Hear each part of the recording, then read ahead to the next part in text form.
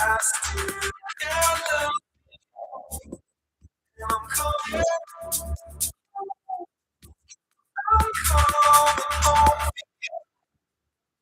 I got it home. I still got love and calling out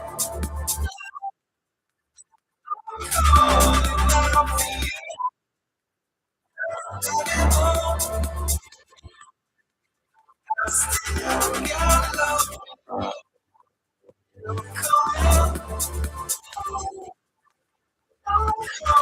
home for you. Sun's cloud up against the shore. Sweet love, the one that I adore. Don't mind, I'm running after you. Long time, know I got the love for you.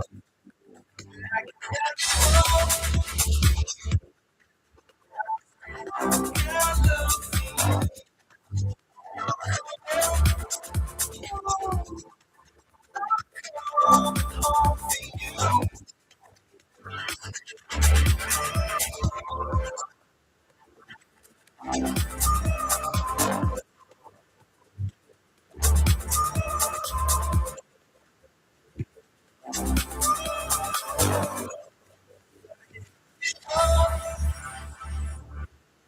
I still got love for you. We call it love. I'm calling out for you. I got it all. I still got love for you. Call it,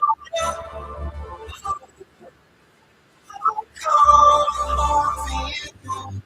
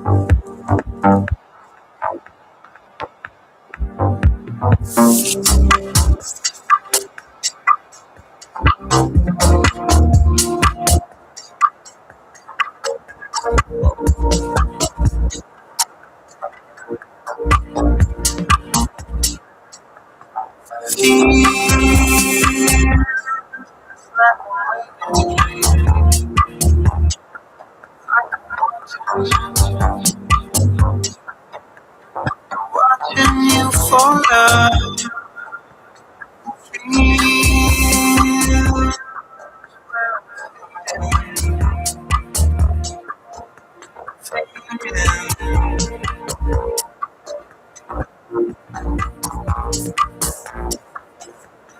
Free my mind. All talking, wasting all your time. Give it all that I've got.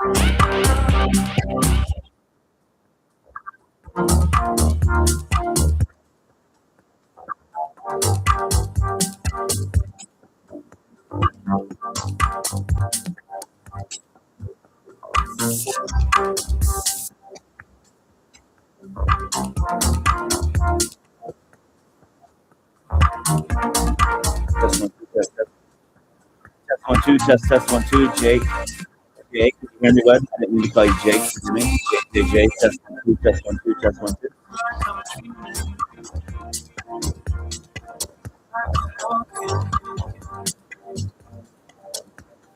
Walking by your side. Keep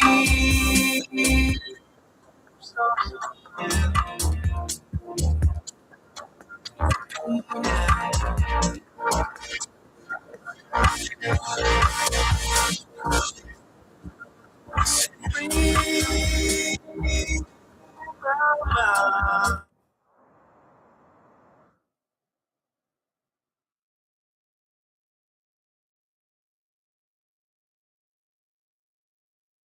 Check one, two. Check one, two. No. Check one, two, check one, two. The music cutting down. No. Check one, two, check one, two. Thanks. Okay.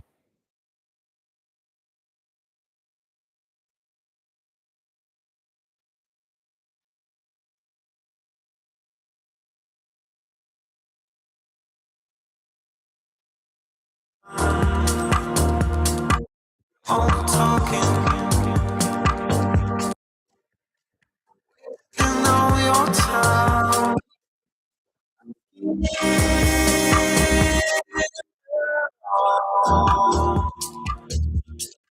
I've got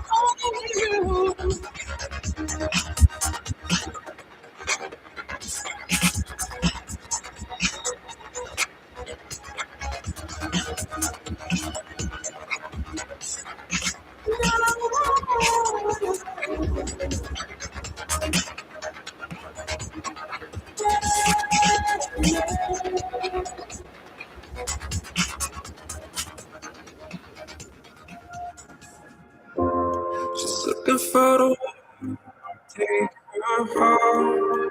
Move to the city. Guess I should've known right from the start.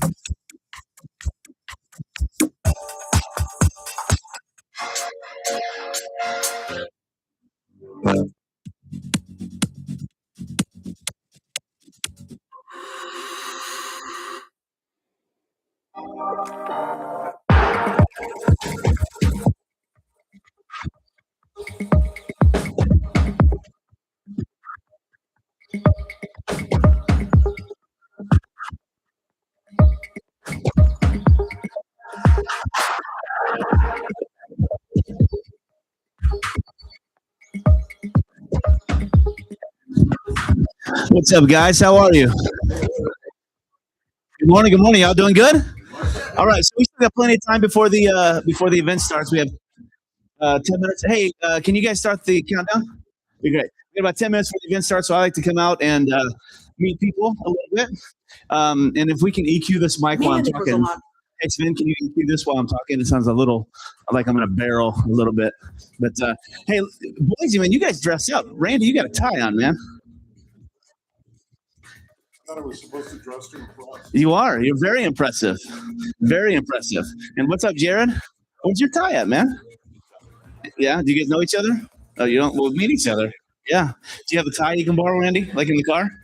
Yeah. So here's the thing. So I woke up this morning, was walking out of my hotel, and I could see my breath. What's up with that? I live in Phoenix, and it's like it was 103 when I went to the airport yesterday. And I landed, it was 40 degrees and raining. So I had shorts and flip-flops and a t-shirt on, and I had to change that. What's up, Suzanne? How are you?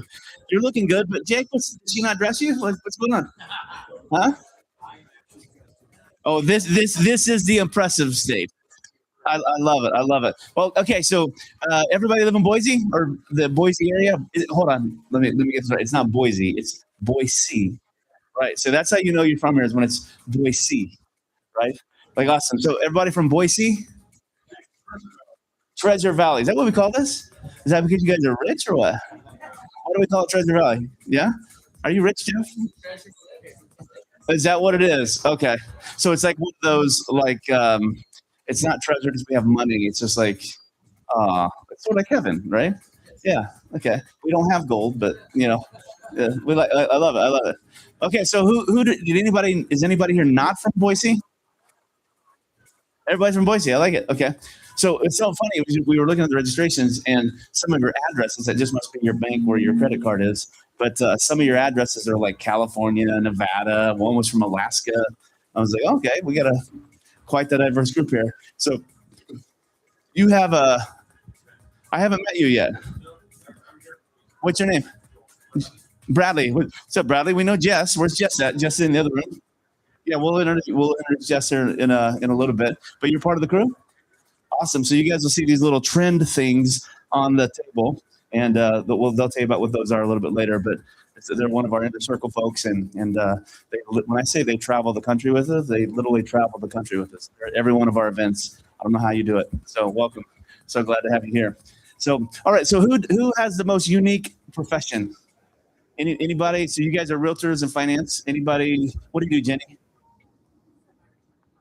I like it. You do. Well, hold on. Semi-retired means you probably work harder than all of us. Yeah. You just don't get paid. You work hard, but you don't get paid. Yeah, I love it. So we're going to try to change that, right? Oh, we love it. Hopefully we can help you with that. Does anybody speak on stage? What do you do? What do you do, Tiffany? What association? Oh, concealed. Are you packing her now? Okay. I was like, concealed carry. Okay, and if you were, you want to tell me anyway, right?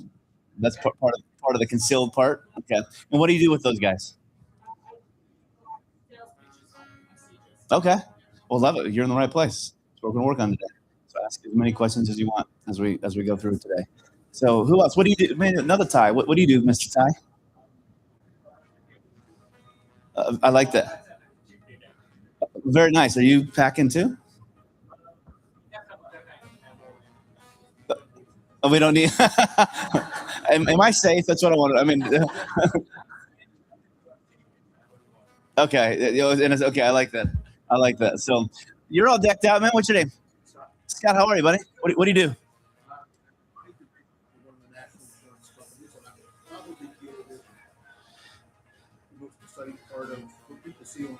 I like it. Which is?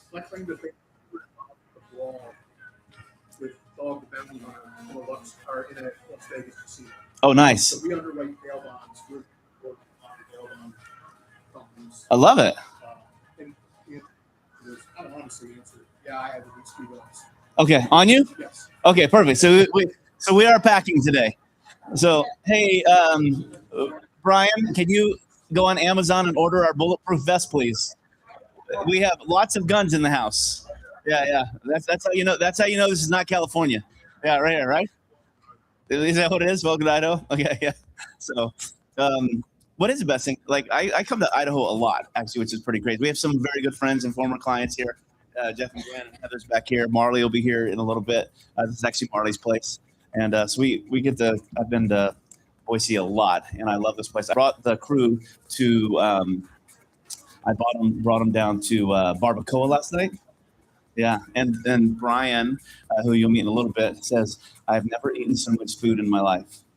Okay, so this is what this guy wanted to do. So it came time for dessert, and he was like, "Oh, just bring me a little something." I'm like, "No."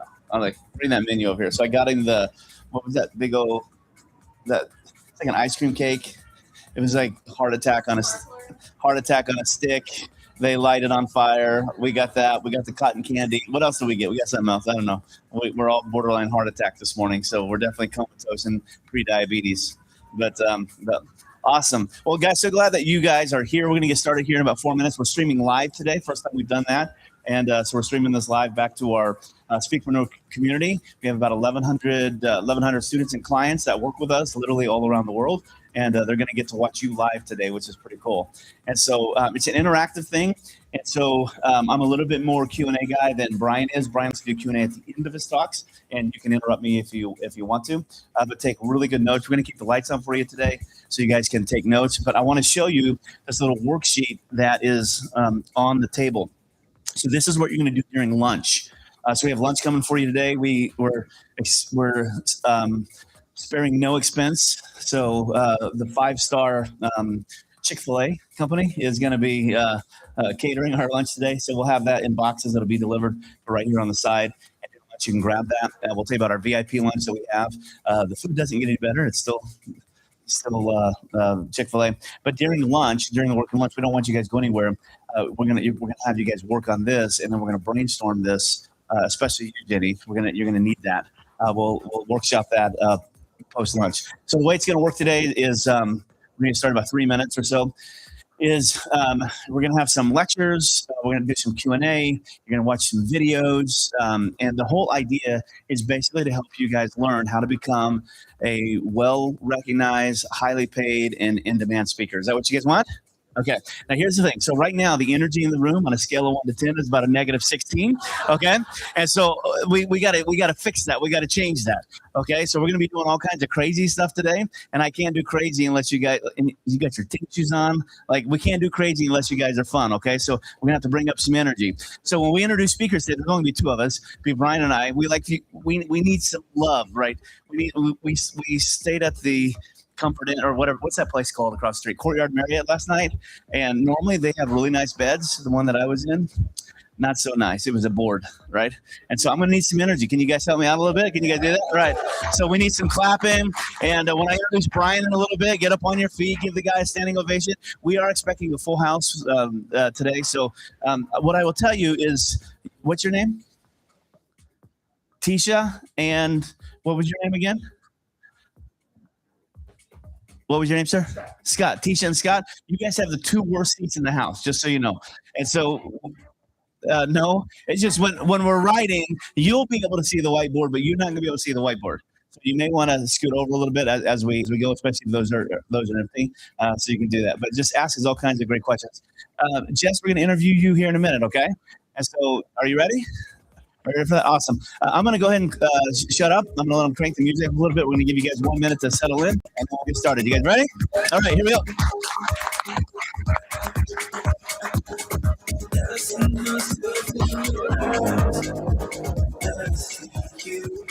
Is this my coffee? Okay, thank you. Thanks for the coffee, guys. Cheers. Cheers.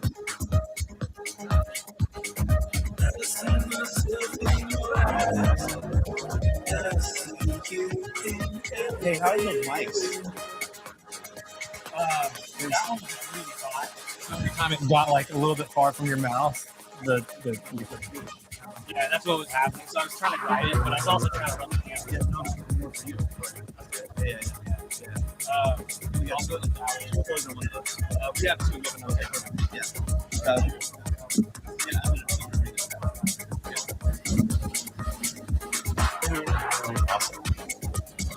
good on the broadcast. We good? Sound okay? Are we live? But I didn't. We did take that link and share it in the WhatsApp. We killed it, right? No, we didn't kill it. Oh, we didn't kill it. Okay. Okay.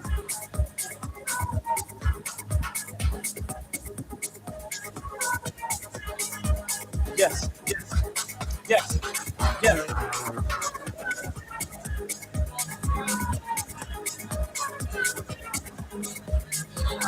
All right. You guys ready? Thank you. One person. We appreciate you. The Starbucks ladies.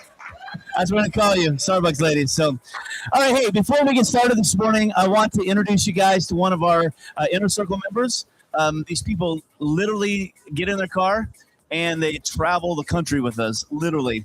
And they're part of a program called Trend. So this is Jess. Say hi, Jess. Hi. Awesome. There we go. All right. So when you guys go outside, you'll see a stand a lot like this. It's got a Trend app on it, and you'll see a little thing on your table there. Jess, what in the world is this? So you'll learn about this today, but this is a QR code to our book, which talks about smart TV advertising. Yeah, well, let's talk through that a little bit. So tell us what is Trend and what do you do?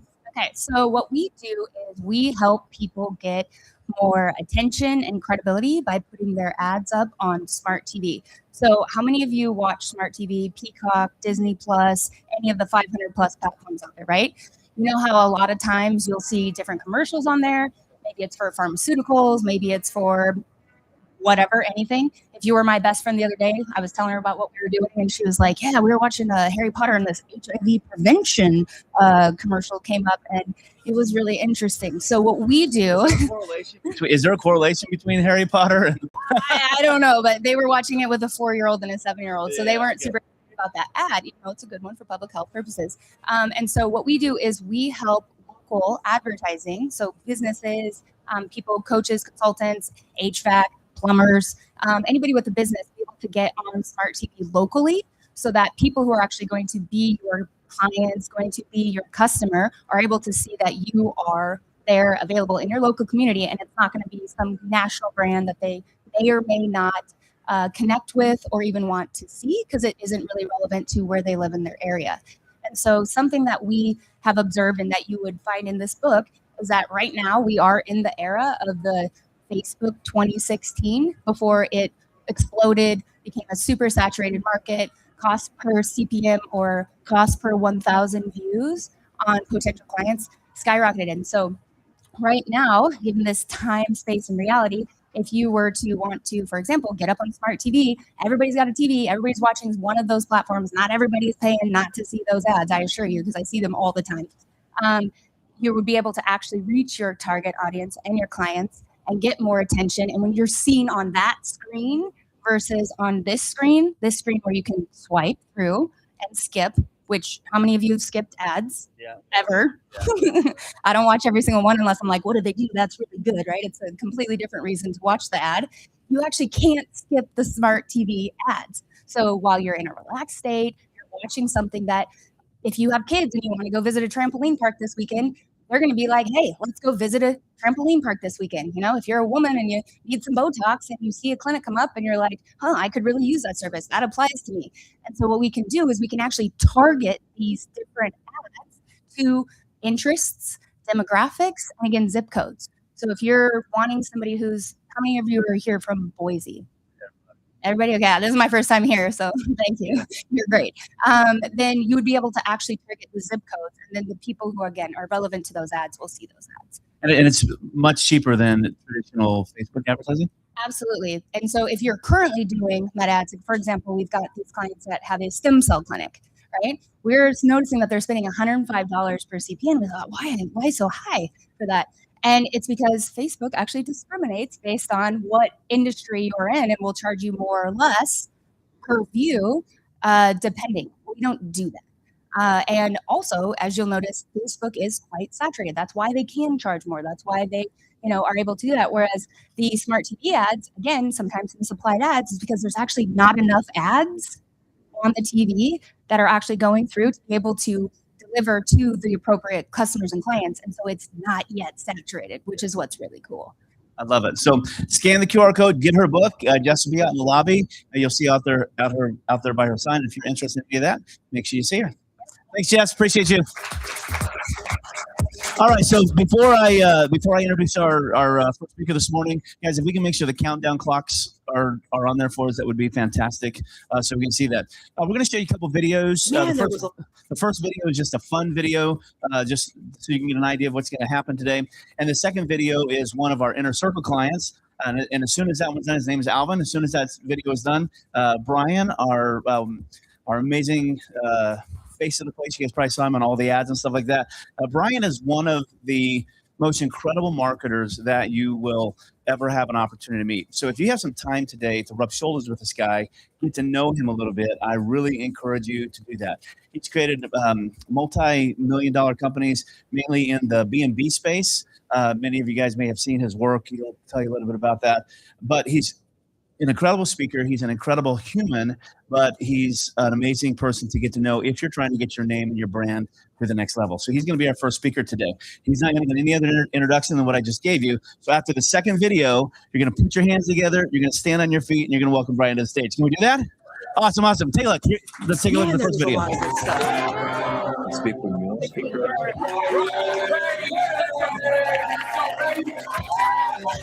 am excited about what my future is going to look like after this event. I'm not just a speaker. Let's I'm a speakpreneur. Speakpreneur is simply amazing. Incredibly inspiring. Give me a boost, give me motivation, so I'm really happy. It's incredible. There was so much value here. There were so many incredible speakers. There's so many relatable stories. You have to come here to give a chance to yourself, and then at least you try it. Then you figure out if you like it or not. It's so worth it. I come out energized and full of ideas, being able to take action to become a speaker. You need to be here. You will get more than you could even realize. If you're on the fence and you know you have a message to share, get your butt to Speakpreneur. That was good. That was good. All right. Only 2 takes. That was great. Man, there were. I want to get to all of them and show them that I'm living proof, visible to everybody that is lost, that this is possible. I'm Alvin Doozy Hines, and I put professionally as a UFC heavyweight. My childhood was my parents fought a lot. Then there was the divorce and still substance abuse from both sides. I had to step into a father role at way too young of an age, not even realizing it at the time. Those were times where I just didn't believe myself, but that's okay, because as long as I kept going and didn't give up, I know that I can reach and save so many people. I'm here because I have a story to tell the world that can save many, countless lives. And I'm on a mission, and I won't stop until I do.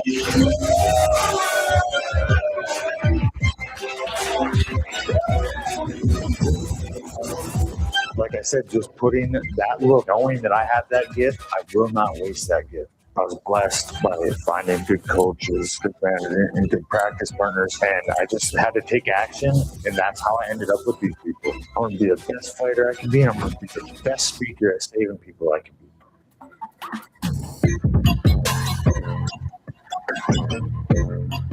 All right, let's go. Let's go.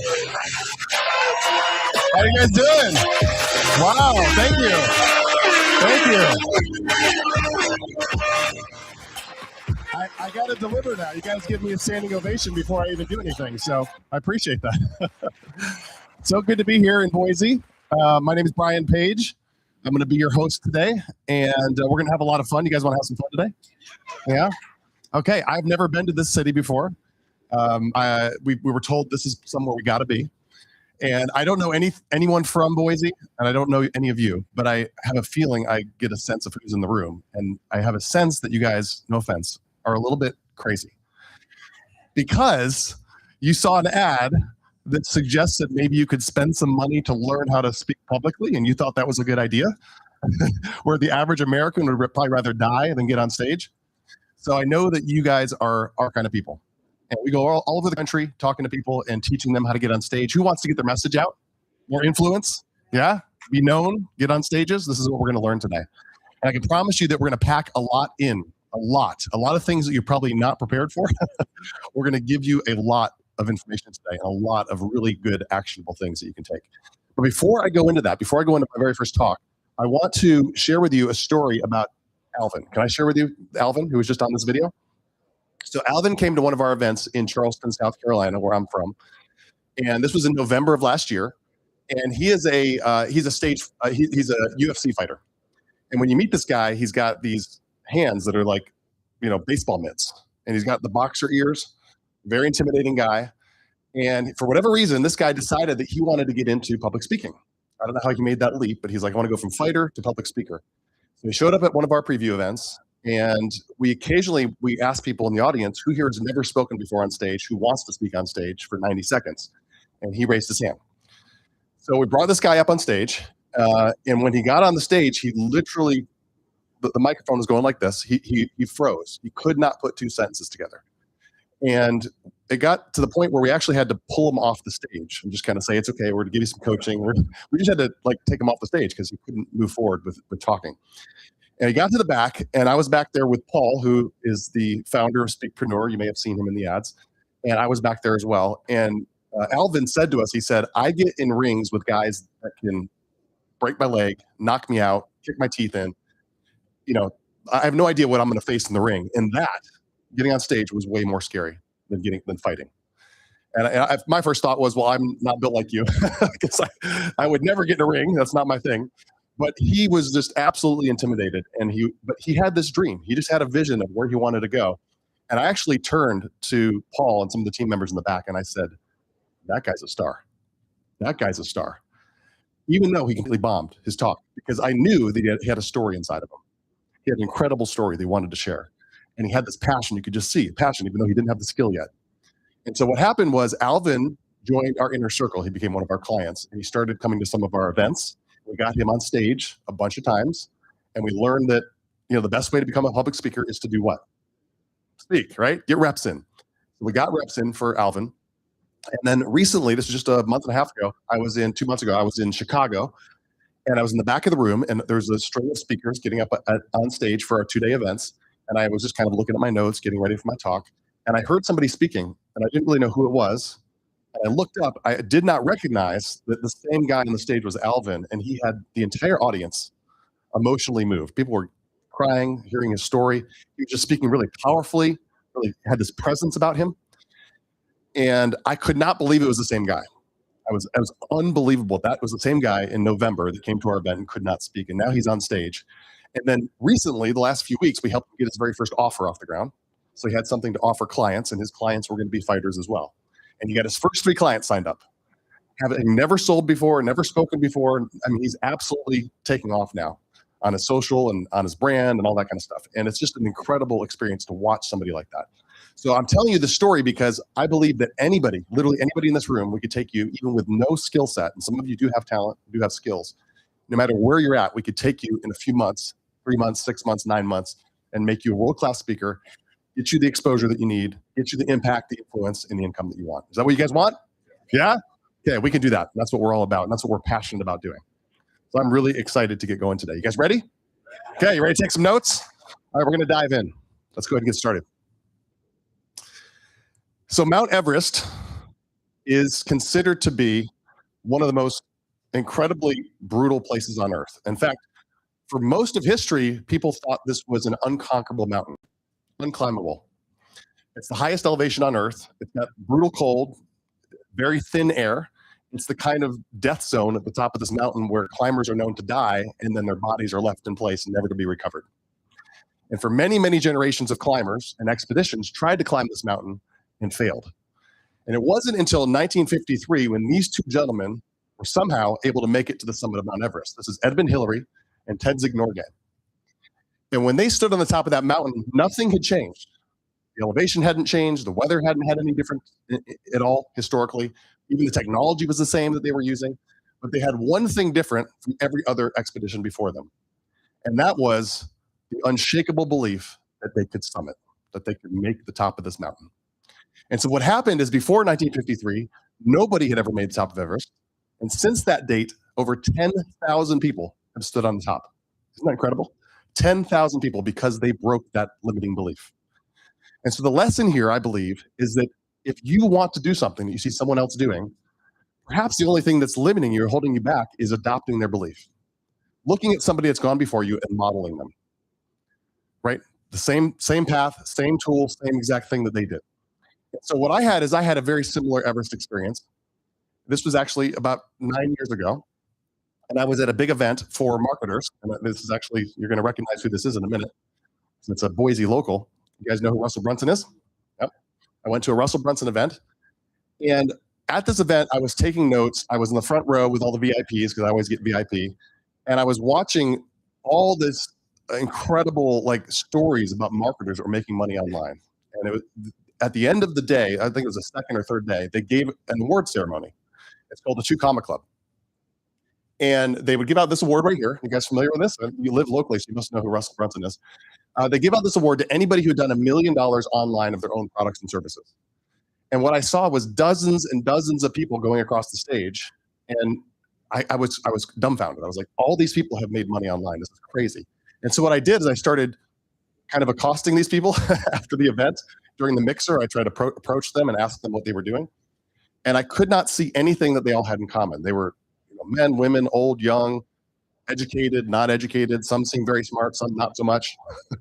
And I was like, what do all these people have in common? What's the commonality here? And I really couldn't figure out what it was. And so I came to the conclusion that if all these people have done it, then perhaps I could do the same thing. Perhaps I could come back the next year at the same ceremony, the same event, and collect my 2 Comma Club award. And so I went home and I diligently got to work. At the time I was doing short-term rentals on Airbnb, and I had this idea for a course. And I thought that if I could figure out how to sell that course online, that perhaps I could come back and get this award. And my goal was to do it in 12 months. So 12 months from the very first sale. So it was going to be very tight to try to get it by the next year.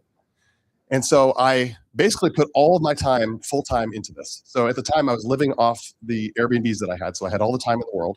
I literally spent 50, 60 hours a week working on this project. In fact, I was so committed to doing this that I put my TV in the attic. I literally took my TV. So I was like, I'm not going to watch TV until I make $1 million. I was that committed. I stopped dating. At the time I was single. I didn't have any social life. I mean, I was extreme. But I was like, I'm going to do this, and it's all I'm going to do. And so I put in the time, and I put in many, many, many months into this project. And unfortunately, I didn't do it in a year. I did it in 43 days. 43 days. Thank you. Thank you. So 43 days after the very first sale, ever having sold something online, we did $1 million. I think it was $1,010,000. And I got interviewed by ClickFunnels as the fastest 2 Comma Club winner in history at the time.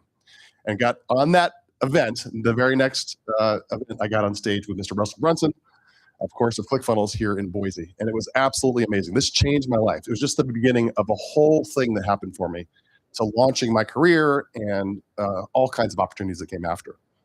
And so now, you can recognize some of these people. You guys, anybody know who this is here? Marley Jacks. She's a local. Anybody know who this is on the left? Alex Hermosi. So these are some of these other marketers I got to share the stage with. So what happened was, since that point, I've now been able to work with other people that have their own dreams and their own Everest that they want to climb. One of them is Jeff Colbart.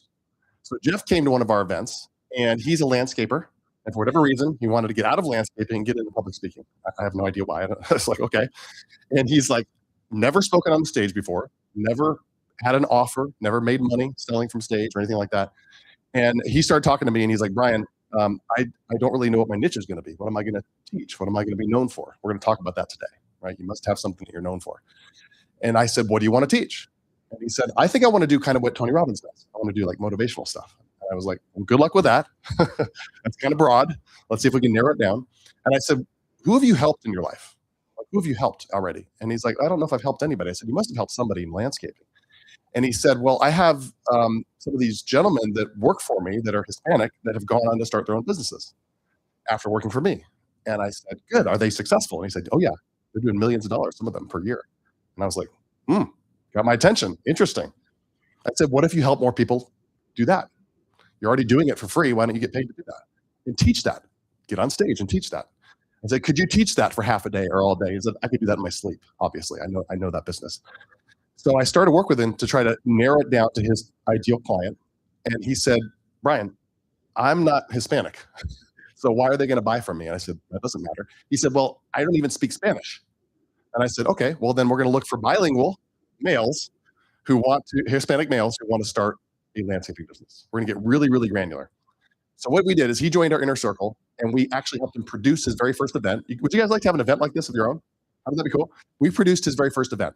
So we ran the ads for him. We did the whole event. We got it all set up. And he had 17 people show up. That's it. Just 17 people, mostly all men. And when they showed up, they were giddy. They were literally like, we're all the same. Like, we're all exactly the same people. They could not believe there was an event for them, like specifically for them.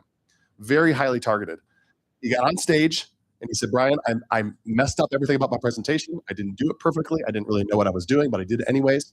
I made a very simple offer, and he made $50,000, a little over $50,000 on his very first event. How cool is that? From 17 people. Yeah. Helping people do the thing that he already knows inside and out.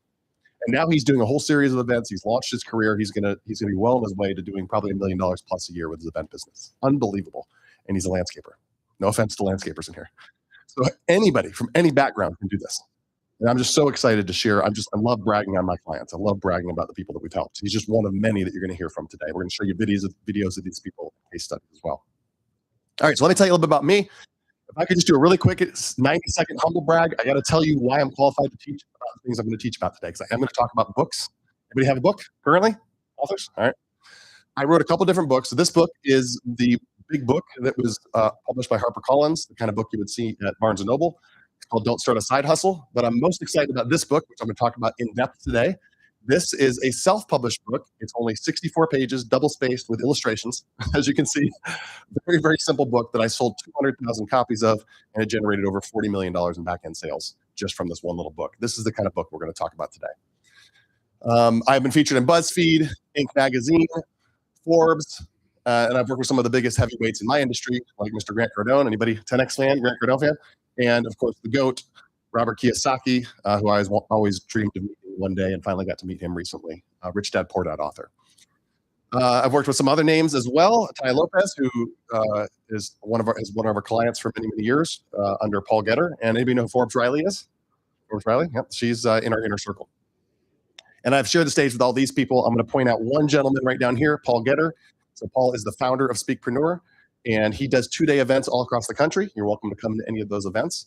And I do all the 1-day events. So at any given time, we are somewhere in the country. We're doing several events per month all across the U.S. All right. So I live in beautiful Charleston, South Carolina, which I believe is the greatest place on earth. I've lived all over the country, and this is my very favorite place to call home. And my greatest achievement is being a father to these 2 little girls, Abby and Julia, age 6 and 7. Thank you. Can I get a collective okay. Thank you. So I was just in, what city were they all blend together? San Diego? San Diego. I was in San Diego at the 2-day event, and they came with me because it was either, they had spring break. So I was either leave them at home with their mom, or I could bring them to the event. So I brought them to the event. And I had no idea that my little girls wanted to be speakers. And I never even asked them.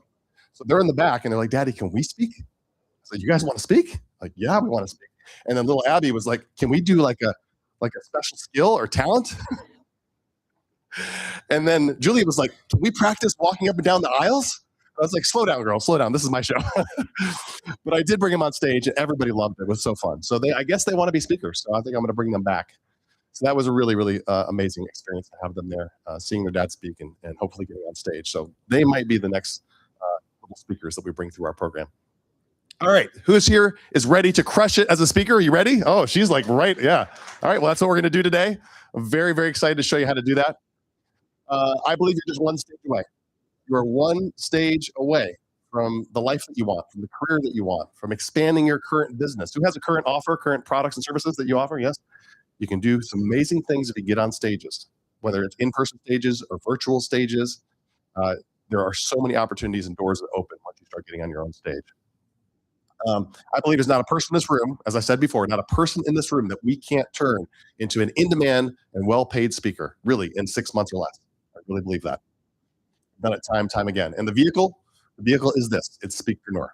There's so much more behind this that you see. That we are just the forward tip of the spear of everything that's behind this company and Speakpreneur, and you're going to learn a lot about us and what we do. But we're just so excited that you're here. All right? So who here is ready to go all in? Are you guys ready to go all in? All right. What does going all in mean? Is this going all in? Or this guy? You imagine being neighbors with that person? Is this going all in? No offense, ladies, if you have a little rose tattoo somewhere on you, don't raise your hand. Or is this going all in? I mean, who wouldn't want to be that guy, right? Amazing, amazing. Is this going all in? You're a boxer, or you want to be that guy? Oh boy, you know who that is? Yeah, he broke his jaw in like 3 places. Absolutely. But he got in the ring, right? Got in the ring. All right, let me tell you a story. One of my very favorite stories from history. True story. You might be familiar with this, at least the gentleman in the room.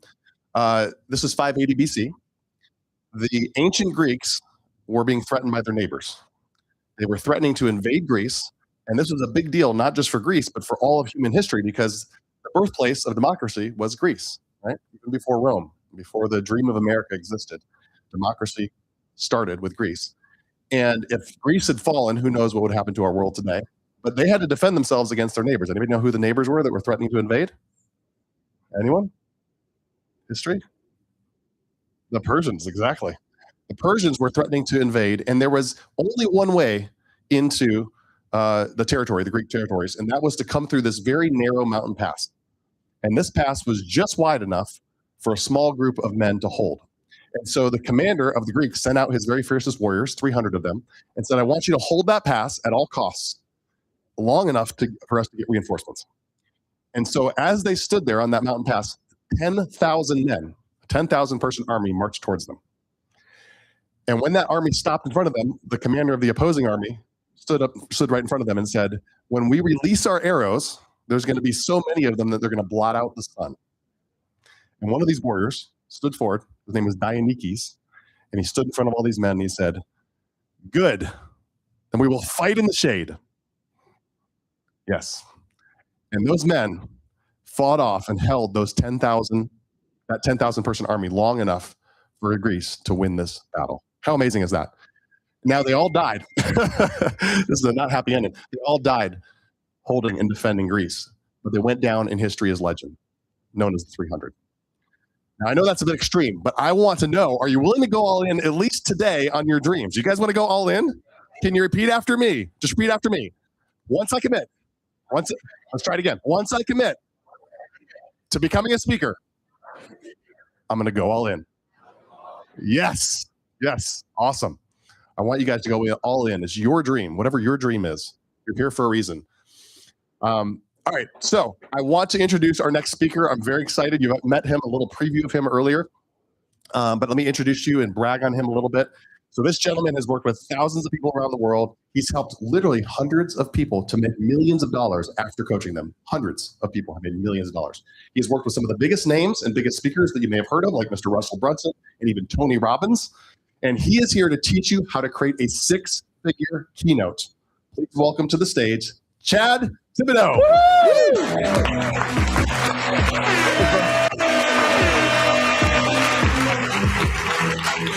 Thank you, guys. Thank you for that rousing standing ovation. I really appreciate it. Yeah. All right. So you guys need to be on your feet right now. Get on your feet. Get on your feet. So, all right, you guys ready to go all in? Yeah. Okay, so I'm getting ready to just lay down the hammer as far as content goes. You're going to be wanting to write a ton of notes. But I want to know how many of you in here, when we say all in, how many of you in here know what that means in your mind, what all in means? Okay, I want to just workshop with you. What does all in mean for you? Okay, starting from ground zero, and you're going to go, right? Okay, so how many of you all in would be, Chad, I'd like to speak on a stage like this. Like you'd like to switch places with me. You'd like to be on a stage like this. How many of you speaking on a stage is all in? How many of you being a coach is all in? Okay, how many of you running like an e-commerce business, e-commerce brand, that's all in for you. We have one. Okay, how many of you being an author is all in?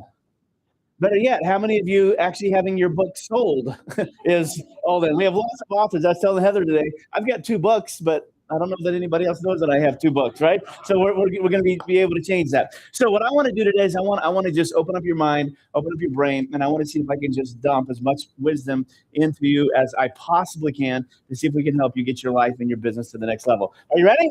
All right. So before we do this, before you sit down, we have to have a little identity. Okay? So our business is called Speakpreneur. Okay. And what we try to do is there's 2 parts of it. One, there's the speaking part. Okay, and there's a lot of broke speakers out there. You guys know some people who speak on stages for free, and they may be visible, but they're not making any money. And then there's the other part of it, which is the preneur part, which is the money part. So what we want you to do both. We want you to learn how to speak and make money. You guys ready for that? So to do that, you have to have the identity of Speakpreneur. So I am a Speakpreneur. Say that with me. I am a Speakpreneur. Turn to your neighbor, introduce yourself. Say, well, I'm Chad, and I'm a Speakpreneur. Introduce yourself.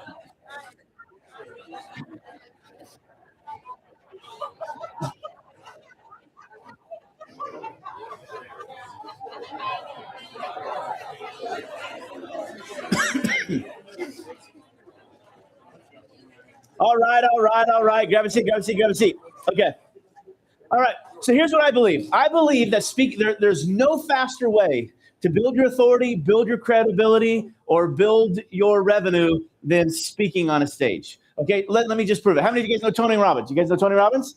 So Tony Robbins and I have an interesting relationship. So I get a phone call from the Tony Robbins organization saying, hey, you were recommended to us. You're a really good funnel builder. Will you build us a funnel? So I built him a webinar funnel. He did that webinar, and he made $1 million in 8 minutes. Pretty incredible. How many of you guys like to do a webinar and make $1 million in 8 minutes, right? But you know what's interesting is like that pales into comparison. The $1 million that he made on that webinar pales into comparison. Have you been to one of his UPW events? Or right when he speaks on stage, he literally 35x's his revenue. Okay, because that's the power of a stage. Okay, if you were the president of the United States, can you move a country with a press release or with a speech? Right? Remember FDR back in the day, December 7th, 1940. It was a speech, right? Because there's something about the power of a platform. Let me prove it to you. Okay, everybody go like this. Okay, it's hi. We're gonna go high. I go like this.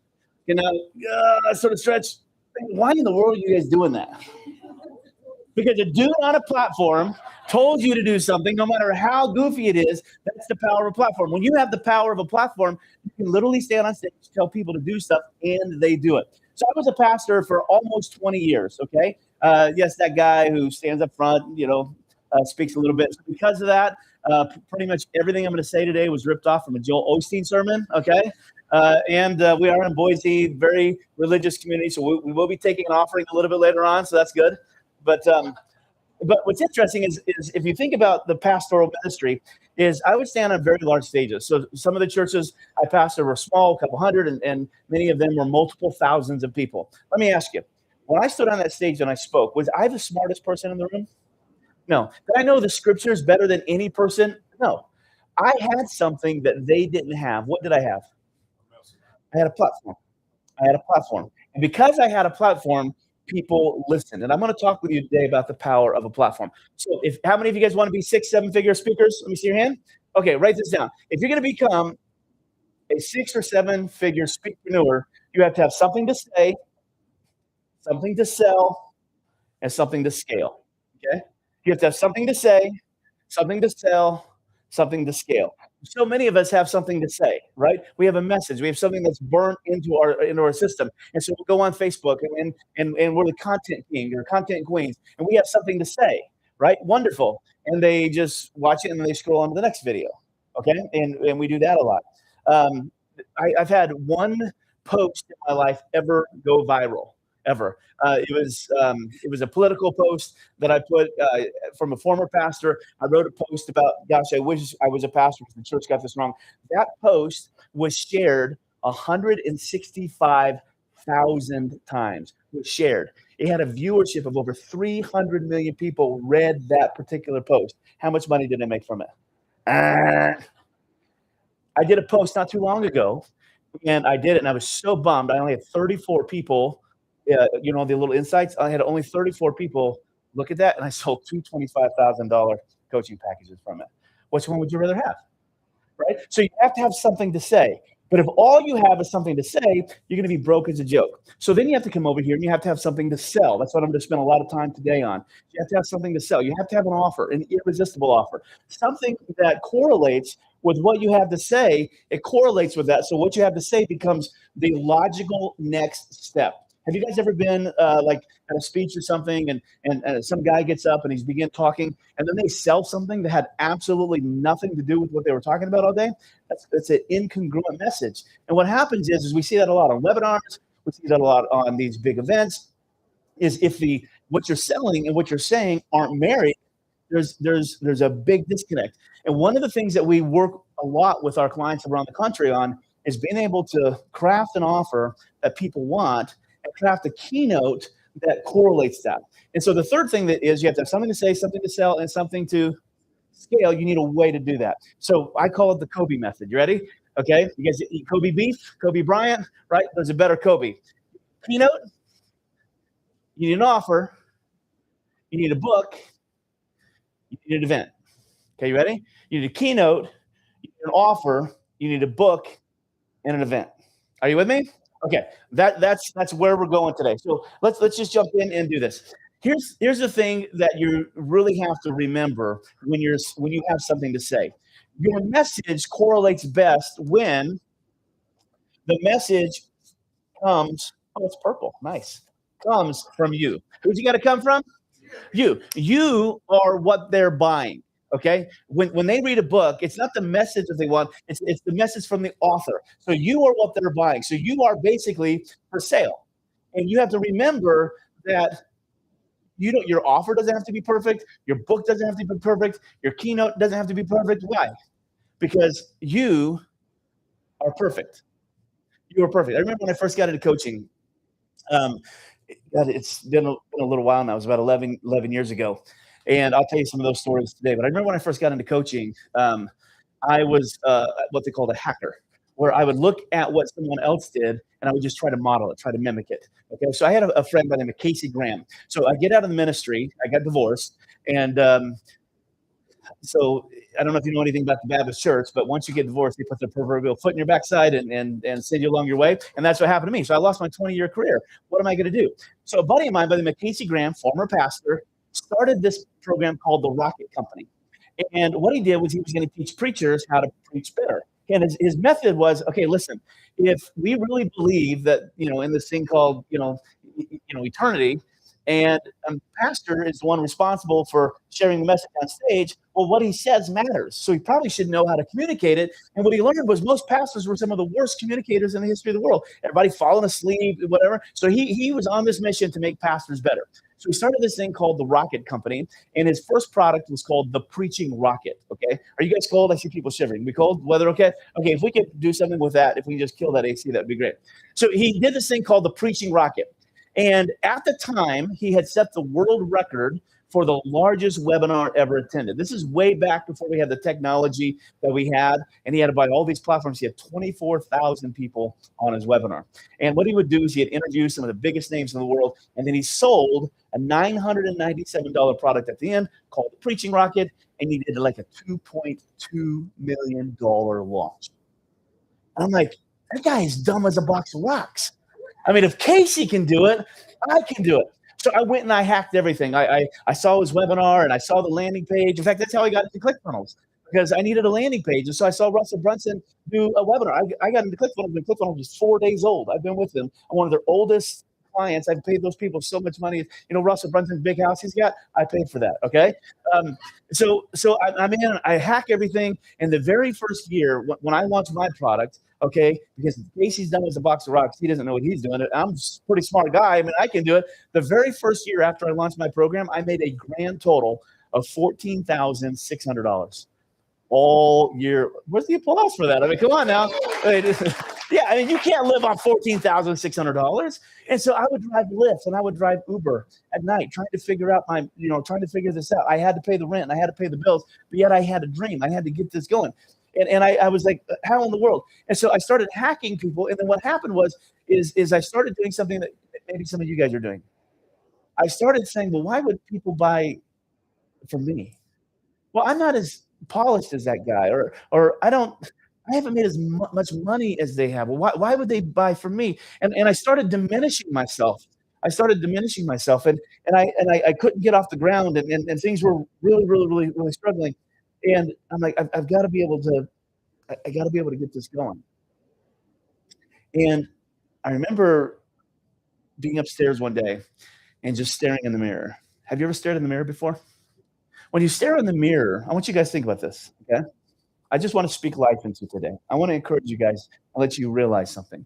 When you stare in the mirror, there's only 2 responses that you can get. I'm not talking about looking in the mirror to do your hair. I'm talking about staring in the mirror. Have you guys ever done this? Psychologists say there's only 2 emotions that you have. Number 1, you have incredibly egotistical, narcissistic emotions where you say, I'm all that in a bag of chips, baby. Look at me. Come on now. Or you have what most of us have, and you start seeing all the flaws. You don't like that person. You begin judging yourself, criticizing yourself, reminding yourself of why you're not worthy. And I remember doing that. One day when my book comes out, I'll let you read it. It was on my 41st birthday. And I remember staring in the mirror and just like feeling so unworthy. Like I had screwed everything up. I lost my career. I lost my significant other. I had lost my kids half the time. And what I learned was really what happened when all that went down. You know what I really lost? I lost my identity. I lost my identity. I lost who I was. If you're going to have something to say and something to sell, we have to figure this out. We have to figure that out. So what I did was, I'm trying to shorten the story for you. What I did is I had to come to grip that I was enough. That I was enough. Okay. And if I can figure out that I was enough, then I'll get better. I'll grow. And so I started launching my program, and I'll tell you all about that later on. But I started doing incredibly well. But I had to make a choice. I had to make a decision. What did I have to make? I had to make a decision. And the decision that I made was I had to elevate. Now watch this. Okay. From this level, I'm going to get down here so I'm on the same level as you. From this level, there is a particular perspective. Okay, you're sort of in the woods. You can't see a lot. Okay, all the problems, all the struggles, everything's just right here. Okay, but when you make a choice, to elevate something happens. What happens is my perspective changes. When I choose to elevate, my perspective changes, and now I can see things a little bit different.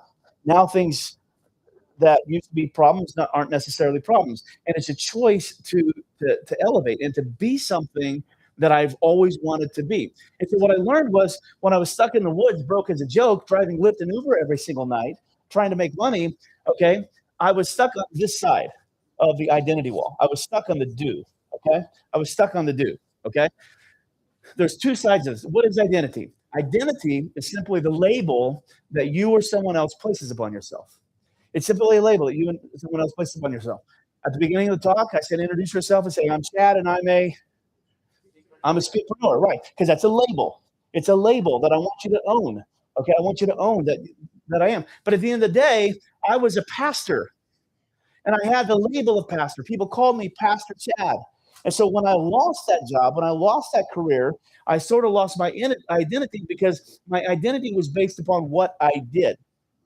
And I had to figure out that there were certain things that I did that I could still do whether I was a pastor or not. One of them was speaking. Are pastors the only people in the world that speak? Are pastors the only people in the world that teach? Are pastors the only people that jump on video? Are pastors the only ones that make complex things simple, right? Sometimes we make simple things complex that way, right? Okay, no. And so what I learned was, oh, hold on a second. Those things is not what I do, but it's who I am. And there's a second side to identity. This is the do, and this is the who. And so when I learned this and I made a choice to elevate, my perspective changed. I'm going to talk to you about what changed in my perspective. But now I realize that, okay, I am a speaker. I am a teacher. That is who I am.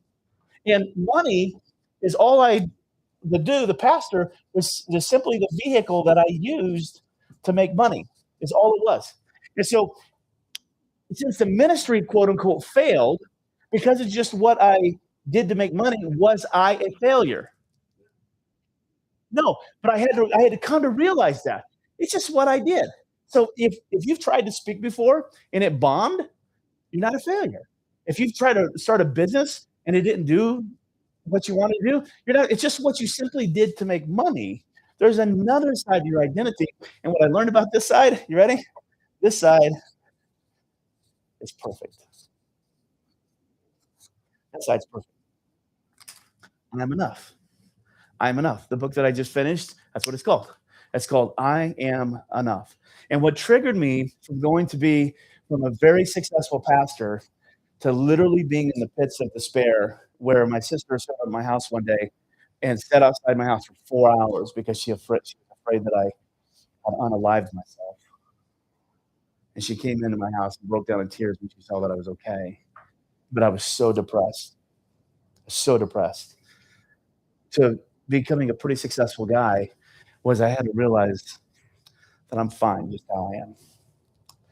I'm enough. And as we go today, I'm going to give you guys the framework on how to build a 6-figure business, 7-figure speaking business, but you can't build it until you come to this understanding that the business is about you and you are enough. If you guys are watching us online today, so many of you guys are watching us from around the country, I just want to speak life to you today. I want to remind you that you are enough.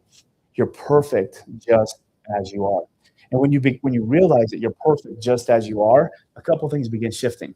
One of the things begin shifting is you can throw away perfectionism. How many of you are perfectionists? Okay. Oh, only this side of the room. I got it. Okay. None of these guys are. Well, maybe you guys are are any procrastinators in here? Okay, so we have the perfectionists and the procrastinators. Okay, I'm glad did we plan that before when you bought your ticket? Was that one of the things? Okay, so what happens is when you feel like you have to be perfect, you procrastinate and you try to perfect everything. Myron Golden, he was up on the screen. I remember having a conversation with him one day, and I was telling him that I had a really bad procrastination issue, and he goes, "No, you don't." I said, "Oh yeah, it's like really bad. I think it's my ADD." And here's what he told me, and I've never forgotten this. He goes, "You don't have a procrastination issue." He goes, "There's no such thing." Because you don't have a perfectionism issue. There's no such thing. What you have is you have an anxiety issue. You have attached a negative result to the outcome, and because you believe you may not be successful, you don't start. And because you believe that you may not be successful, you keep putting things off, or you keep trying to perfect things because you're afraid it won't be successful. And this is where so many of you guys are. This is where I was. Is because I did not think I would be successful, I didn't start. I put it off. It's one of the reasons why I haven't really launched my book right now, because I'm afraid, what if I launch it and nobody buys it? You guys been there? Like, what happens if, right? And so what you realize is you are perfect just as you are, and you are enough. So will you guys humor me for a little bit? I want to pour this into you, because I'm going to give you some nuts and bolts. But if you don't have this as the foundation, you have nothing, okay? Because you are a speakpreneur. So stand on your feet. Stand on your feet. What I want you to do is I want you to realize that you are enough. So I want you to have a conversation with yourself. You ready? Nice and loud. Can we get some energy in the room? Okay, come on. We got to, boys, come on. Okay. Say this with me. You ready? I am enough. So what I want you to do is I'm going to say it on my own, and I want you to internalize those words. And then when you believe it, I want you to shout with everything that you have as we do it. You ready? Internalize it the first time. I am enough. Okay, you ready? You guys got it? When you believe it, I want you to say it with me. You ready? I am enough. You ready? One more time. Ready? I am enough. Okay, so Marley and them are in their offices working right now, and I want to disrupt them. I want the message that you are enough to communicate all the way through the soundproof wall, all the way through the kitchen, all the way through the other room and their office. Okay, there are businesses on both sides of us. I need them to hear this. Okay, are you with me? Okay, so in other words, right now we're still about a 1.3 on the Richter scale as far as energy goes. We need to get this up to about a 22. Are you ready? Are you ready with me? Come on, you ready? One more time. Here we go. All right. So you guys see, if you are enough, and you believe that, you need something to say, something to scale. Watch how this works. I need a partner. Jeff, can I borrow you? Okay. So Jeff, give Jeff a hand, everybody. Okay. Small stage, so you have to be careful. Small stage, so you're gonna come here. We gotta be really careful here. So Jeff is like the world-class entrepreneur. He is going to be the speakpreneur. He's the guy that's going to get his message to the masses, and he has something to say, right? So you have something to say. Okay, he has something to say, right? But right now, as long as he has something to say, how much money is he making? Right. So he needs something to sell, right? So you obviously have to have an audience to sell. So sell me something. No, you can hold one side. You hold one side. There we go. Sell me this. Okay, so now he's got something to say and he's got something to sell. Okay, and I'm his audience, right? But right now, when he's got something to sell, who's doing all the work? Who's doing the marketing? Who's doing the selling? Who's doing the fulfilling? Okay, anybody there? You're the one-man band. You're doing everything. Okay, that's it. So right now, you have this kind of relationship. So what happens is he's got to put on multiple hats and be great at multiple things. Okay, I don't know about you, but I don't know of many people that can be great at multiple things. And this is why most people in this situation have a cap to the revenue. It's somewhere between $800,000 and $2 million. It's the cap. That's for the top 1%. The majority of the people don't even break six figures because they get burnt out. This is why people that we talk with, they're making $100,000, $150,000 a year, and they are so busy and burnt out. Okay, and so he needs something. He's got something to say, and he's got an audience. He's got an audience to say it to. But now, what do you need? You need something to sell. So I need somebody. We need something to sell. And this is Jared. Give Jared a hand, everybody. Okay. So Jared, you're going to be his audience. You're going to be his audience. And so let's make it up. What are you selling? Coaching. Wonderful. Great. Okay. So he's selling some coaching. So he's got something to say, and now he's got some coaching. So he's got an audience and he's got a product. Okay. But what kind of problem did this just create? He's got more work and he's got a scalability issue. Right? He's got an audience. So what he needs something else. Something to say, something to sell, something to. Wonderful, Carrie. Come on up. Everybody give Carrie a big gigantic hand. Okay?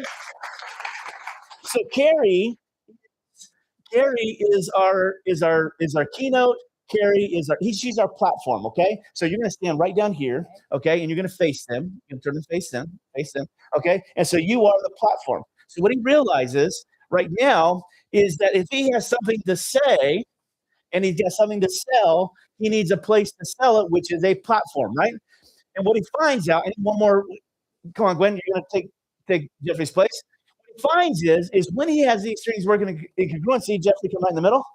Okay, what he has now is he, who is enough, can now be at the centerpiece of his business, but now all of these pieces are working in congruency with him and for him. Does this make sense? Okay, so what does he have? He needs something to. So he's got a message. He's known for something. You have to become known for just one thing. Look at this little sheet. What's the very first thing on the top of the worksheet? Say it with me. The one, how many? The 27 things. No, the one thing I want to be known for. So he dialed in his message and he knows the one thing he wants to be known for. So now he has something to say. He put it in an offer. Okay, he put it in an offer.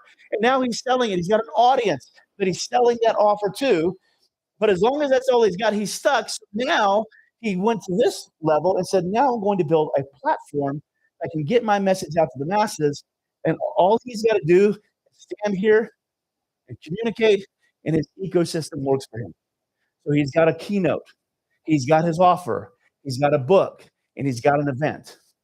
And he's probably got a fulfillment team who now does coaching on his behalf, who does things on his behalf, right? He probably has a content team that can take his message now and get it out to the masses. Anybody stuck in content land where you're doing content every single day?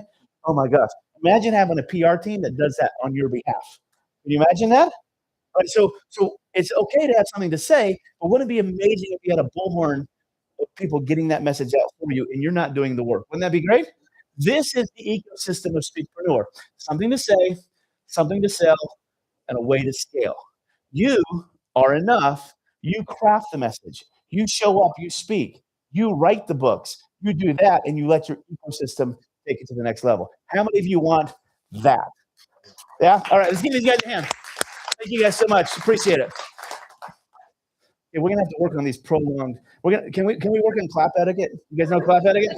Clap etiquette is you keep the applause going until they either get on stage or get off stage. Okay, we good? We good? You guys are gonna be able to teach your entire team that now. Okay? Some of you guys saw these ropes and thought we were doing other things with them. Yeah, but I forgot we're a gun community, not a hanging community. So, all right.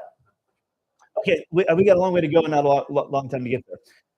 Okay, so how many things do you need to become known for? One thing.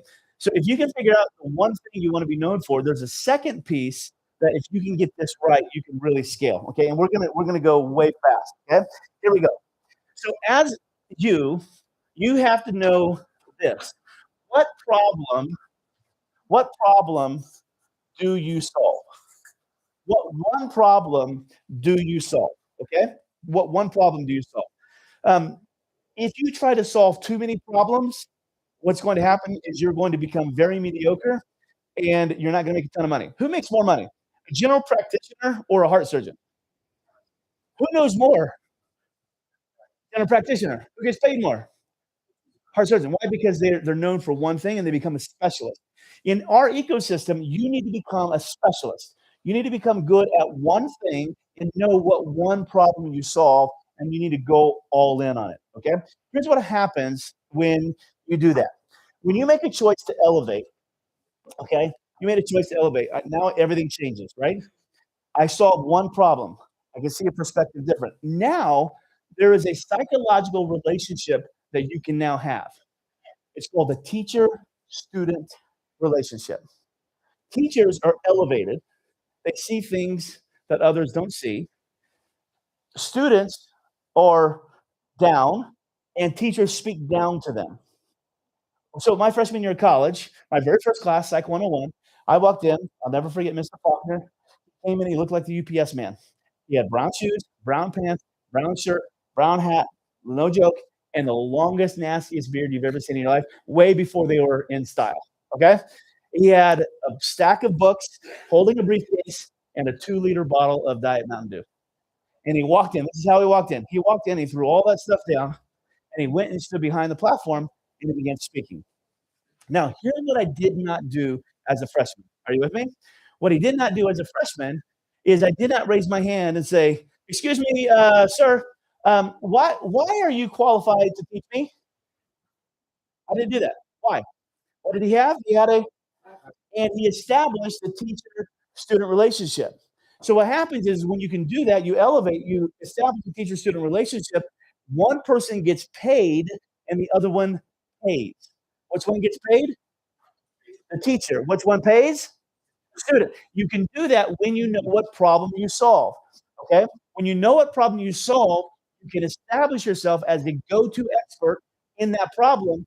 And now here's what happens. If you listen to nothing I say today, I want you to listen to this. What happens is now you no longer have an audience issue. Okay? If I was to ask you, Tiffany, oh no, you're not a good candidate because you're packing. I don't want to get shot. Okay? Carrie, who's your ideal audience? Moms. Okay. Who's your ideal audience? Yes, ma'am. What's your name? Kathy. Hispanic stay-at-home moms. What's your name, sir? James. I am so jealous of your hairline, James.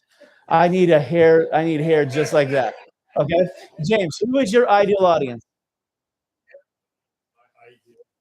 Wonderful. Everybody. Okay, Jenny, who is your ideal audience? Caregivers. Okay. I'm going to, okay, wrong answer. But I want you to see why it's the wrong answer. Every single one of you told me a person. That went away about 6 years ago with the advent of the Pixel. Now, your ideal audience cannot be a person. It has to be a problem that you solve. And anyone with that problem is your ideal audience. A few weeks ago, we were in Salt Lake City, and I was doing this exercise, and I asked this lady who her ideal audience was. She goes, "It's women 50 years and older." And I said, "No, it's not." She goes, "Yes, it is." I said, "No, it's not." She goes, "It is." Well, so why are you arguing with me?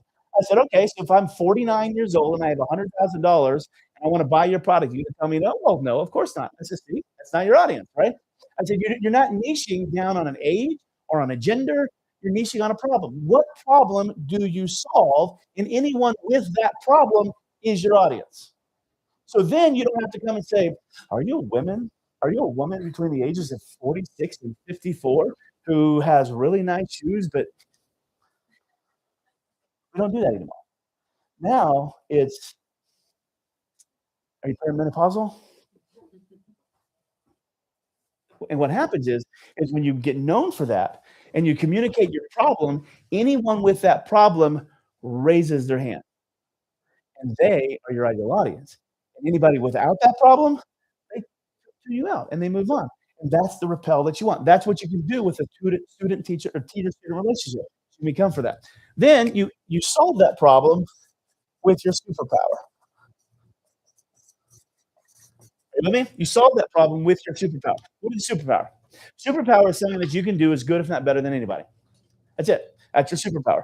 I sort of have a superpower. I don't know how I have it. I don't know how I found it, whatever.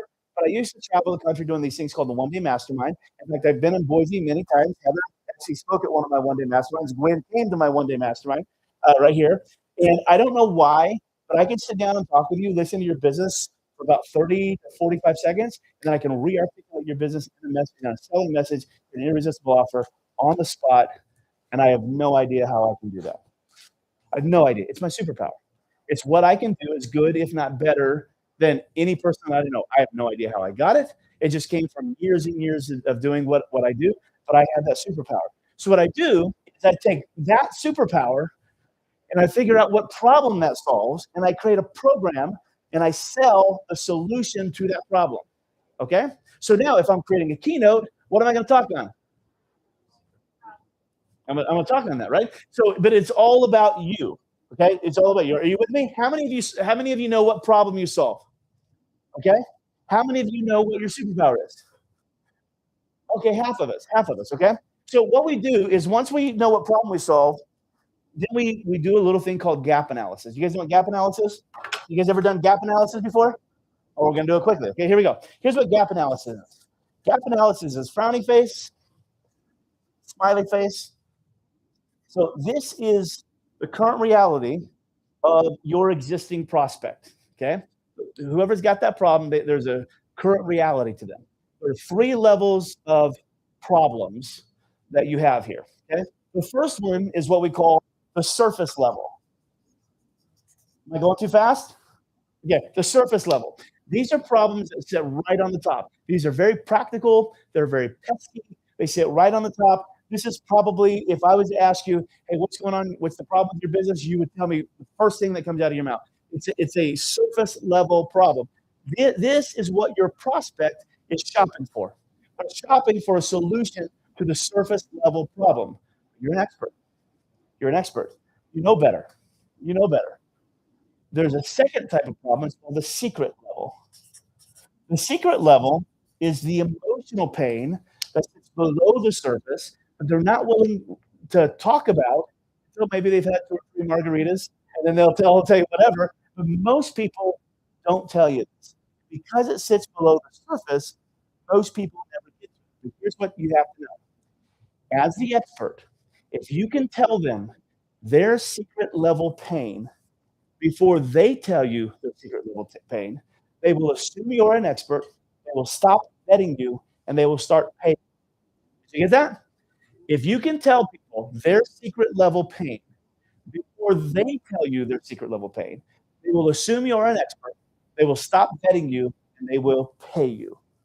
Okay? They will pay you. The third one is the source. Why? This is why they have that problem. Okay? How many of you are really good at telling people why they are stuck? Anybody good at that? Okay, my kids are experts at this. Okay? They're fantastic. Yeah, let me tell you why you're single, right? You don't dress very well. My daughter is convinced I need to go get a toupee. She's convinced that the source of my singleness is the fact that I have a 9 head, as she calls it. You know, you have a 4 head, I have a 9 head, okay? That's what she calls it. She goes, the source of my singleness is I have a 9 head, right? So this is the problem people do. If they know a problem and they jump right to the solution, you got that. Or they'll jump to the fourth one, which is the solution. This is what you need to do about it. Okay, how many of you have ever, hey, can I talk to you for a second? And you start talking to them, and like you don't even finish the sentence, and all of a sudden they're telling you what to do about it. You guys know, we call it the guy syndrome. Ladies, have you ever done that? You go to a guy and you start, oh, honey, and you don't even finish the sentence, and that man's already got the solution for you. Ladies, can we resonate with that? Okay, this lady over here is like putting her hand up, like you are reading my mind. Mansplaining. We start mansplaining. So what happens is the problem is is when you go from surface to solution, you've missed the customer journey. You've missed the client journey. You've missed the message through that process. In fact, if you're trying to write a really good keynote, okay, a good 6-figure keynote, this is the process you could go through. Start here, then go here, and then end up here. It's a really good outline, okay? But this is the left side. This is the stuff that your audience is going through. The right side, the smiling face, okay, this is their hopeful transformation. This is really what they want. This is what life looks like. This is what life looks like after your program. So in other words, once they see you speak on a stage, okay, they communicate that, and they buy your product, they do what you say, this is what they think life is going to be like after, okay? The life ultimately is what you sell. You sell the hopeful transformation, okay? And we're gonna run through this really quick. The gap between here is what we call opportunity. This is the opportunity gap. It's the gap between what they want, or where they are and what they want. Where they are and where they want to go. It's called an opportunity gap. And what you have to do is you have to be able to close that gap with a logical and linear framework, a logical and linear process that moves them from step A to step B. Are you with me? Okay. That is called a framework. This is called a framework. What this does is it allows you to be able to communicate their problem, their solution, and give them a step-by-step process to get there. This is what you ultimately teach. This is what you write in your book. This is what you sell on the other side of your offer, okay? It's the framework. So in my business, when I was doing coaching, I coached a lot of people, 5,400 people, or excuse me, 5,200 people, 54 countries around the world. Many of you here, I've been your coach before. And I had, you guys remember my framework? Because from what it's called, the 7-step process. What was it? Oh, the pointer system. Okay, so I had the pointer system, POINTER.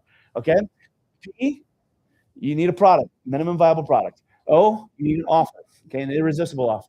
I, you need an internal launch. Launch people that you already know. And if people you know won't buy, strangers won't either.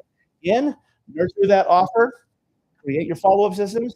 T, run traffic and build a tribe. E, elevate your expertise. And R, create reciprocal systems, right? The pointer system. So I would say you want to start a business, you don't know how, you're tech overwhelmed, whatever, you're stuck on your offer, POINTER, bam, you got a business. We've got over 200 people across the stage at Funnel Hacking Live to get their 2 Comma Club award using that particular framework. You would think that would be in my book. It's not, but it is. It will be, right? Because Speakpreneur is writing my book, and they're putting it in there, okay? But it's the framework. So now I have something to teach. And so at my one-day masterminds that many of you guys have been to before, I took the 7-step, I made it 12-step, and I called it my 12-step strategic operation process is all it was. It was just an expansion of my 7 steps is all it was. And now I had something to teach on the stage. Once I taught that, what was next? When you teach step 1, step 2, step 3, step 4, step 5. Now what? Here's how it goes. Step 1, step 2, step 3, step 4, step 5. Now they buy. Okay? You have to create a logical process that moves them right into your offer. Okay? So your framework should tell them what. Okay? You should tell them what they do. Okay? And then you sell them the how. You teach the what, you sell the how. The what is free, the how costs a lot of money. I get asked this question quite often. You've probably asked yourself, Chad, how do I know what I should give away for free and what I should sell? You guys ever have that question? Okay, here's my coaching on that. Err on the side of giving away too much. Okay, err on the side of giving away too much. There's a principle in the Bible. I'm a former pastor. There's a verse, chapter 6, verse 38, that says, "Give, and it should be given unto you, a good measure, pressed down, shaken together, and running over." Okay, and it's the idea that if you give, good things are going to come back. So I like to err on the side of giving too much. That's why you're getting a lot of notes today, because I want to give you a ton of stuff. I can just give you a basic framework. but I want to pour into you. Okay, I want to open up that mind of yours and let you realize that your business, your speaking business, is about you. You are perfect. You are enough. You have a problem you solve. You have a superpower, and you need to create a framework. Okay, and when you get this, you have the bones to whatever it is you want to do. Are you with me? Are you with me? Okay. I'm going to pause. We're going to go to part 2, but I'm going to pause. Any interaction, feedback, any aha moments? Who's had an aha moment? Something that clicks. Oh, see, I'm a bad speaker. You go like that, I see that hand. So you just got saved. You just got saved, baby. You're coming down to the altar, right? We're baptizing you next week. You got to be careful around about this preacher. You move that hand. I see the hand. Yes, Kelly.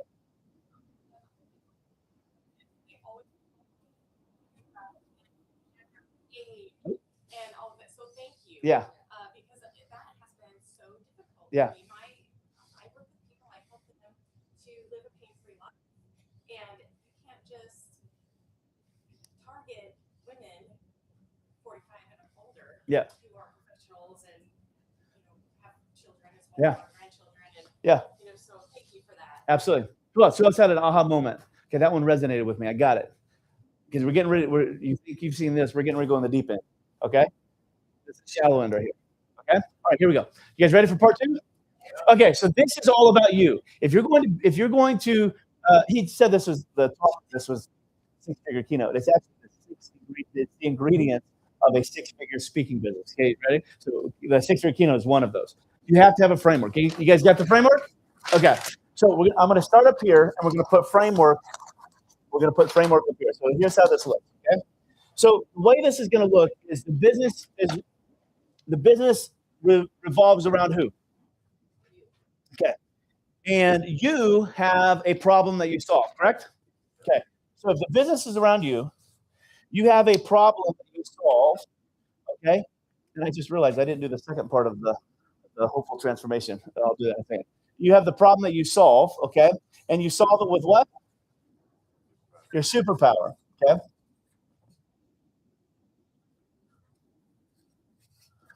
Once we know that, we bring that down and we put that inside of a framework. Now, from this framework, you can create multiple things. A, O, B, E. You can create a keynote. You can create an offer. You can write a book. And you can do an event. Okay? These are the things that you're going to have to create inside of your business if you're going to go far. Okay, you're with me? Okay, so there's a few ways once you get this framework down, you got this.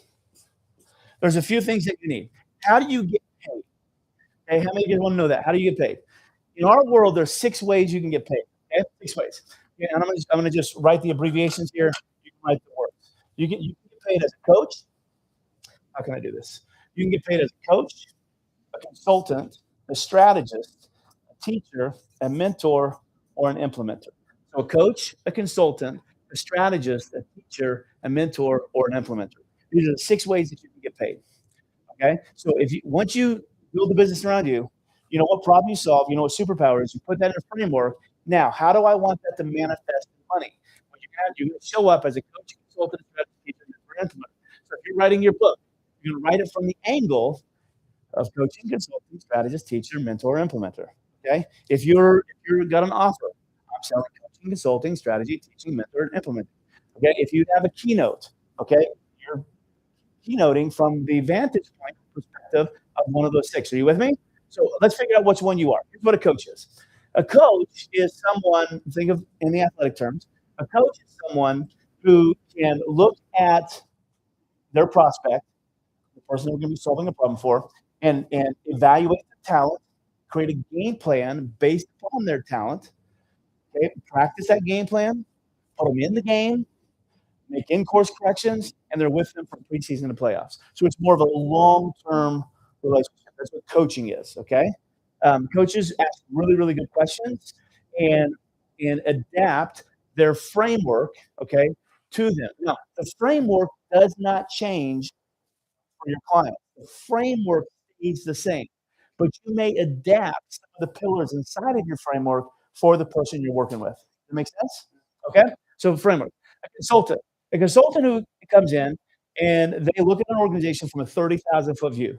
Okay. Because if I was to ask you, hey, what's going on with your business? You're going to lie to me. Not because you're a liar, but because you don't know. And if you knew, then you would fix it, right? So what a consultant does is they have an objective eye. They come in, look at your business, look at your organization from a 30,000 foot view. Then they put that in an assessment report that you can digest. They give you prescriptions for change. So they tell you what to do. They give you a timeline to implement those changes. They hold you accountable, and it's a relatively short relationship, okay? Because you're sort of you're sort of blazing a trail a little bit. And consulting relationships are not always the most comfortable. They get paid a lot, and the relationship is shorter. The strategist is someone who has a framework where their pillars are flexible. So in other words, it doesn't matter what industry you're in. If you listen to this, you can make a difference. So Russell Brunson, he speaks a lot at Funnel Hacking Live, and he'll get up and teach. Okay, and he'll teach the pillars of a profitable funnel, right? And it doesn't matter if you're a dentist or a chiropractor or a coach or a consultant. As long as you do what he says, your business will be profitable because he's a strategist. His frameworks are not industry specific. Okay, and as a strategist, you can make a lot of money on a stage. You can make a lot of money with your book as a strategist, okay? Because it's not industry specific, okay? Tony Robbins is a strategist. This is why, like, you watch Tony Robbins, like, one day he's, like, doing relationship coaching, and then he's doing, like, weight loss coaching, and then he's in the AI world, and then he's in the PPO. I built a PPO funnel for him, and I didn't even know you knew anything about PPO. Oh, he goes, it's my pillars. If you just, my pillars work regardless of the industry. So all he does is changes the industry, puts his pillars in, and it works. That's a strategist. A teacher is someone who can teach a curriculum, make complex things simple. If you've got the gift of teaching, it doesn't have to be your curriculum. It can be somebody else's curriculum. You can make money. A mentor is more of a one-on-one relationship, one-on-two relationship. This is someone who's been to the mountaintop like a Sherpa and has come back down to show you the way. The mentor knows that if I can get the leader healthy, the organization by default will be healthy. So the mentor is not necessarily worried about the results of the business. They're more worried about the results of the person that they're mentoring. And an implementer is someone who has a trade and they're trading it for dollars. So in other words, a mechanic, a plumber, a funnel builder, someone who runs ads. And there's two ways of implementation. Either you do the work or you hire implementers and now you have an agency. Are you with me? Did I go too fast? Okay. So which one are you? How many coaches we got? Okay, how many consultants? How many strategists? How many teachers? Oh, good. How many mentors? How many implementers? One. Okay, two. Okay, perfect. So what I want you to do is I want you to get primary and secondary. Okay, name one your primary, name one your secondary. Okay, one your primary, one your secondary. The way it works is primary, like for instance, so I am a strategist teacher, but I sell coaching. Okay, I sell coaching. So I package my skill set into what I know people are shopping for because nobody's shopping really for a strategist. I mean, have you ever said, you know what, I need a strategy program? I say I need a coaching program, right? And so I take my skills of strategy and teaching and I wrap them and I sell them into a coaching program. But I know what my primary is, my primary strategy, my secondary is teaching. Okay, but nobody wants to hire a teaching strategist. So I put in coaching, you buy my coaching, and then I let my superpower of strategy and teaching take over. Does that make sense? So I want you to do that. I want you to take a minute and I want you to take a primary, secondary, and then how do you want to show up in your business? Okay, yes, ma'am. Yeah. Right. So how does that work with strategy? You're changing your framework for the No, ma'am. Your framework solves multiple problems. Your framework can solve multiple problems, or multiple industries can have the same problem, and your framework solves the problem regardless of what industry they're in. So, for instance, like, what do you do? Functional nutrition. What problem do you solve? I help Christians become better. Okay, why Christian? Because what I do is I weave science into functional medicine. Okay, and if I'm not a Christian, it's not going to work for me. Probably not. Why? Because I weave scripture in. Okay, but I don't know if everybody in here is a Christian or not, but I weave scripture into my talk. So here's what I would tell you to do. Be really careful by saying I help Christians. Okay? The reason is because you probably help a lot more than Christians. So what you do is you are a Bible-based Because basically what you're saying is the scripture, it's been around for thousands and thousands of years. It's got principles in there that stand the course of time. And what you're doing is you're going to rely on those ancient principles and put them into a relevant world. So what I would tell you to do, if I was your coach, I would not let you use the word Christian. The reason why I wouldn't let you use the word Christian is because if somebody's working with you and then they walk away from their faith, but they still want to work with you, do you fire them? Right, okay. So being a Christian is not the prerequisite to working with you. That's not, they don't have the problem of Christian, or you'd be an evangelist. Right. So what you need to do is you need to identify the problem, okay? Your solution, your superpower that you do happens to use ancient scriptures to be able to help them. So what will happen is as you show up and you do that in your content, if people want that, they'll be attracted to you. If they don't want that, they'll be repelled to you. Okay? They'll be repelled from you. So what I would do is I would go all in.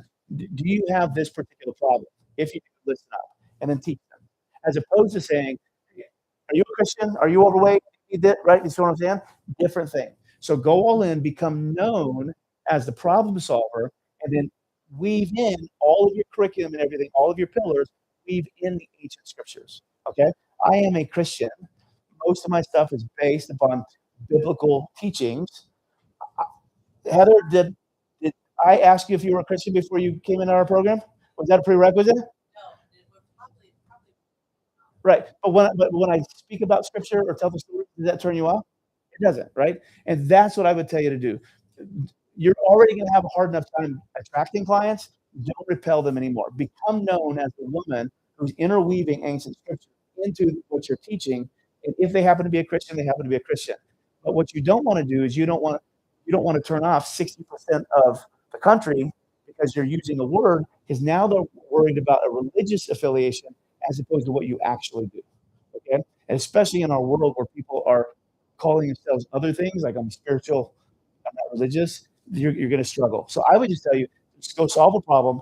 The way I solve that problem is this, and this, all Christian based. Okay?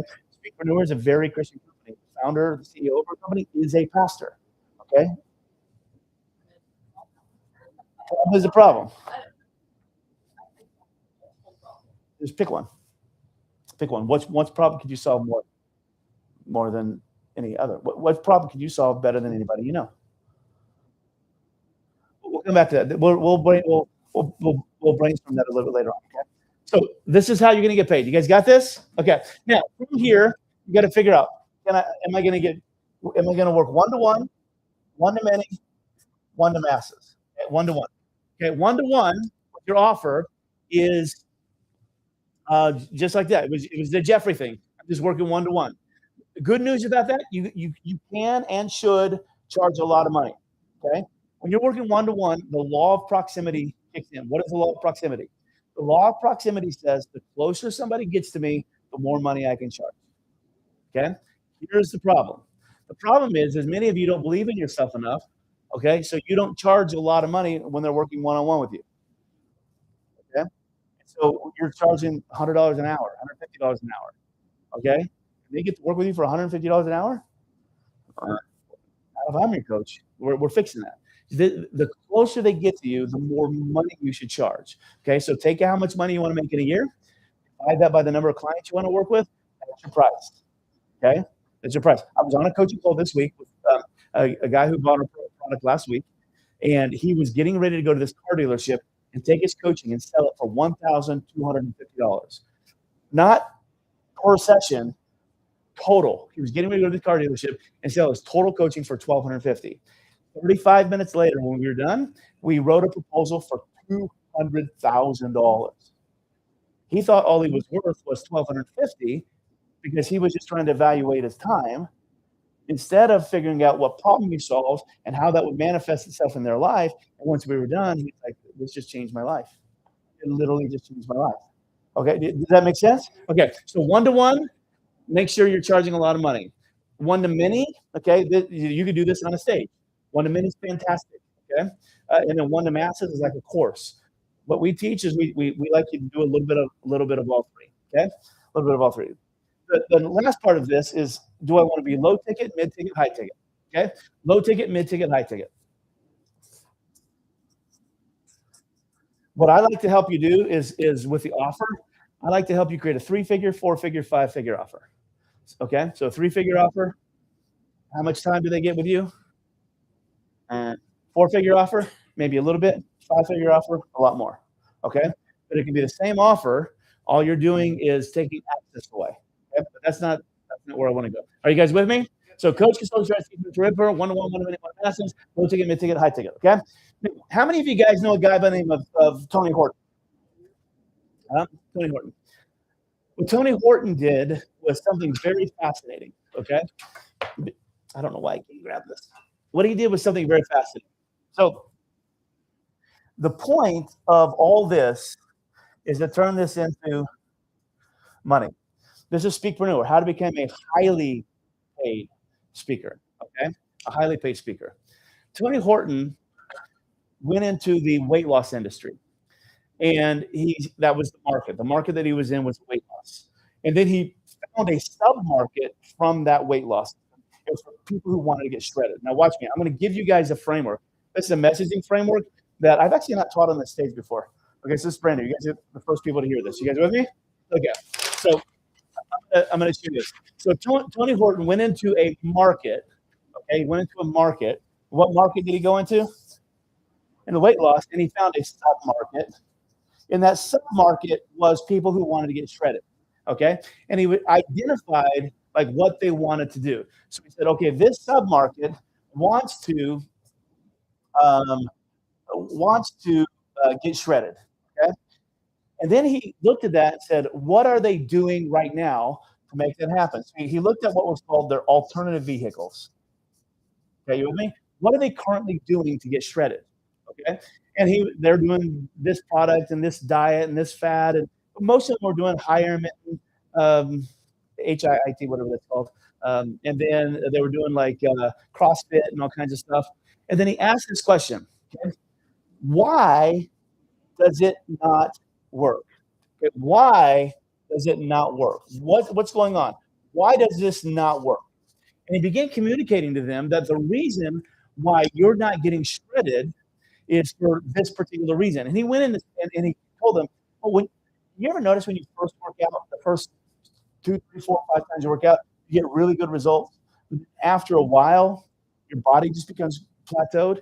And he comes in and he goes, the reason why you're not getting shredded the way you want, the reason why it's not working is, and guys, if we can be conscious of the temperature in here, I'm seeing everybody shiver.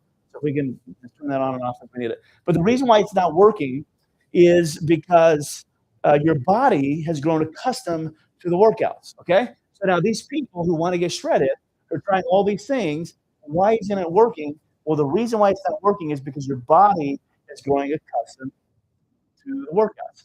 And then he came here, now watch this. He said, this is what you should do instead. Now watch this. What you should do instead, okay? And so what he did is what you should do instead, he introduced to the world what's called a unique mechanism. What is a unique mechanism? A unique mechanism is something that is a unique ingredient put into the mix that makes sense to your ideal audience that, oh my gosh, if I did that, then this is what was missing. This is going to give me hope that this time it will work.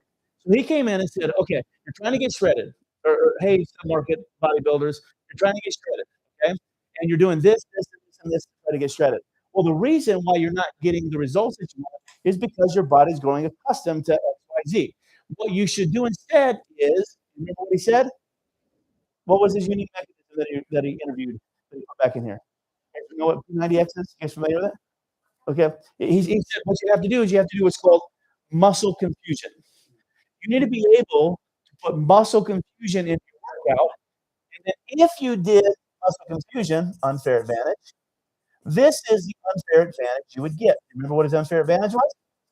He says, if you put muscle confusion into your workouts, every workout will be like your first workout, and you will get shredded 25 times faster than if you did. Okay, so he taught this unique mechanism. So now, once he introduced muscle confusion to the table, what did everybody want to learn?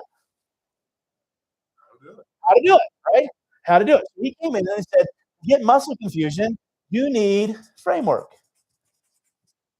He taught us framework.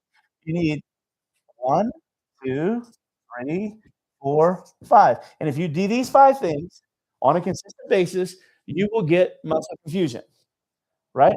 Everybody's like, oh my God, that's so amazing. Problem. What's the problem? How do I do it? Oh, wonderful. They asked the question, how do I do it? And what was his answer? Buy my product, buy C90X. Are you with me? Okay, this right here is magical. Okay, this right here is magical. This is the answer to almost every one of your questions. Okay, so let's frame. I've got 10 minutes. Let's workshop this. Okay, I'm gonna go through that story again so you can understand it, and you're gonna do some feedback with me. This is his what? His what? Market. Okay, so he has a big market. Okay, people in the weight loss industry. What he had to do was he realized that's too big of a market to go after. So he had to create a submarket. Some of you need a submarket of a submarket. He created a submarket. He identified it. And then he said, what are they trying to do? So in other words, what problem are they trying to solve? Okay. What are they doing currently to try to solve that problem? Why is it not working? What should they do instead? Unique mechanism. If they did that, what unfair advantage would it give them? How do they do that? Buy my product. Are you with me? So if you're creating a or a book or whatever, it needs to do this particular flow. It's got to go through this flow right here. Are you with me? So let's brainstorm. How many of you know your market already? How many of you know your submarket? Okay. How many of you have identified the problem that they have? This is ultimately the problem they're trying to solve, right? 2 of you, 3 of you. Okay. So this is where so many of you need to start. What is the single most important problem that I solve? If they have my zone of genius, my superpower, it will solve. If this is as far as you go, you guys are going to be stuck in one-to-one land. Because here's what I know. What's your name? Yolanda. We can do a favor during break. Go write your names bigger for me. I can't. Oh, I love. What's your name? Yolanda? Okay. Yolanda, what problem do you solve? What do you do? Is that what you want to build a business around? No. Okay, so tell me that. No, I'm undecided right now. I'm just kind of dipping my toe. What? If I paid you $1 million right now, what would you do? I would probably work with young people. Helping them do what? Okay, name one. Name a life skill. What's one life skill that they need that if they had, their life would be better? Critical thinking. Okay. Do you know how to do that?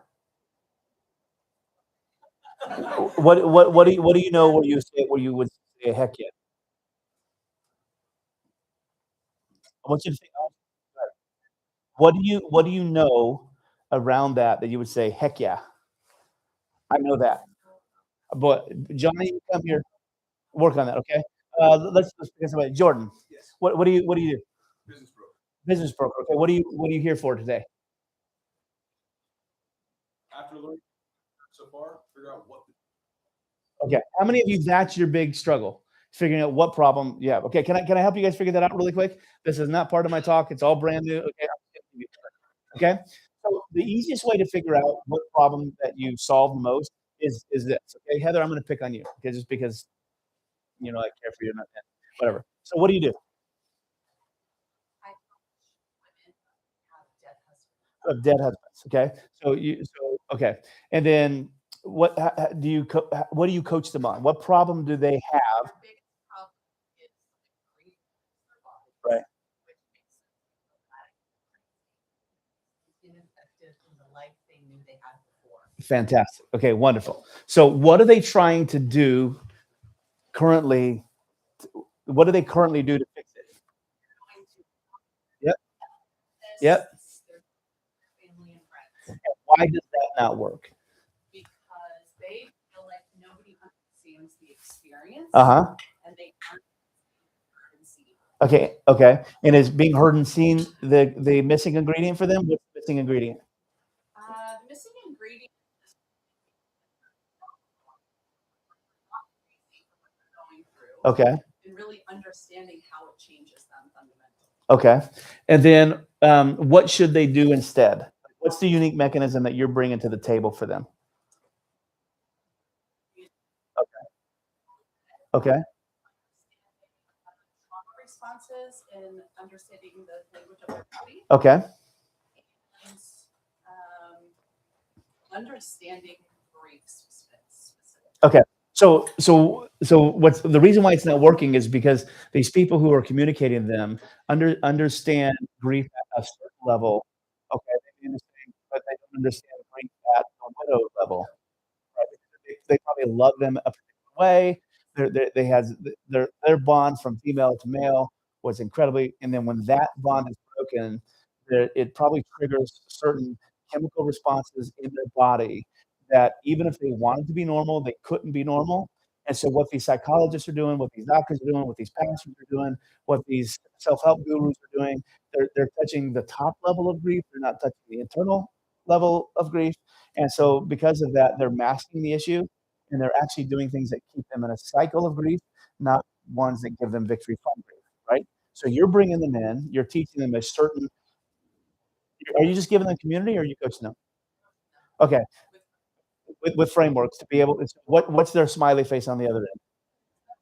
The other end is being able to bring in about him, which feels very different. The identity is different, and the world, the way they see it, is very different. Okay, is there any preparation for a new him or is it just fixing that him? Helping them find their identity and happiness. Okay, and if they did that, what unfair advantage would they have in life now? So this is the difference. The unfair advantage would be like being okay, feeling at feeling, I guess, comfortable as a solo individual. Okay. So one of the things that I would encourage you, because I know you want to expand, okay, and you don't want to do all the one-on-one, you don't want to show up. So one of this is the missing piece right here that I would get really good at. You know this very well. You know this very well. This is where you need to go all in. This is the difference between you being able to let other people do it and you being able to stay on a stage and speak, or you having to do it one-on-one. Because here's what I know. If I took a lady, Karen, say Karen, whose husband died, and I connected her with you, can you help her? Of course you can help her, right? Because we all can. So Jared, what do you do? Okay, is that what you're here for? Say, what are you here for? So by the way, when we ask you what you do, don't tell us what you're here for. Okay, that's what we're asking. What are you here for? Yeah. Fathers transform their thinking Okay. because the old way of What problem do they have? they're duplicating what they were shown. And how does that negatively manifest itself in their life? They repeat the cycles of their generations, their fathers, and So, repeat.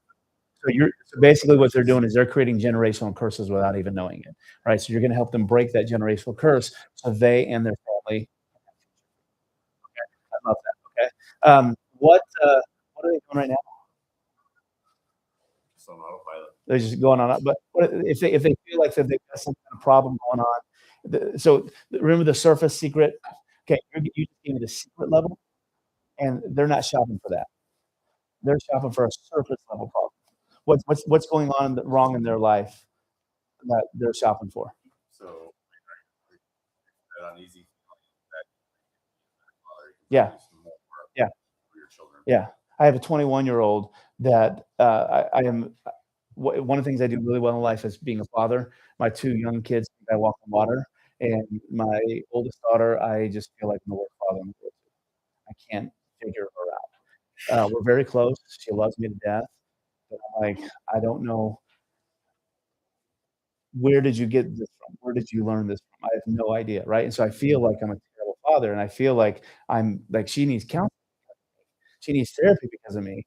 I need therapy because right? So whatever. So Well, that's what I'm shopping for. So if you can get if you can get really good at the surface level, hit men where they are at the surface level, and then bring them down to generational curses. Hey, how many of you guys want to learn how to break a generational curse today?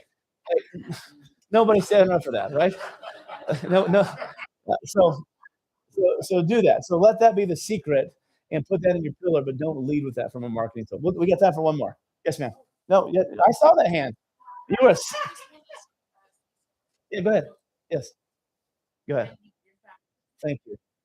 Thank because I think over the years, probably to get in your shoes, I haven't realized how much of a difference not having a father figure has implemented my entire life.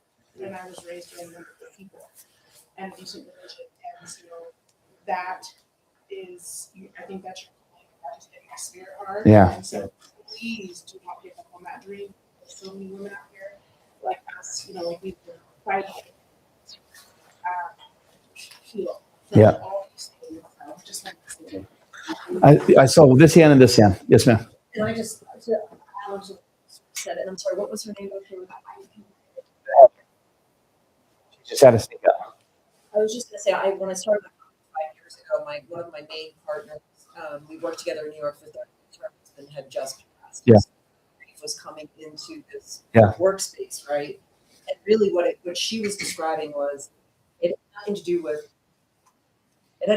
the woman gaining her sense of self. I know you're watching the talk, but you can still love your husband and all the Yeah. things you had in the that can exist in that space. But During break, I'd go have a conversation with her and make sure you guys are on the same page. With that. I want to help if it's okay. I just want to help us brainstorm our business.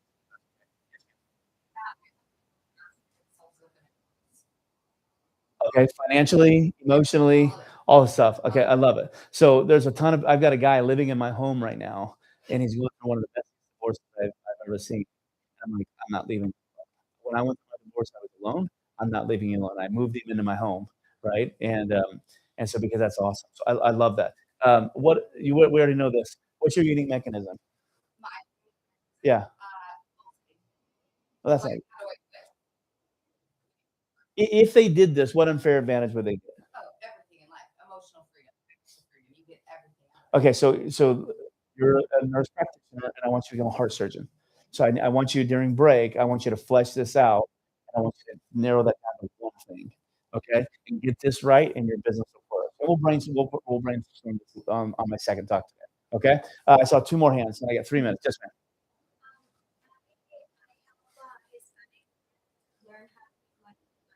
Okay. From my experience from being a stay-at-home mom, helping my husband build up a business, but he didn't see like the administrative part of it like Right. job, Mhm. right? So I created my online academy in Spanish. Okay. So I have classes in Spanish I love it. and I teach them.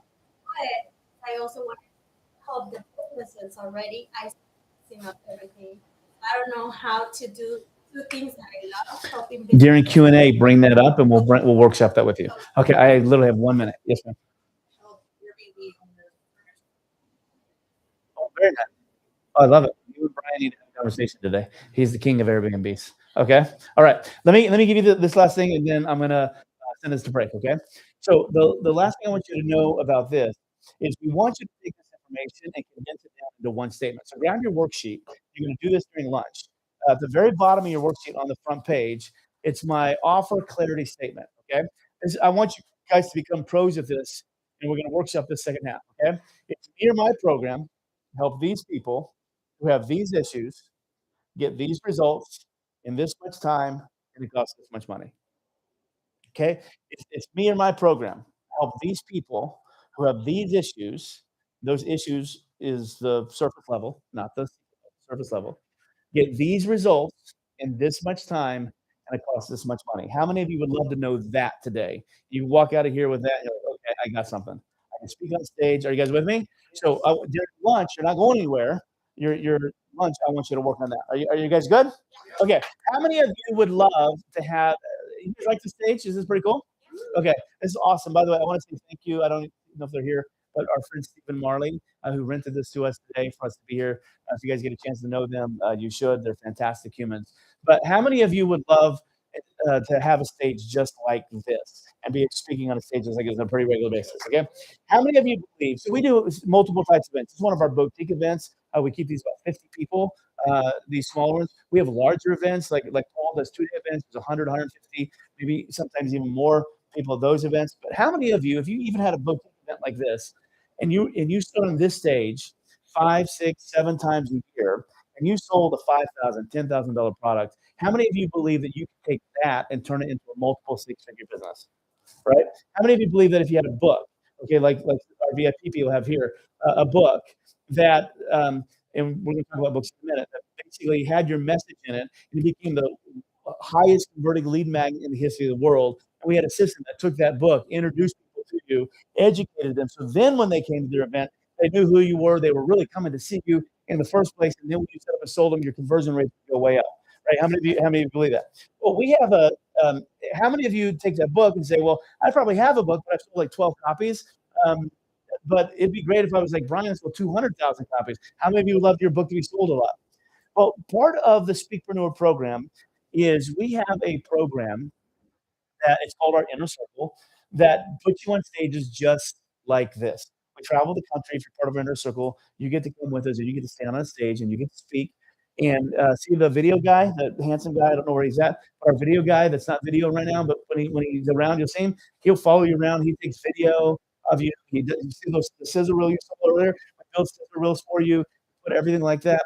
We have a product where you can speak on stage. We'll help you with the keynote, the six-figure asset right here. We'll help you create your six-figure asset. We put it in a framework, put it in a keynote, help you with your offer, help you with your book, and help you create your very own event so you can make multiple six figures each and every year. With that, we have a PR team, a publicist team. We have a whole crew of people that just like a blowtorch get you out there. We would love to tell you about that. This is for people who are trying to make multiple six figures, if not even seven figures on the stage.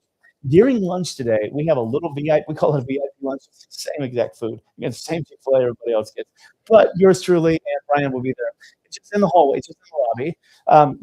We'll do a little private one-on-one lunch. One-on-one. It's a little VIP lunch for you. If you would like to be a part of that and learn about our Inner Circle program, we'd love to invite you. Now, a couple things. It's not a cheap program, okay? It's expensive. It's very expensive. It's worth, when you hear what you get, you'll be like, most people, like, that's all it costs. But you have to have some cash. You would have to have about $30,000 liquid to be a part of that particular program. If you guys want to learn about that, we're going to tell you about that during lunch today. So during lunch, if you want to learn about Inner Circle, actually, we'll have lunches out there. So you'll just go in the lobby, you just grab a seat out there. We'll be out there, and we'll have lunch together. We'll tell you about the program, do some Q&A, give you brochures on it, that type of thing. And just, we don't ever pressure, we don't push, but we'll let you guys know about that, okay? That's during lunch today, okay? You guys cool with that? Awesome. Did you guys enjoy this today? Okay, awesome. So we're going to go to a break. We're going to put a little countdown on the take a short little break so that you guys, restrooms are in the lobby, and then get back here as quickly as you can. And Brian is going to be coming back, and he's going to take this and he's going to bring it to a whole nother level in our next session. All right, see you guys in 10 minutes.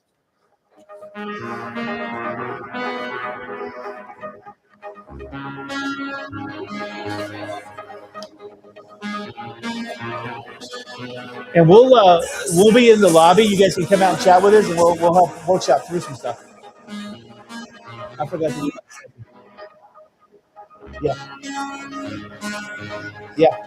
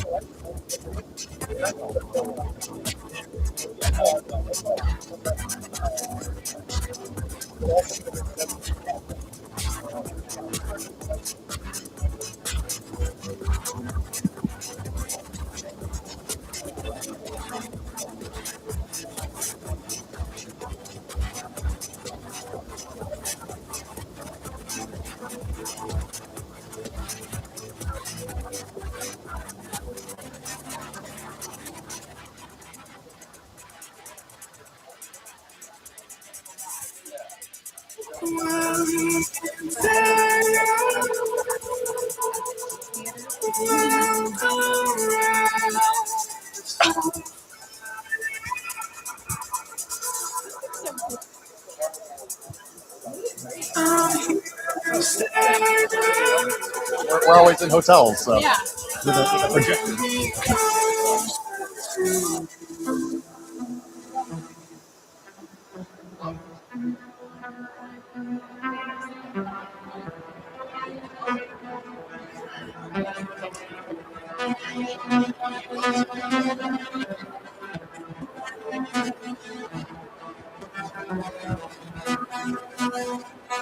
I want to get my story out and transform as many lives as possible.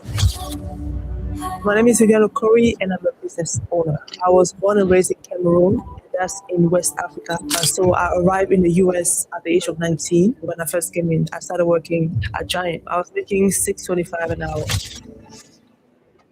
So then I went into nursing school right after high school, became a nurse, worked as a nurse for 6 years. I used to be a very shy person. I used to be afraid of speaking up, showing up anywhere. I used to hide, but I was afraid of my accent. People would make fun of my accent.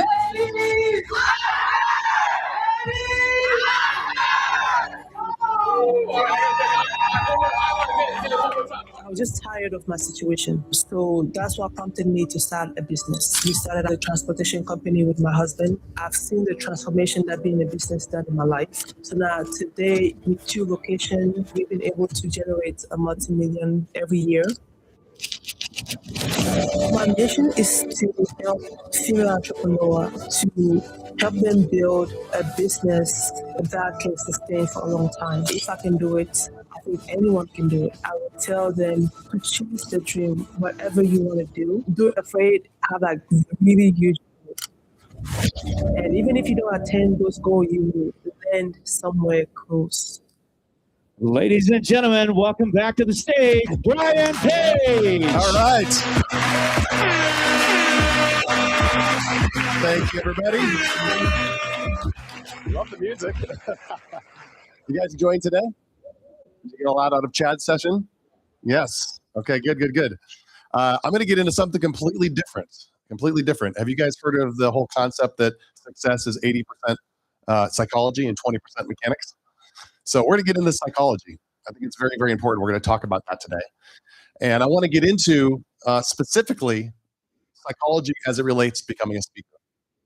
I want to talk about how to become an in-demand and well-paid speaker, even if you don't have fame, even if you don't have connections, and most importantly, how to do it without having to do it all on your own. You guys want to learn how to do that? Yes? All right, let's get into it. I want to start with a quote. This is one of my favorite quotes. Good artists copy, great artists steal. You guys heard that quote before? Who thought that was Steve Jobs? I thought it was Steve Jobs because Steve Jobs always said that quote, but he stole it from Picasso. And as far as I can tell, it originated with him, but who knows? I believe it's his quote. And this is a really interesting quote for this gentleman because we all know Picasso was arguably one of the most innovative artists of all time, right? He invented a whole new genre of art. So he say this. I think it was because he believed his inspiration came from somewhere else. He just painted what he saw, but he believed that wasn't really his own idea. He took an idea and then made it his own. So what I'm going to teach you in this presentation is our ideas essentially that I've learned. I've made them my own. I teach them in my own way, but I haven't invented any of these concepts. And I've been really good in my career about figuring out how to model other people just the same way I mentioned in my first talk and steal those ideas for myself. I'm not saying that you should steal someone else's IP, their own ideas, try to be someone else, but you can certainly steal the frameworks and the formulas and the methodology to be able to reproduce the same result. Does that make sense? So everything I'm going to teach you today, you have my permission to use. In fact, I'm going to put my money where my mouth is at the end of this today, and I'm going to actually show you how you get my exact slides and my exact presentations to use for yourself as well. So let's dive into it. I believe that there are 3 secrets. There are 3 secrets I want to share with you today about becoming an in-demand and well-paid speaker. 3 secrets. Let's get into each one of those right now. Secret number 1, you do not need to be famous. You do not need to be famous or have special connections to become a speaker, become a successful speaker. I believe this holds a lot of people back because people think that they have to have a big social media following. I don't have a podcast, Brian. I don't have a big group of people that follow me around. I don't have a lot of followers. I don't have a big email list. Anybody ever think that? I'm not known enough. I don't have a big enough brand. I hear people talk about this. I meet with them all across the country, and they're like, Brian, should I work on my social media content before I try to get on stages, before I try to get gigs? And they think that they have to have something prior to getting on stage. A lot of people think that you have to have an agent. You have to have connections. Anybody think that maybe the industry's a little crowded? Like, why would somebody put me on stage? Me, little old me. I think this holds a lot of people back. And so I want to talk about the psychology behind what I think holds a lot of people from getting on stage. Event organizers only want big names. I got to be a big name, a big thing, a big deal. As I mentioned, I don't have a show. I don't have a bunch of followers. I want to prove to you that none of this matters. Okay, so before you guys came out to this event, how many of you, raise your hand if you had never heard of Brian Page before you came to this event? Okay, that's basically everybody. Who had never heard of Paul Getter? You saw him in the ads. Okay, I'll rest my case. So it has nothing to do with our achievements or that we might be qualified or overqualified or we have a following, millions of followers on social media. None of that stuff matters. And it doesn't matter for you either. What ultimately matters is who are you serving and what specifically are you doing to serve them, as Chad mentioned. So I'm going to take you back to the backstory. Okay, I shared with you the highlights. Now let me share with you the struggle. This is right around the time I was doing my very first webinar. Very first time ever presenting in front of a live audience. And I had created this course, this Airbnb course. What I was doing was rental arbitrage. You guys know what that is? Where you rent a property and then you put it on Airbnb and you triple the income and you get permission from the owner to do this. Well, I was doing that over and over again with a bunch of properties. And I kind of cracked the code on how to make money because what had happened is in 2007, anybody go through the real estate crash of 2007? Enjoy that process? Yeah, everybody went through that crash. So I was a millionaire in my 20s and I lost it all in 2007. All of it. I lost all my rental properties. I lost my personal residence. I had my BMW repossessed. It was like a bad country song. Everything, lost everything. And in fact, it got so bad that at one point, I got a letter from the IRS and it said, you owe $1.3 million, remit immediately. I was a negative millionaire. Yeah, it was really, really bad. So think about that. The next $1 million, if I could figure out how to make it, was going to go straight to the IRS. And I remember at that point, I had my BMW had been taken back by the bank. I was driving a 1984 Buick LeSabre. It was a $2,500 car. And you guys remember the American cars where the headliner droops, comes down? The ceiling was falling on the car, so I had to hold the headliner up while I drive the car. That's the kind of hoopty I was driving at the time. My friends were like, you have fallen far, my friend. So this is right around 2007, 2008. And I remember pulling up to an intersection, and I looked over, and there's a homeless guy next to me, and I thought, that guy is $1 million, $1.3 million richer than me. Like it's a bad way to look at it, but that's what I thought at the time. And so I was looking for a solution. I knew that cash flow was the answer. I was a rich dad, poor dad student. I wanted to create cash flow. I wanted to have the lifestyle again that I had when I was younger. And so I was like, I can't buy property. I don't have the credit. I had all these foreclosures on my credit file. So what can I do? And it was just a chance encounter with a guy on a plane talking about Airbnb. And I was like, I'm doing Airbnb, but I can't figure out how to get more properties. And he said, Brian, you don't need to own properties. You just need to control them. If you can control them, you're good to go. You can start scaling your business. And that's what I did. I I went and leased properties from owners, got permission, put them on Airbnb, and I was making a killing. This is early on, okay, very early on. In fact, when I went on YouTube and researched how to scale an Airbnb business, how to grow your Airbnb business, how to get properties on short-term rental, there was not a single video, not one on YouTube. And everything's on YouTube. There was not one video. And so I thought to myself, either I'm an idiot or I'm going to make a lot of money, because I knew people wanted to learn what I had and what I was doing. So I didn't invent the concept, I don't think, but I was the first person to publicize it and to bring it to the world. And so what I did is I created a course. I spent many, many months. Remember when I told you I was at home tinkering and working full time? I was creating this masterful course, teaching everything that I knew, and I was going to sell it for $1,000. That was my first product, but I didn't know how to sell it. So I started running ads, little Facebook ads, to you guys know what a VSL is, video sales letter, a bunch of videos that kind of explain your concept, and nobody would buy what I had to sell. Nobody was interested. But somebody saw my ads, and this guy contacted me, and he said, Brian, you have a really good hook, a really good idea here with this Airbnb thing, but you obviously don't know what you're doing. And I was like, true. He's like, what you need is a live audience. You need to present this to a live audience. I was like, how do I do that? He's like, you need a webinar. I was like, what's a webinar? He said, it's just a live audience where they come, back then, nobody really knew what this was. I certainly didn't know what it was. And I was like, okay, I'll do a webinar. And he said, well, what I want to do is I want to present your offer to my audience. Okay. And I have an audience of bankruptcy people. I was like, these aren't real estate people. He said, no, they're bankruptcy people, but they're perfect because they don't have credit and they want to do real estate and they're going to just eat this up. He said, you're going to give me half of everything you make, but I'm going to bring the people to the webinar. I was like, cool. All right. So I prepared for this for a long, long time to get ready for this presentation. I went live, and it was about a 1 hour presentation with 30 minutes of Q&A, just a typical webinar. And I shared everything. I gave away all my secrets, all my best stuff. I told them everything that I knew about how to do Airbnb. And at the end, I just said, hey, I have this thing. It's a course. It's $1,000. You can join this course. You can join my coaching calls, and you can learn how to do the same thing. And I closed the laptop, and I went to go use the bathroom, and he texted me, this guy who was at his house on the presentation. And he said, have you looked at your merchant account? You guys know what Stripe is? You ever heard of Stripe? Okay, Stripe is like a merchant account where you collect credit cards. I had $0 in there. At the beginning of the day, I'd never made a sale, never ever sold my course, never had sold anything online. And I went and checked it, came back, opened my laptop, and inside that account was a little over $130,000. Yeah, very first time doing a presentation. It was so cool. And so I gave him half the money, right? I made $60-something thousand, which is about what I made at my previous full-time job before I got into Airbnb. And at that moment, I realized that everything was going to shift for me. Now I just need to find an audience. I just need to find people, live people to present to. And so you can see how the maths, how did you do $1 million in 43 days? It sounds absurd. Well, if you do enough webinars, you can do that quite easily.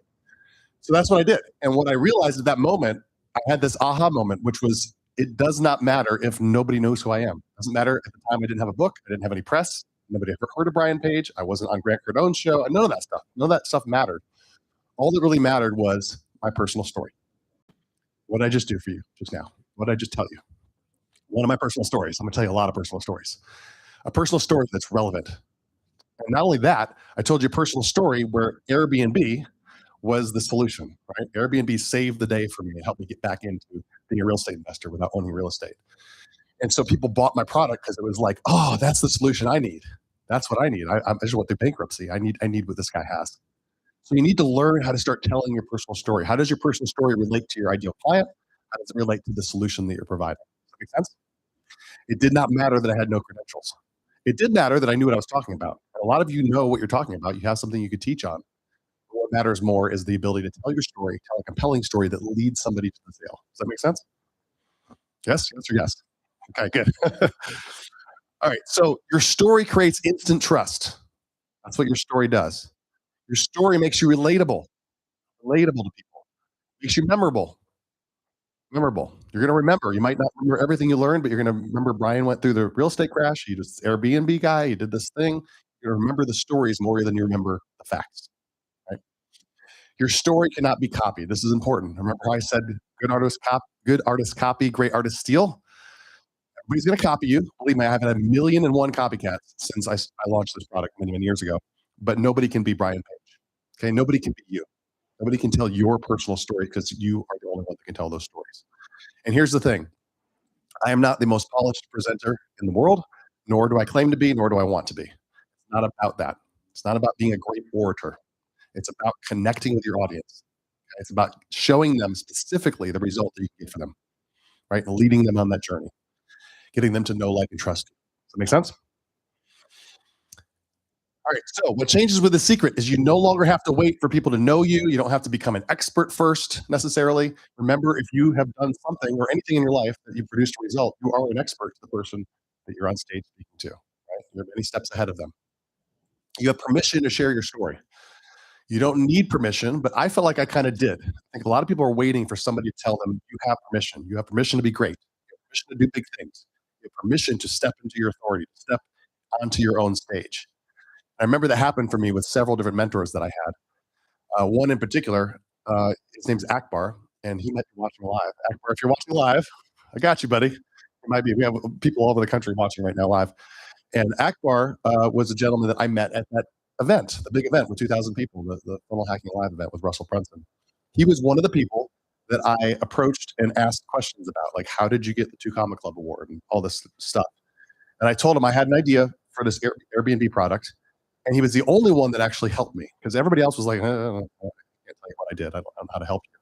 But he looked at me and he said, if you go home and you present this on a webinar, you're going to make millions of dollars. Just straight up, you're going to make millions of dollars. I was like, you think? He's like, oh yeah, I know. I've seen it happen many times. And I wasn't even thinking that big. I was just like, really, I just thought it'd be nice maybe one day do this big thing. And he gave me permission. He gave me permission. I didn't know that I needed it. So what I want to do for all of you in here is give you permission. You don't need permission, but some of you are waiting for permission. Like, who am I? I'm giving it to you right now. You have permission to go do whatever it is that you want to do. Go after your dreams. Be the speaker that you want to be. Get the influence that you want to get. Get on the stages that you want to get. Make the offers that you want to get. You guys getting this? I'm giving you permission right now. And Akbar did that for me. And I'm so thankful that somebody did that for me. So, okay, so I already did that earlier. I was going to prove to you. I asked you earlier who here knew me and who here knew Paul. I have another story about a client that I helped recently. She actually does Airbnb training. It's very similar. In fact, the name of her presentation that she does from stage is how to make 6 figures in 6 months on Airbnb without owning property. And I looked at her presentation. I said, that is the title of my webinar from 2017. She's like, no. I was like, yes. I was like, where'd you get that? She's like, I don't know. I maybe heard it from somebody. I said, yeah, you heard it from a copycat who heard it from a copycat who heard it all the way down the line. This is before I ever told people, about the quote from Picasso. So you will have copycats. You will have people that do similar things to you once you have success. But I told her, I said, what are you offering people? And she said, I have an offer. It's about $10,000. And I'm kind of, I speak on stages all the time, but she didn't really know how to craft her offer in a way that people would buy it. And I said, you have to show people specifically what you're doing for that $10,000 and just be unabashedly open about it. Give them, a lot of value, give them a great talk, but at the end, you need to lead them to the sale. So I worked with her on that a little bit and coached her. And the very week after she did that, she went on stage and sold 3 units at $10,000 a piece. She was very sporadically selling them before that. And then I said to her, do you have a higher ticket offer? She's like, I don't. I was like, well, why don't you have a $50,000 offer? What would you do for 50 grand? She's like, well, for 50 grand, what would you do for $50,000? She said, I'd probably find the property, furnish it for them, like research the property, like set it up entirely, do all that stuff for somebody. And that one property, I said, how much would that make for them? She said, oh, it could make them $100,000 a year. I said, that's a good deal, right? Who here would pay 50 grand, have an Airbnb set up that could make you 100 grand a year? And so she said, I guess I'll try it. I said, yeah, make that offer. So she made that offer to her very first person that approached her and said, do you do this for people? She said, yes. Guess what she did? She sold a $50,000 package just last week. How cool is that? Isn't that awesome? Just because she offered it. Just because she offered it. And so that's what you want to do. You want to find out how you can work with clients at every different level. Some of you are in this room and you want to do it yourself, which is great. I'll show you how to do that. Some of you want to do it with us. We do it with you. And some of you are like, I don't have time. I want you to do it for me. I want you to do everything for me. So we can also do that. So number one big takeaway, you don't need fame or connections to become a highly paid, in-demand speaker. You simply need to know how to tell a story. Many stories. It's been said once that a story well told is impossible not to hear. Okay, all throughout history, we've passed down oral tradition, our religion, our holy books were passed down orally for many, many years until they were written down. It's actually just hardwired into our DNA that we have to hear stories. It's how we remember things. It's how we stay safe as humans. It's how we remember the most important things. So you have to incorporate the stories in everything that you're doing. And it's a lot more fun too to tell stories than facts. Speak your truth even when your voice shakes. Love that. Speak your truth even when your voice shakes. All right, secret number two. Secret number two. Even if you doubt yourself or you fear judgment, there's a proven way. There's a proven way to find your place on the stage. Let's talk about this. Have you raise your hand if you have doubts about yourself? Everybody does. Everybody has a different degree of feeling like maybe they don't belong on the stage. Maybe this isn't quite right for me. Maybe you're here just because you're curious. You're not sure if you're going to be a speaker yet. This is not a commitment you've made. But I think people are always worried about what other people think.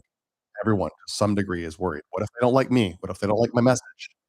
What if they don't like my offer? I don't like the idea of selling from stage. I like the idea of presenting something for sale. I'm not sure if they're going to like that.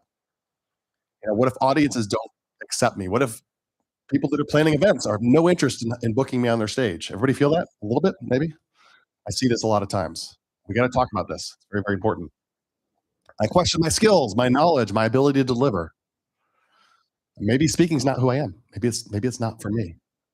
And we can talk about the mechanics over and over again. There's a lot of people that sit in audiences and they're like, give me the mechanics, just tell me what to do. And then they leave and they don't do anything with the mechanics because it's the psychology that's holding them back, right? It's what's between your ears that's holding you back. So we need to look at this closely. We need to look at the inner dialogue that's going on about why not me? Why not you? Why can't you get on the stage? Why can't you own your own stage? Why can't you own your own event? All right, I want to talk about that. So this is a picture from the very first time I spoke in front of a big audience. The very first time. This was about 2,500 people. And what I had done at this point, oh wow, I just saw that clicker for the first time. I'm obsessed with clickers because I hate all of them. I'm liking this one today. This is one that I got on Amazon to cheapo. That's working really well. I have a love-hate relationship with the clickers. I was doing about one webinar, 2 webinars a week. Okay, so Russell Brunson, who's a hero of mine here locally, he says you should do 100 live presentations before you ever record, evergreen, record your webinar, your presentation. So I had determined to do 100 presentations. Before I went on the stage, I'd probably done like 30 or 40. And so people kind of knew who I was because I was running ads all over the place. People knew I was the Airbnb guy. And I got contacted by this event planner and they said, Brian, do you want to be on our stage? And I was like, sure, I guess so. How many people? He said, a couple thousand at least. It's in Vegas. I was like, cool. Are there any big names? He's like, yeah, there's going to be some big names there, of course. And I said, what are you going to pay me? And he said, nothing. I was like, nothing? I could make some money staying at home doing webinars. He's like, well, you're going to get a lot of exposure. A lot of people are going to know who you are. You're going to be on our social media. You're going to be, it's an opportunity to speak on stage. Do you want it? I was like, okay, I'll do it. So I got there, and when I got backstage, there were some pretty big names back there, and I was in the green room, and I was like, I don't know if I'm ready for this. I've only spoken maybe at church a couple times, done a little bit of theater in college and stuff, but never done anything like this. And I was backstage, and there was, let's see, who was back there? It was Elena Cardone. You know who that is? Grant Cardone's wife was back there. And then Marcus Lemonis, you know who from The Prophet? Amazing. Maybe watch that show, Marcus Lemonis, The Prophet. So he was back there. And these were like $100,000 keynote speakers. They were all being paid $100,000 to speak for like 45 minutes. And I was back there and I was very nervous. And I talked to the event organizer and I said, I don't know if I'm ready for this. I've never done anything like this. And he said, Brian, he said, you got to realize something about all these people, all these brands, all these people that you're seeing backstage that get on our stage. He said, none of these people started experienced. Okay. Nobody comes out of the womb like this. Mic first. It's a visual, right? Nobody is born into the world as a speaker. They all start at zero, just like my friend Alvin, the ultimate fighter that I talked about. We all start at zero. And so really the only way that you get good as a speaker is to speak. Just get on stage and take every opportunity and speak, whether you're ready or not. And so I decided I was just going to go on stage and do my webinar. I was like, well, I got my slides, so I'll just stick to my slides as much as possible, and I'll just make my same presentation. And that's what I did. And what happened was, before I got on this stage, I said to him, I said, you're not going to pay me? And the guy said, no. And I said, okay, how about if I pitch from stage? Because I have an offer that I think people would like. In this case, it was a $10,000 offer. I just upped my price from $1,000 to $10,000. So I went from a course to coaching. And so people could sign up and work with my students who have done multiple 6 figures on Airbnb. So I didn't even have to teach it. They were teaching it one-on-one with people. And he said, well, we don't really want a bunch of pitching at this event, so we're not allowing any pitching. I said, you're not selling anything? He said, well, we're selling our own thing at the end of the 2 days. I said, oh, so if I present an offer and you present an offer, that's only 2 offers for 2 days. See where I'm going with this? And I said, what if I cut you in on whatever I make? I think it's going to do well. I know it will do well because I've told it before. And he's like, okay. So I got on stage, did my presentation. I kind of fumbled through it because I was nervous because there were humans looking back at me. It's very different than being on Zoom, right? Or being on a webinar. You can't see the people. You're just talking to your screen. So it was very different, and I was very nervous, and I don't think I did the best job ever. But my offer was so good. It was compelling. It was just what people wanted. It was an audience of real estate people. And so I told them at the end of the presentation, I said, what I want you to do is if you're interested in signing up for coaching, I want you to get up and go to the back of the room and talk to our team back there and sign up. It's 10 grand. And I believe that if you implement what we're teaching and you work with a coach, you could easily do 6 figures a year, easily on Airbnb. It takes like 2 or 3 properties to do that, maybe 1. So sign up for my program. And I saw the commotion. They dismissed. Everybody went to the back of the room. Some people left, whatever.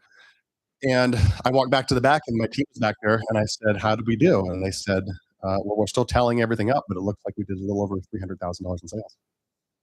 Yeah. Isn't that cool? Yeah. And that was fumbling through it. My very first time ever talking in front of a big audience. And I did not take the speaker fee. Okay. We want to talk about this. We got a girl that we were talking to earlier who was saying, I don't know if this is for me today because you're not teaching how to get on stages and get paid gigs and that kind of stuff.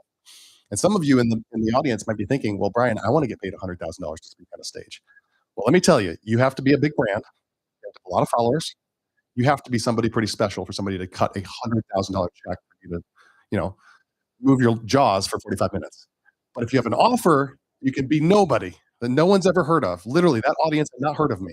The planners have heard of me, but most anybody in the audience had never heard of me. There's a guy gets on stage and talks about Airbnb and just crushes it.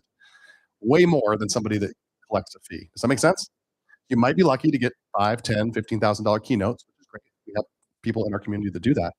But there's a girl who actually just joined our program, and she is she's the announcer for the WNBA. She gets paid. She's only 26 years old. She gets paid 15 or 15 grand per keynote. And I said, she thought she was pretty hot stuff. And I said, you're doing pretty good, but do you realize how much you could be making if you had your own events and your own offer? You'd be doing 10 times that easily. So that's what we want to talk to you guys about here. That's what we want to train you on, is the idea of having an offer, the idea of owning your own stage. You might not have thought about that before you came in here, but it's very, very important if you want to earn those kind of big bucks, right? You guys want to speak for free as a hobby, or do you want to make money, right? So, so the big takeaway for this story is that the only difference between beginners and experts, the only difference is that experts started before they were ready. That's it. Start before you're ready. You can prepare all you want, as long as you want. You can keep preparing, keep preparing. You're never going to be 100% ready to get on that stage. You just got to go out there, no matter what happens. I've actually never told this story. I should probably tell this. I'm going to tell the New York story. I don't think everybody, a couple of the team members know about this. So I was in New York 4 months ago, and I wanted to go get some New York pizza because I believe, rightfully so, the best pizza in the world is in New York City, right? So I went to this place near Times Square. I can't remember the name of it. It's supposedly one of the better pizza places.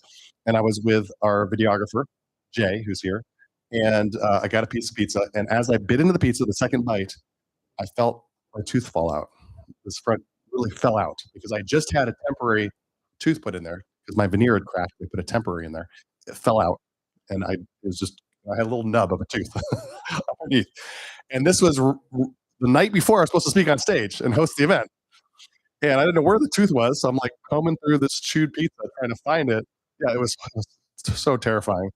Calling my assistant, find me a dentist, emergency dentist in New York right now, immediately. I got to get into it. I got to fix this. I found the tooth, and somehow got in this dental place and had it put back in my head. But I was prepared to go on the next day with no front tooth to speak. Can you imagine one of your teeth missing? I was prepared. I was like, I can't not show up. It's my event. So these things can happen. All kinds of things can happen on stage. Paul talks about one of his stories. I'm going to borrow one of his stories. He got on stage one time, big audience, thousands of people. And he said, I'm Paul Gitter, the internet marketing nerd. And I let out a giant burp. I guess he was drinking energy drinks or something right before. And he just belched right into the microphone. You just never know what's going to happen. Like, honestly, you never know what's going to happen when you get on stage, but you just got to be prepared. You just got to go. You got to realize that people just don't care. People want you to win. They're there for themselves. They're there for the value that you can deliver, and you just got to go before you're ready. You guys got that? Do a couple new stories in there. All right, so now you can start taking action without waiting. Okay, so see yourself as a speaker. You're not a pretender. I want you to step into your future. I want you to step into that dream, whatever that dream is that you have. No longer wait. So the number 2 big takeaway is that fear, doubt, or thinking that you're not a speaker type will not hold you back, because every single person has started where you are right now. And believe me, the best speakers that I see coming out of Speakpreneur are some of the worst when they start. I know it's weird, it's wild. Some of the people that come in that have talent, they don't really go anywhere because they're just kind of relying on their talent. They think they already know it all. But like people that come in that have no talent whatsoever, they excel. They really, really do. And what I see common to all these people is the story that they have. Remember, I talked about Alvin. He just had a story. There's something about him when you meet him. I'm not even into UFC fighting. I don't watch fights. It's not my thing. But just meeting the guy is like, this guy has something about him. He's got a story to tell. He's got an incredible past. He's got all these things. And I said, if he can just crack the speaking part, he's going to blow up his audience. We see that time and time and time again. So I want to encourage you that all of you are starting at the same place anyone else has started. All right, that brings us to secret number 3. Secret number 3, you don't need to figure it out alone. Okay, you don't need to figure it out alone. The right system, the right formula, the right framework, as our friend Chad talked about, is what attracts the money in the stages. Frameworks. That's what I love identifying in my career, is frameworks. So a lot of people think that speaker trainings and programs are not what's going to get you on stages. That might not be the path. You have to figure it out yourself. A lot of you guys DIYers like to watch HGTV and do it all yourself. So one of the things that I've found throughout my career is I've always tried to find experts that I can either hire or learn from directly to directly model what they're doing. And so a lot of times when I started going through my business, I would find people that would approach me at the big conferences, not where I was speaking, but just at the conferences. People would approach me and ask me all these technical questions. How do you do this with your funnel? How'd you do this with your book? How'd you do this? And my answer was always the same. I don't know. Talk to Joe on my team. I didn't build that funnel. I don't know. How do you run your Facebook ads? I don't know. I've never run a Facebook ad. I'm in the ads, but I've never run a single Facebook ad. Not once, not one campaign. I don't care to. It's not my specialty. And I think a lot of you guys are bogged down. I see it time and time again, especially with entrepreneurs, bogged down in learning 30 to 40 to 50 new skills that you have to learn all those skills before you can build your business or scale your business. Instead of figuring out, what do I want to do? What am I gifted at?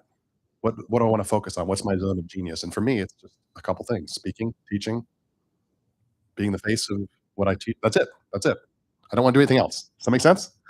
So focusing on your zone of genius and outsourcing everything else. As my friend Akbar says, do what you do best and outsource the rest. Do what you do best, outsource the rest. And so a lot of times I look like a genius, and I go to these events a lot of times where I meet other marketers and other business owners. I'm in masterminds. I've been in the highest level masterminds in the world. And I go to these things and people say, I see people that are kind of stuck where they were 2 years ago. I'm like, where are you at with your business? What's going on? And they're like, well, I'm still trying to figure out, Facebook ads. I'm like, you're trying to learn Facebook ads. You could go find somebody on Upwork, pay them $50 an hour, and they know way more than you will ever know about running Facebook ads. And they might not be an A player, but they're better than you. You shouldn't be doing that. Why are you doing that? And they're just stuck because they think, I have to learn it all myself. I don't want you guys to get trapped into the DIY. Don't get trapped in that. I have a story about this guy. You guys probably don't know who this is. Anybody recognize this guy on the left? Any marketers in here know who this is? No? Okay. So this guy, his name is Mike Dillard. Mike Dillard is kind of an OG in the online space. He's made tens of millions of dollars selling digital products and that kind of stuff. And I followed him for years. He's got a very loyal email list and base. He had a podcast. It's an amazing guy. So I had followed his stuff for many, many years and applied a lot of it to my business. And finally, one day I decided to spend some money with this guy. And this is before I met him, okay? And so he had a program that's not available anymore, but it was something like, how to make 8 figures with sales presentations online, 8-figure sales presentations. And so I paid him, I think it was $4,000 for his course. It was basically just a course, and it was coaching. Every week you could jump on a call with him and he would answer questions. So I bought the program because I had made my first $1 million with my course and I wanted to scale it to 8 figures.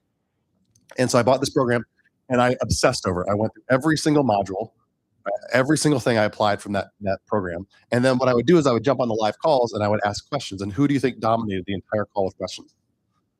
Me. I was asking so many questions that he was cutting me off. He's like, Brian, let's, but nobody else seemed to be that interested, right? I was going to get my money's worth, and I was asking all the questions and getting feedback because I was one of the few students that was applying what he taught. So I would go through module 1, I would do module 1. I go through module 2, I would do module 2. I was literally not doing anything else but applying everything I could learn from this guy about how to scale my offer.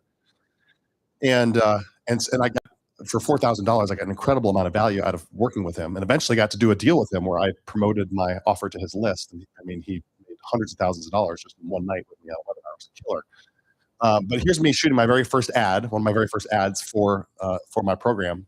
And what I did is I implemented every single thing that I learned from Mike. And the funny thing was, there's a lot of people teaching this.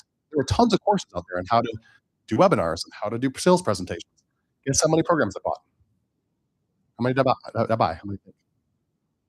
Anyone? One. I bought one. So people were like, how many different courses did you go through to learn how to do what you do? I said, one. I bought one. Because I trusted this guy. I knew that he knew what he was doing. Anybody ever have that experience of like, okay, Brian, this guru says this, and then this guru says do this, and then this lady says this. What do I do? I'm confused. Anybody have that feeling? Like it's just too much information. There's too much out there. Ignore everybody but the person who you choose. That's it. I would find a mentor, okay? Preferably a mentor who's done exactly what you want to do, the exact outcome that you want, whatever that outcome is. And then get their stuff and follow their framework. Does that make sense? Not try to follow three different frameworks. It's not that one person's wrong and the other person's right. It's that each of them have climbed different mountaintops. Does that make sense? They've all achieved their own summits in different ways, different methods, different routes. It's not that they're wrong. It's just you can't. What's that saying? Confucius says, man who tries to ride 2 horses rides none. You need to just pick one. Pick one. So I trusted him. I went deep on what he taught, and then I applied everything that he taught how to do 8-figure sales presentations. And the funny thing is, I didn't have a goal. I didn't have a goal on when I was going to hit my next target. It was just, it happened so fast that I hit the $10 million level with ClickFunnels and got the award just shortly after going through this presentation and applying it. Yeah, because it worked. And people thought, well, that's crazy. How did you do that so fast? It was like 6 months later, I hit $10 million. And it was because of everything that I stole from him. In fact, I stole some of his slides and so closely modeled his terminology and his wording that when I actually did when I got to this point and met him in person, he said, okay, you ready to do your webinar with me? He was going to introduce me to his list. And I said, yeah, I'm ready, but I'm a little nervous because some of the slides are going to look really familiar.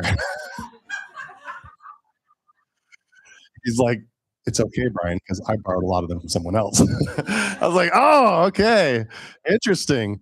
Actually, it was funny because I saw his webinar. Some of the slides in his webinar were the exact same slides that Ty Lopez had one of his webinars. So I'm like, who stole from who? Yeah. So, but he didn't care. He's like, you're going to make me a lot of money. I'm going to make you a lot of money. I don't care. It's fine. And so, yeah. So applying those frameworks got me to the next level for applying that and just understanding that I was learning from somebody who had done what I want to do. Right. If you guys want to do small events, you want to own your own stage, you want to do hundreds of thousands of dollars in sales, you want to make millions and millions of dollars with an event business of your own and be your own speaker and own your own brand, we can show you how to do it. We do it all the time. We do it every week. We do it for clients. Paul does it. I do it. That's what we know. Does that make sense? If that's not what you want to do, go do something else. But the important thing is to model. Find somebody and model them. One person. One.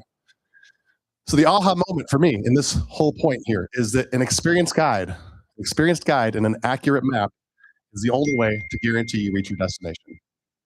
Okay, take you back to the analogy again of Everest. If you're going to go climb Everest, do you think it's smart to try to do a new route?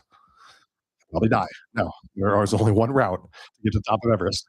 It's the safest, most logical route. Do you think you're going to use different equipment, different methods? Do you think you're going to not need a guide? You're going to need a Sherpa, right, to carry your stuff and get you to the top of the mountain. That's the fastest shortcut in business, I believe. Having a guide and having a map, knowing exactly what you're going to do.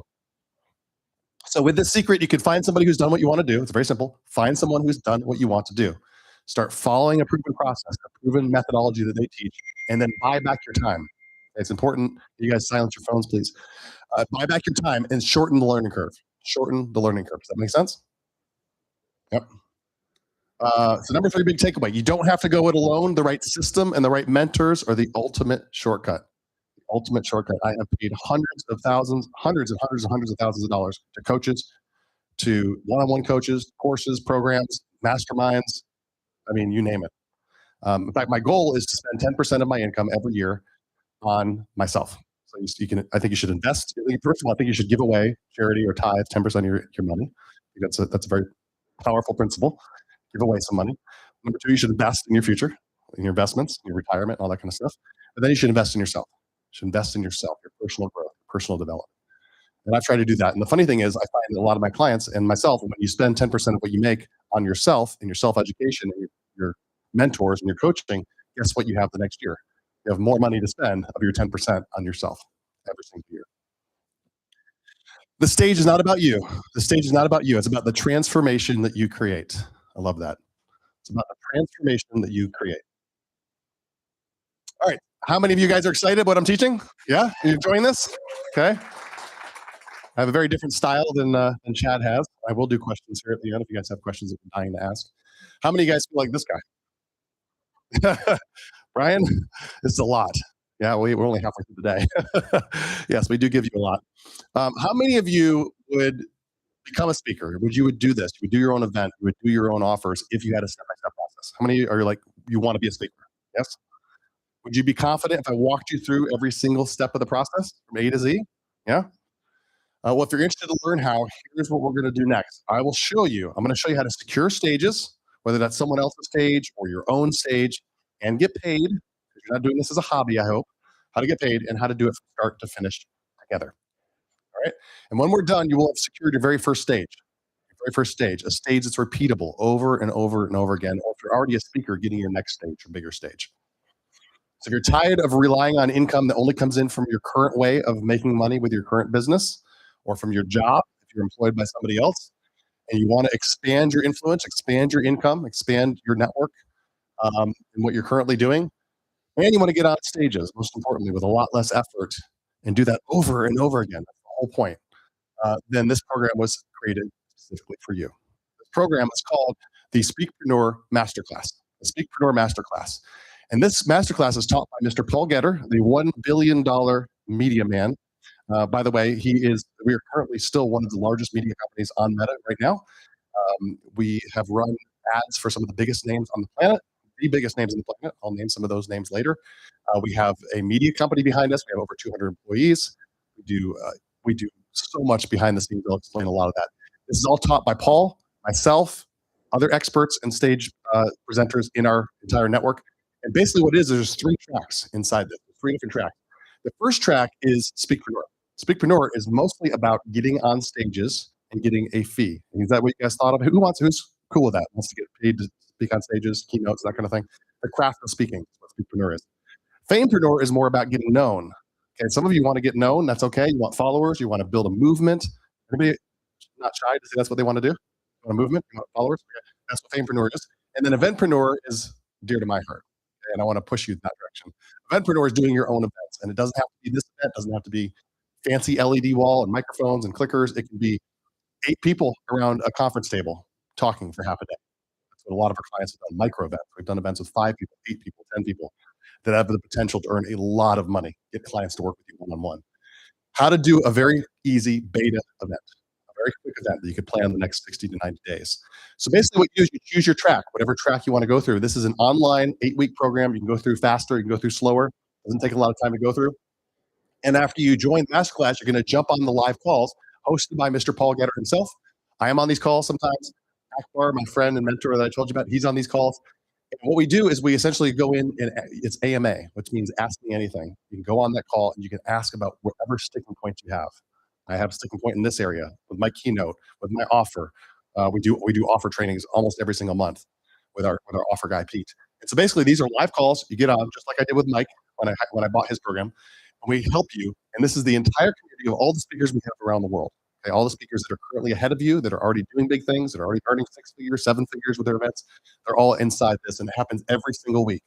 Now, when I did my offer with real estate, with Airbnb, I only did 1 call per month. That's all you got with me. You bought my program, you get my course, and you get 1 call a month. Well, we do it every single week, every single Tuesday. So this Tuesday is your next call. And it's really, really powerful, amazing. So that's every single week. And then you get access to the community as well. And the community is where you can meet all the people that you saw in these videos. Alvin, the fighter, every single person you've seen, every person you're going to see in these videos inside this community. And what you're going to be able to do there is connect with other speakers that you can have at your event. Right? Who here wants to do their own event? Kind of, you want to go in that direction? All right. Well, do you want to speak all day, or do you want to break that up? Right? Amazing. Wouldn't it be amazing if you have somebody come in and speak on what they know, and they just added a whole bunch of content to your program for free? Well, why would they do that? Because you're going to agree to go speak at their event. All right. We see this time and time again. So you can collaborate. There's no competition. There's only collaboration. If you're into women's health, and that's what you teach, women's mental health, guess what? There's going to be somebody in our community of thousands that's also doing the exact same thing. So you can be able to network with them, find them. And not only that, you'll be able to publicize people to come to your first event. All happens inside the Speakpreneur community. And additionally, bonus number 3, we're going to give you 3 Ultra VIP tickets. Ultra VIP tickets to any live event. Now, I do events every single week with my team, and Paul does 2-day events every other week across the country. We're soon to go on with another set of events, so it's going to be crazy. We're like 7, 8 events somewhere in the country every single month. You can come to these events anytime in the next year, and you get 3 Ultra VIP tickets, okay? Which means you get front row, you get to meet the speakers, you get to spend time with Paul, which I strongly encourage you to go to a 2-day event. It's a very different event than this. I'll give you 3 of those tickets. They're good. You can either use them for yourself, give them to friends or family, give them to your frenemies, or you could give them away as bonuses in your offer. How cool is that? The very first thing, your first bonus could be, if you first 3 people to sign up with me, I'm going to give you a ticket. By the way, this is what they sell for online right now, today, $1,000 a piece. So you're going to get a $1,000 ticket to come to learn how to speak publicly. So no matter what you sell, people in your audience are probably going to be interested in that topic. So you can give these away if you want to. It's a $3,000 value. So you're going to get the masterclass, the live group coaching, which is literally every single week. That doesn't expire. You're going to get access to the community, all the other speakers in the network, and you get to come to any of our VIP events, Ultra VIP, any of my events or Paul's events in the next year. Total value $17,988. All right. Now, if all this did was help you build an audience, become well known, would it be worth it? Yes. If all it did was help you fill your calendar with paid gigs, would it be worth it? Who wants to get $5,000, $10,000 keynote bookings? Yeah. All it did was help you do your first micro event, earn big profits that way. Would it be worth it? Yes, of course. So I had 2 different choices here. I could go as cheap as possible if I wanted to and try to serve as many people as possible. But it doesn't really give us the resources to be able to really stack the value and give you what you need. Or number 2, we could ask for a little higher investment, but we devote more resources to you, more time to you, more coaches, more access. I want to ask you this. What is 1 year as a successful speaker worth to you? Is it 50 grand? Some people that would be a lot of money. Some people that's not a lot of money. 100,000? Are there any speakers in the room that currently get paid to speak? You consider yourself a speaker? Anybody? Do you make over $100,000 a year? No? Okay. That's almost every audience that I go to across the country. I would say there's maybe one person making over $100,000 a year. How about $1 million? Does that sound outrageous? Sounds outrageous, Brian. I start talking all these big numbers. Well, let me show you this guy. Anybody know who Chris Kai is? Have you heard of Chris Kai? If you're in Florida anywhere, you're going to get bombarded by his ads. He's everywhere.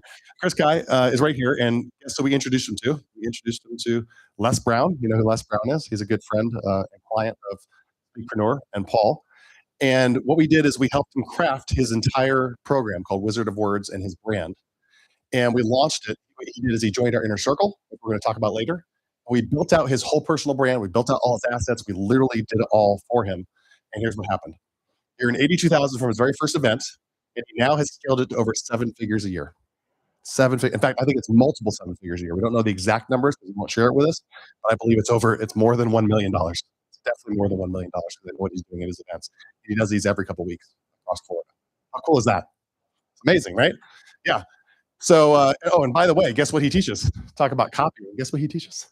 How to get on stage and become a speaker. Isn't that crazy? Yeah. Very similar to what we do. Very similar.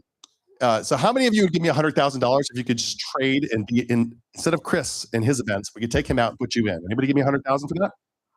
Okay, let me ask you this. If I had a house that cash flowed $1 million a year and it was 100 grand, could you come up with 100 grand for that house? Right? Yes, absolutely. Clients have paid our team over 100 grand to be in Inner Circle, plus royalties from their events, from their offers. So you can see why this is a great deal at $17,988, which shares all the secrets and all the methodology and all the frameworks of exactly what Chris Kai and all these people do. Actually, it would be a good deal at $49.97. That's what it's for sale for right now. If you want to leave the event and get it, you can get it tomorrow. It's $49.97 at nerdsclass.com. That's what we sell this program for every single day. But it's not going to be $49.97 because you're here, because you're live, because you're here with us right now. We're going to offer it to you for $24.97. Okay, $24.97. Listen, guys, this is nothing. Can I tell you the average booking right now? The average booking in the United States, according to Bark.com, I'm going to show you the proof here in a minute, is a little over $3,000. Are you guys going to be average? I hope not, right? After you go through our program, you're not going to be average speakers. That's for one speaking gig. And I don't even want to talk about what the potential is if you have your own offer and your own event. It's nothing to learn how to do this. So you have two different choices. You can do nothing. That's fine. And you can miss taking this leap of faith. We're going to guarantee it 100%. I'll show you that in a minute. Some of you are going to leave with your notes, and that's great. I take notes. I take lots of notes. But I have a drawer full of notebooks from all the events I've been to and all the crazy harebrained ideas I thought I was going to get into that I never did.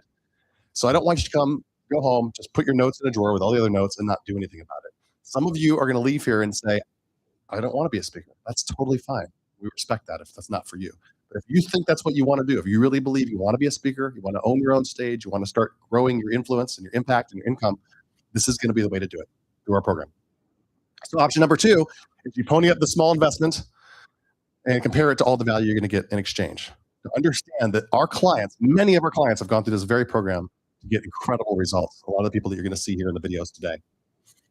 So I want to make this a completely safe decision for you. We created something called the Until You Succeed Guarantee.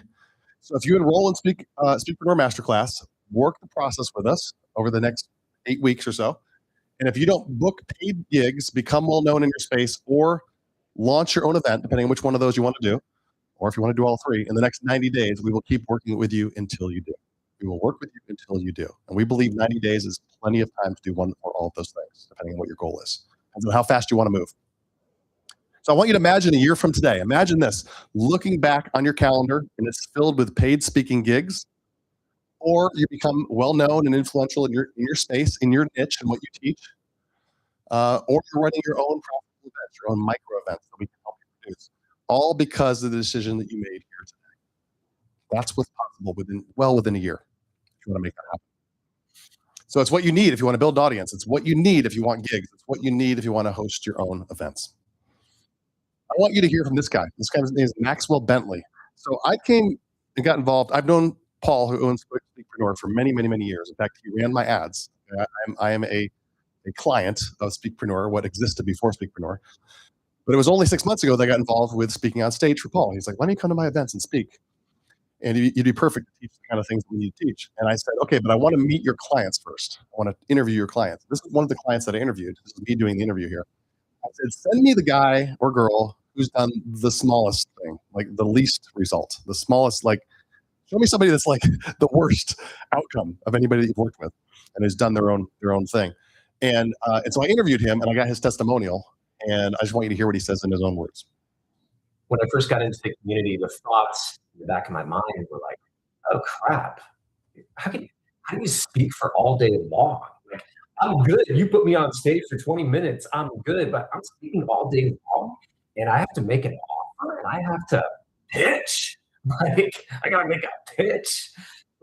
And so there was a lot of anxiety. So I thought to myself, all right, if I'm gonna do this, I'm gonna have to start small and I'm gonna have to be really scrappy. I had 5 people and I charged them. 5 people. Right. Great. It was in a small conference room. So the room was full and I charged $197 per person. And I had a full day event.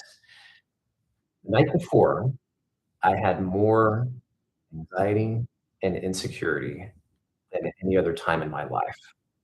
I had never done anything like this before. And I didn't sleep.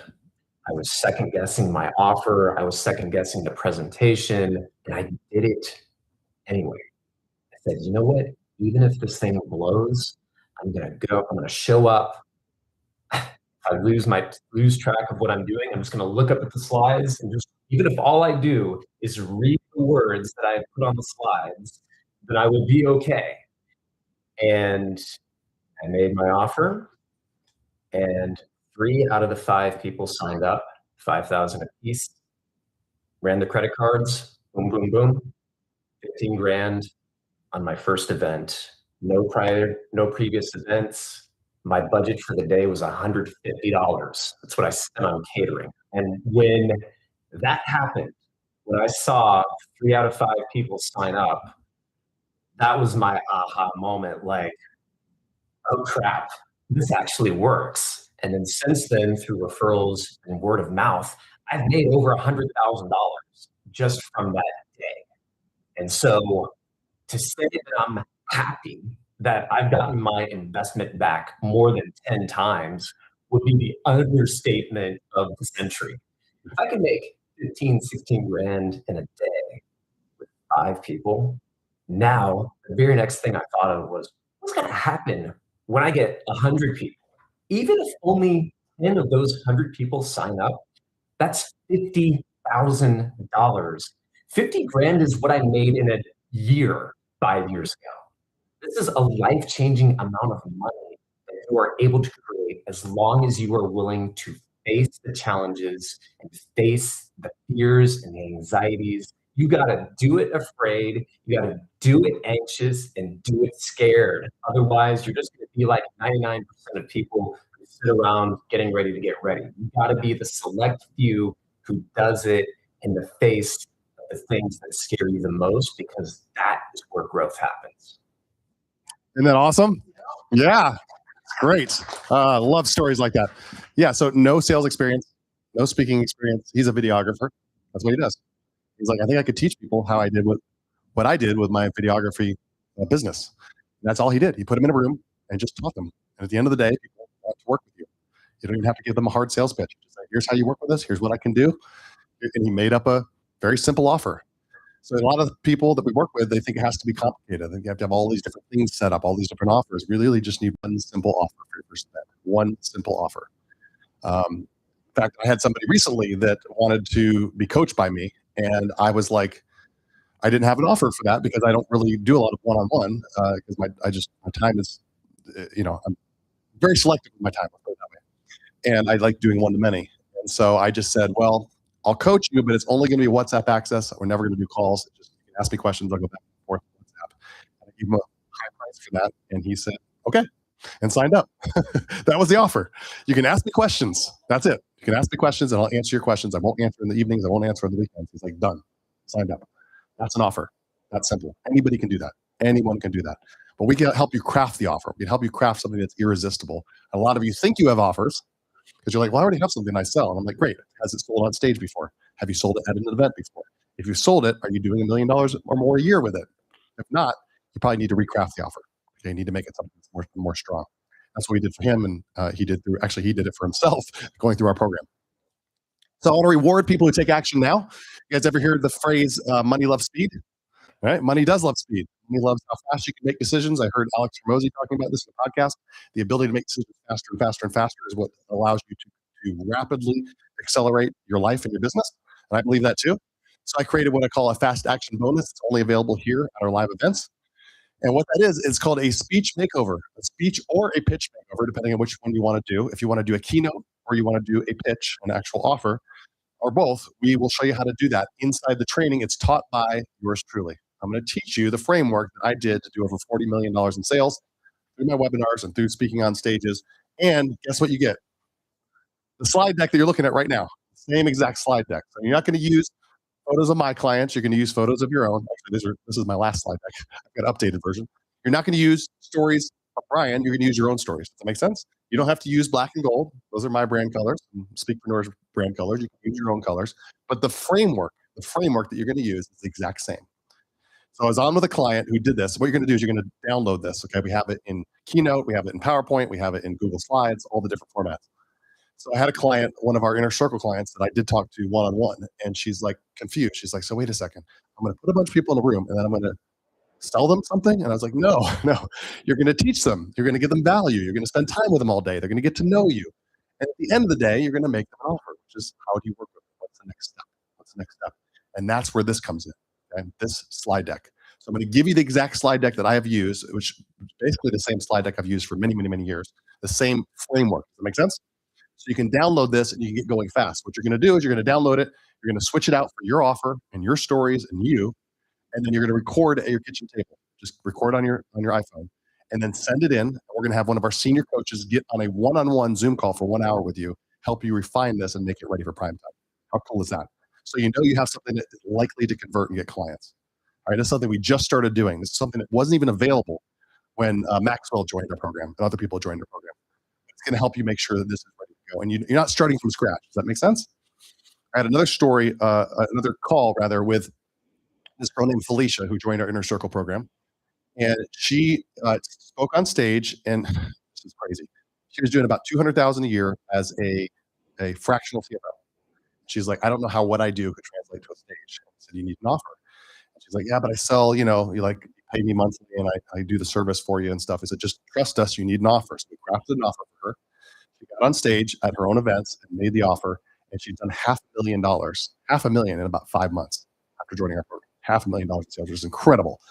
She's very excited, very happy. She's well on her way to doing really well with her offer. But she tried to do a webinar. And I was like, why are you trying to do a webinar if you could just speak on stages? She's like, I just want to do a webinar. And she said, my webinar bombed. I didn't get one person to buy from me on a webinar. Not one. I actually did 2 webinars and they both bombed. And I said, cool, what framework did you use? She's like, what do you mean framework? I was like, who are you modeling to do your webinar? She's like, oh, I made up my own slides. I was like, and you wonder why it didn't work. I said, did you download the slides that are inside the Speakpreneur program? She's like, no. I was like, why not? They're right in there. Just use my slides. Do my presentation, but make it your own. You know how to teach make the content all about fractional CFOs and why businesses need a fractional CFO, and then do the same thing. She's like, oh man, I keep learning that I want to do things my way, and you guys tell me to do it your way, and then when I do it your way, it works. That's what happened with her first offer. That's what happened with her webinar, and so she went. Now she's changing it back to this framework. It's important to know that what you're doing has a framework to it. Does that make sense? It's a proven framework of how you're going to present. So you get on our one-on-one. This bonus is literally it's one-on-one with one of our senior coaches. We'll go through, and if you don't want to do a pitch, some of you are like, Brian, I don't want to sell. Great, then we'll help you with the keynote. Okay, we'll help you craft your keynote. But at some point in the future, everybody's selling something. You have to have some way for people to work with you. All right. I don't want you to get on stage and just say, follow me on social media. I had one of the clients I talked to. I said, what's your call to action? You've never heard of call to action. It's like, what is the thing at the end of your talk that you're asking people to do? She said, I tell them to follow me on Instagram. I'm like, why? Why? What does your follower count on Instagram have to do with anything? You should be offering them something, and they can make an actual offer. You're in front of 800 people, like all the time. She's in front of big audiences, and you're not making them an offer. Do you realize that only a fraction of those people could buy your $10,000 offer, and you can walk away with a small fortune just speaking in front of 800 people? What if less than 1% of those people buy? She's like, oh, it's like, yeah, your call to action should not be follow me. It should be buy my stuff. Here's how you can work with me. People love you. Some people love you and they want to work with you. So just give them a way to work with you. All right. So that's the fast action bonus, the speech makeover one-on-one with us. It's limited to those who sign up before the break. We're going to go to lunch here in just a minute. You have to sign up at the break to get this fast action bonus in the slide. All right, so you're going to get the Speakpreneur Masterclass. Again, that's 8 weeks. You go through it at your own pace. You can get on every single week with us live with Paul, myself, and the other coaches. And that's every Tuesday, by the way. Every Tuesday we go live. Join the community and meet not only Maxwell, but all the people we talked about, including Felicia, who did $500,000 in sales. You're going to meet all these people inside the community. And you get access to the VIP, which is really fun because when you're ultra VIP, you get to sit next to the other inner circles. We have some inner circles in here, right? Got one inner circle in the back. Jess? She's daydreaming. So Jess is in her inner circle. But usually our inner circles in the front row, ultra VIPs. You can meet them at these events, which is super cool. And you get the speech makeover as well. So total value is $17,988. As I said before, it's only $24.97, one-time payment. Don't scan this because it doesn't actually work. But what we're going to do in a minute is I'm going to dismiss. You're going to go out here and you're going to see a QR code on the table. You're just going to scan that. If you want to join, this is what's going to happen. The very first step you get to is you just choose a payment. We have single payment or 2 payments, $14.97 twice or $24.97 once. You can put in your information and your credit card.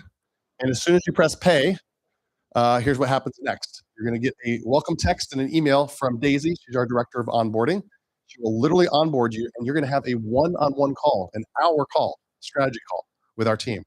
Not just anybody on our team. It's going to be with our COO, Ryan. Our CEO of Speakpreneur is going to do one-on-one to strategize. Where are you trying to go? What are you trying to do? Are you trying to be a keynote speaker? Are you trying to do your own events? What's your goal? So we can map that out and show you exactly how to get that out of the program. By tomorrow, you'll be able to log into the masterclass and choose your track, whatever track you want to focus on, and also get into the community and start introducing yourself so you can meet the other people that are going to be at these events. And by the way, if you join the program, you can come to other events just complimentary and get a general ticket to come to any of our events, as well as those 3 VIPs. Within 7 days, actually Tuesday, I should change that to Tuesday. Can you make a note of that, Brad? Brad always takes notes on things I need to improve on my slides. Tuesday, not 7 days. Tuesday, you're enjoying your first live coaching call. I think that one's going to be with Paul.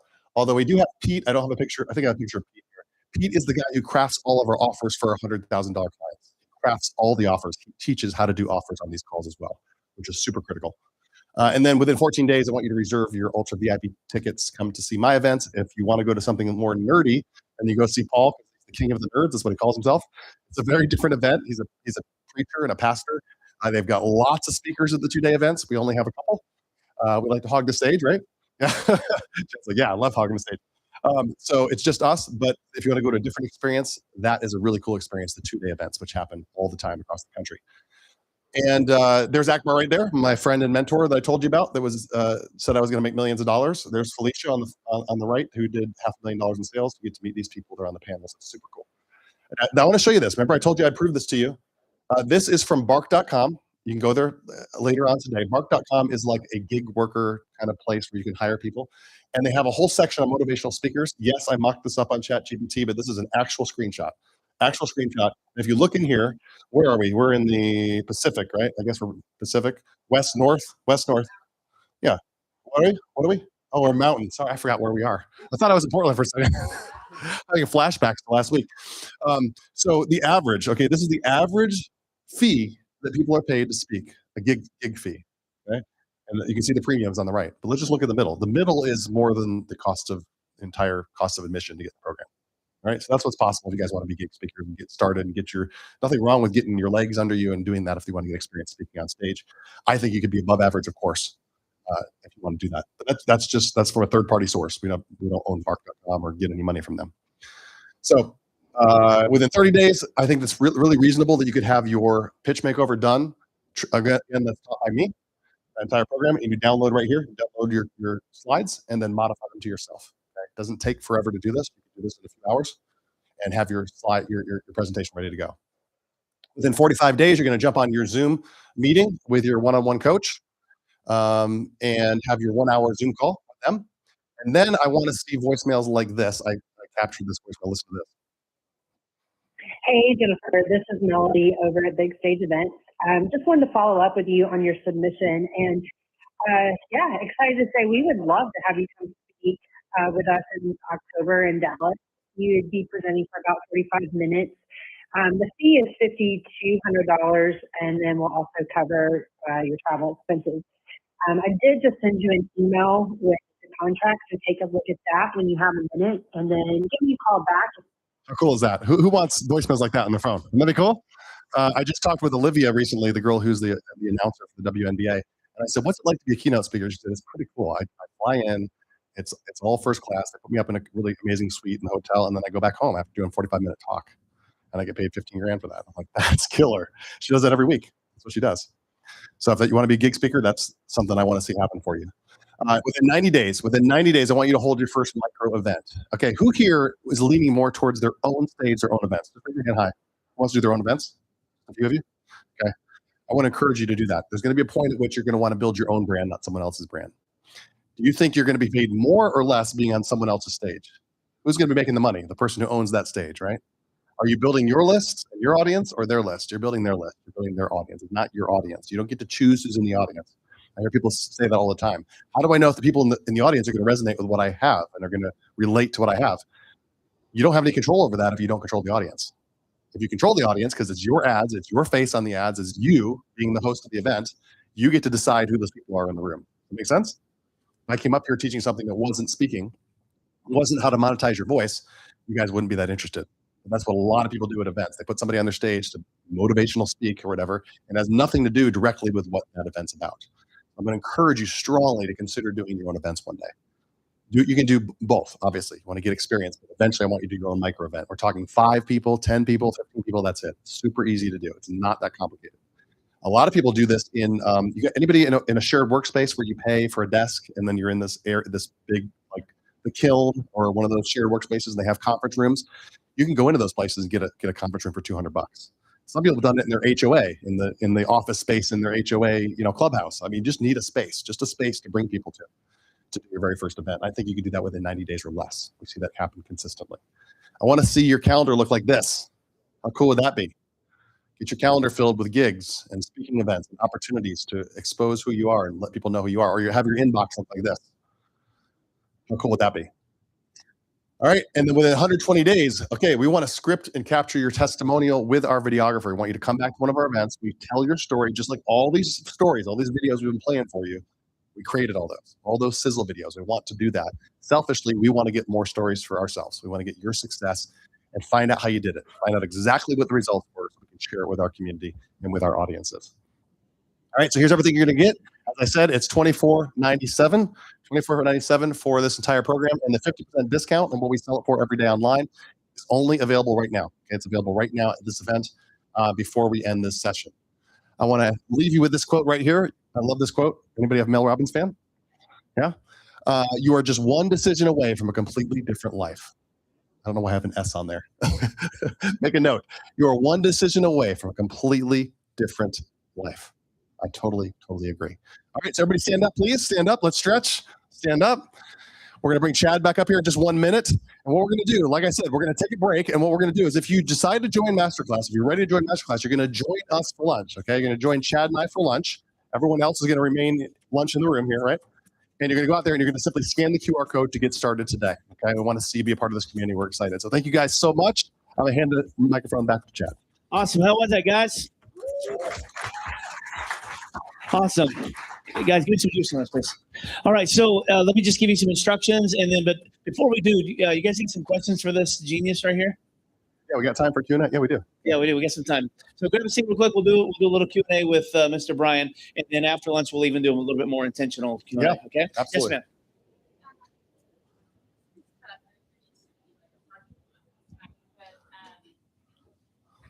I don't know where to start in the sense of, and I'm not trying to boast in any way, but Yeah. especially with ADHD as well, I have a lot of different talents in Okay. the performing sector. And I still here for over 10 years, so I like presenting. I do comedies sometimes too. I know that I'm supposed to be a performer in a sense and a presenter. What questions? Like, I need a mentor, right? I need someone to talk to I need to start from scratch in a sense. Like, what question I guess do I need to ask myself, like, help me figure out where to find my Does that make sense? It's tough. Well, do you want to? Okay. So I would ask, one of the things you got to figure out is who do you serve? As he talks about, what's your niche? Do you have any idea what? That's going to be a whole conversation. It's one of the things we do in Speakpreneur program. We go through and try to help you find who is it you serve, what's your niche, what are you going to be known for specifically? What are you going to be known for? Are you going to serve? What solution are you giving them? Okay, that's very, very important. But I would, before I even go to that, I would just ask you, what do you dream of doing? Do you see yourself on stages like giving keynote talks, or do you see yourself producing your own movement, your own brand with your own events? Like, there's only a couple different ways you can get paid as a speaker. And the other way is you don't care to be paid, and you just want to speak. So some people can do that for free at church. But so what would you say? What's the vision? What do you want to do as a speaker? Do you have any idea? Talk about that? I don't know. I don't know. Don't know yet. There's just a lot. Okay. I think I'm really passionate about like trying to help women with that struggle with ADHD. Okay. That have been diagnosed later in life. Yeah. Okay, so can I jump in? You need to do this during lunch. What you're missing is the so that. So that what? What happens to them? So you nail that, then everything comes into clarity. Okay. This is a very good framework. And so you got to know the so that. How many of you know the front end, but you don't know the so that, right? They pay the so that, So like, I help women with ADD do X, Y, Z. Great, wonderful. Why? So that they can what? That's what they will pay for. And then that's what you can build a business around. I want to encourage you because almost all of the clients, I would say majority of clients we work with have no real idea of what they're going to do, what niche they're going to do. That's very common. Most people do not come in knowing exactly what they want to do, or they come in and they say, I know what I want to do. I want to be Tony Robbins. And I'm like, no, you don't. You might want to do something different. And I help them narrow it down, and we get them into a very narrow niche. Does that make sense? So you're in good company, because that's most people don't have any idea unless they're experienced speakers and they've already been speaking on something. Yeah. Okay, next question. Any questions about anything that we talked about today in the last hour? Anyone else? Yes. Okay. Good. Great. Very powerful. How do you sell it right currently? Okay. Ads straight into the sales page, or? So when I click an ad, where does it take me? Just straight to buy? Okay. And how much is your course? Oh my gosh. Okay. You're missing a huge piece. Nobody's going to pull out their credit card and just give you $4,400 without knowing exactly what they're getting, and you giving them lots and lots of value. So that's what webinar's going to do. So I'm going to tell you right now, if you have a very compelling offer, you could make a lot of money. I don't know if it's millions. I don't know what your offer is, but you can make a lot of money if you have that piece. You're missing that piece. So the training that I talked about is essentially the same training. This right here, the slides, is the same training that I use for my webinars. It's the same training. It's the same thing I just did just now. It's the same talk, same pitch. The pitch is the same, whether it's virtual or in person or whatever. But you need that. You need that. You need to use that framework to sell what you have. If you do that, $4,400 is quite a bit. Most webinars, I would say between $1,000 and $2,500 is about what's good on a webinar. Once you go past that, you probably need a salesperson involved. I'm not saying you can't sell it, but most people are not going to whip out their credit card for $4,400 without talking to another human first. So that's also a slightly different funnel, which would be sending people to a salesperson, which I'm going to talk about actually today as well. Yeah, I don't know what the number is, but they say, so I'll make it up. So, I'm making stat, but 87% of statistics are made up on the spot, including that one. No. Yeah, there we go. But the idea is, I think it's like you need 200 participants in a webinar to equal one participant in a live room. Because of registration. Because 50% of them, maybe more, not even going to show up. You don't even know if they're watching you. If they're not watching you, the baby's there. They didn't pay to be there, so they don't value didn't pay a lot. to be there, so they're going to leave. Right? They're probably not going to be there for the pitch. So it's 200 webinar registrations for every one person at your live event. I would agree with that. I would say that if you could put people in a room, even if it's 10 or 20 people, that's worth more than 100 people on a webinar. Because they're going to get to know you, they're shaking your hand, meeting you face to face. They would give you more than $4,400. They could give you $25,000, and what the transformation is that you're giving them. Because they trust you more when they see you. Trust you, yes. We've already had so many conversations with people. So we got time for one more. Yes, ma'am. Yes, ma'am. And the offer? What do you do? What do you do, Kelly? I'm a fashion practitioner. Is that what you're gonna do on stage? So yeah. Okay, so what do you what is your who's your audience? Ladies and gentlemen, give her a hand of freaking applause. Yeah. You led with the problem. Woo. I love you. All right. We need to give her a bonus. You're gonna get a t-shirt cannon. You're gonna get an extra pickle on your Chick-fil-A sandwich today. Okay. Two extra pickles. Okay. So what are they trying to do? Okay, what are they trying? What's the alternative vehicle? What are they trying to do? What are they trying to do to fix that already? And why doesn't it work? And what should they do instead? Learn the what? What is that? Yes, what is that? It's like plantar fasciitis. Like what is? Oh, is it? Oh, I was just guessing. Uh-huh. You gotta learn how to roll it. Yeah, you roll it. I teach. Are you? So there's a unique method to do that. Okay, perfect. And if they did that, what unfair advantage would they gain? And then you can teach them a framework on how to do that, and then you can sell them into a program that what?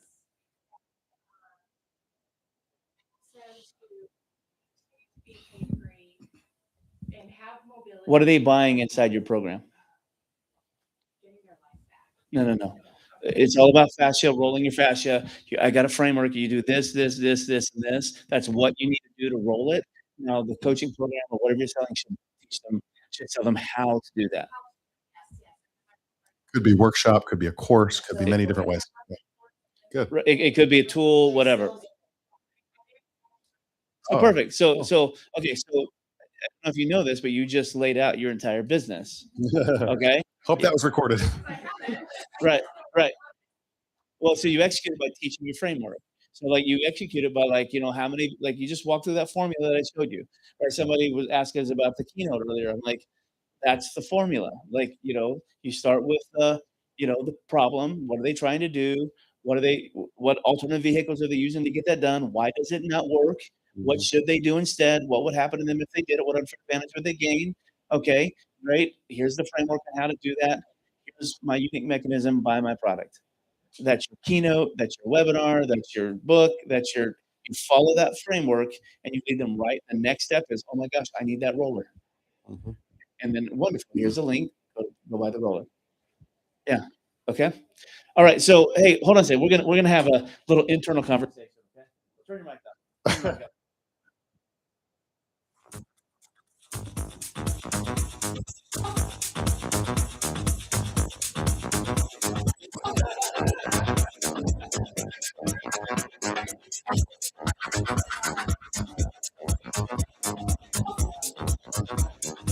All right, so here we go. So what we're going to do is let me show you how this works.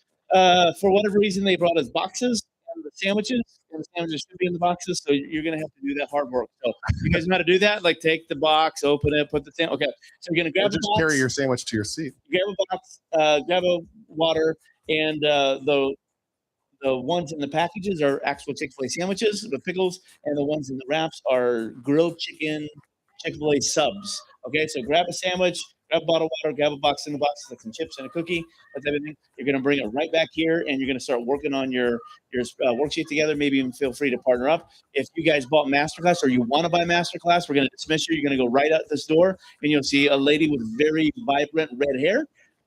She has a little QR code that you can scan. And then if you guys are interested in the inner circle, as we talked with you about earlier, we would love to be able to have a conversation with you about that during lunch. So we're going to dismiss you guys. You're going to spend about 35 minutes or so working on this, eating your lunch. We're going to do masterclass conversation. We're going to do inner circle conversation.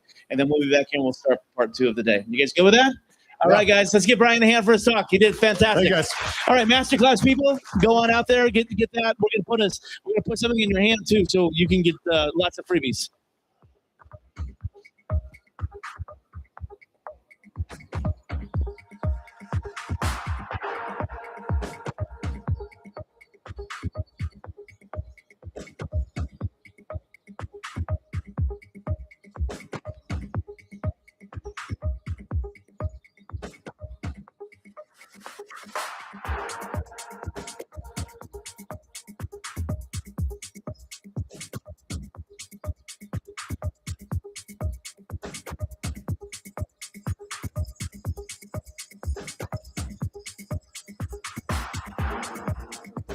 I see you in everything.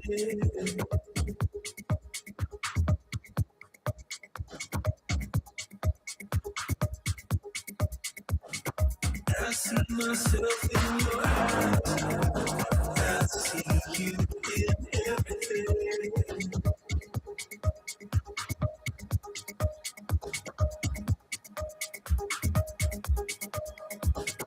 I see myself in your eyes. I see you in everything.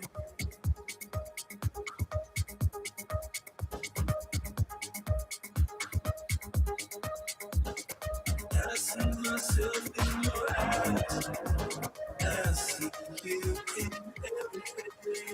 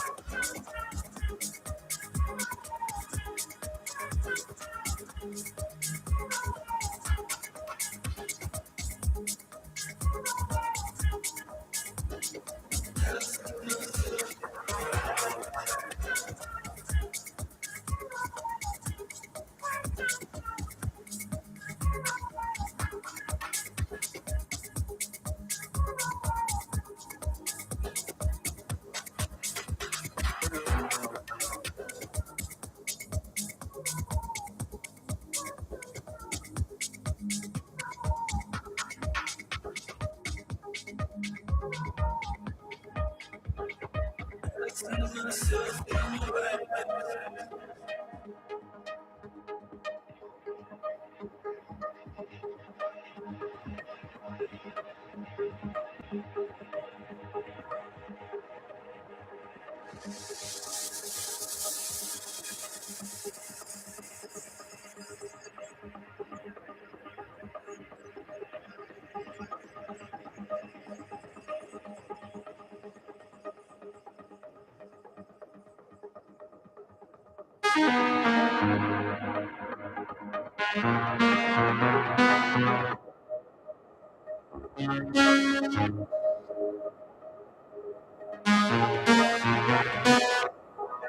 Asking myself in your eyes.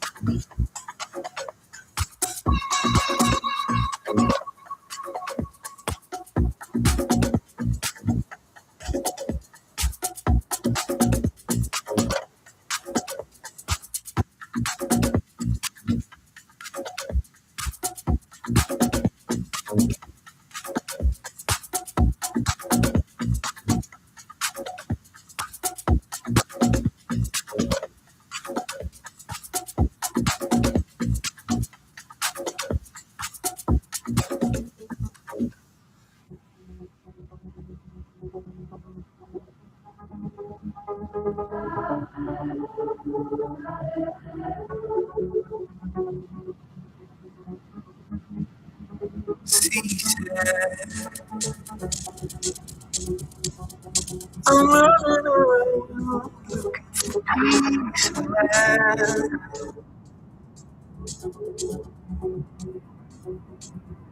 So come out and change me.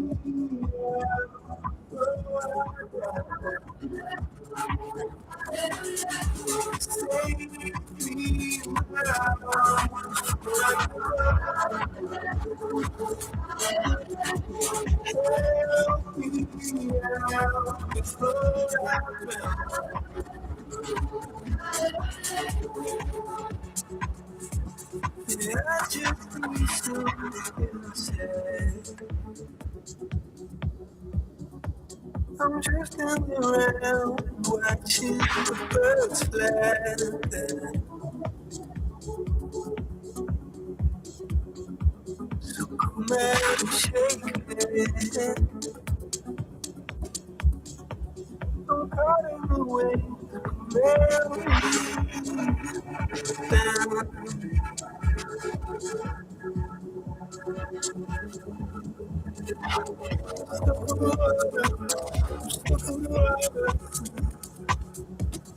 I just need to fix my face.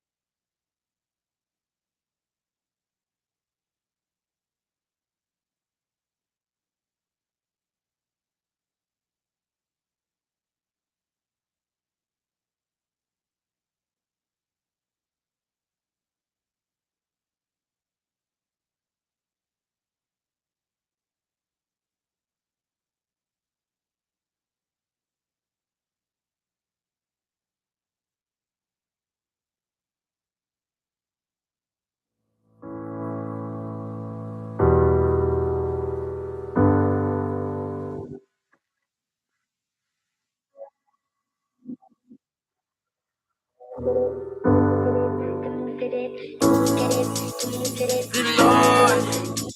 you doing? What you doing? I did this. You just don't care. For them others, side, sunset, sunrise. You collaborate. So I make mistakes. Oh, yeah. Not together.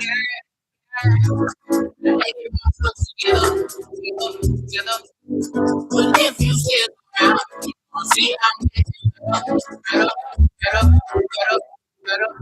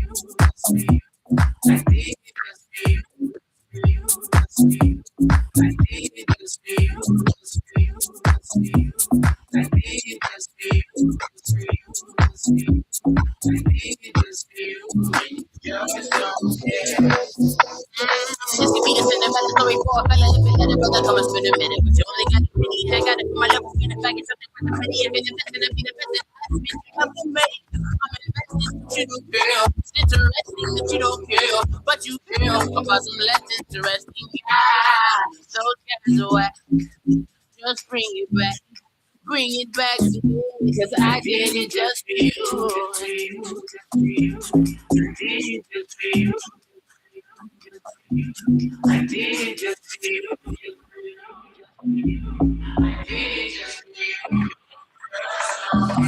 I did it just for you. I did it just for you. I did it just for you. I did it just for you. Get that drink in your cup. See that drink. Lift it up. Point your fingers at your boo. Say, look, I did it. Just for you. I'll try some weird shit. If you got a minute, please spend it on me. Gotta get in, Lord, I got money. You gon' get it. You gon' get it. Get it, don't spend it. I'm ready to good. I'll be doing you. Speak, cause you know I can't read. Spend more time in this I need to leave. Say the all of the I just got signed. Soon it's gonna be, you gon' see it. And you gon' say, I wish we did. But I love you so I'm waking up. Procrastinating. Start appreciating. It's not too late. Start appreciating. It's not too late. It's not too late. I did it just for you, just for you, just for you. I did it just for you, just for you, just for you. I did it just for you, just for you, just for you. I did it just for you. I did it just for you. I did it just for you. I did it just for you. I did it just for you. Get that drink in your cup. Stick that drink. Lift it up. Point your fingers at your boo. Say, look, I did it. Just for you. I'ma try some weird shit.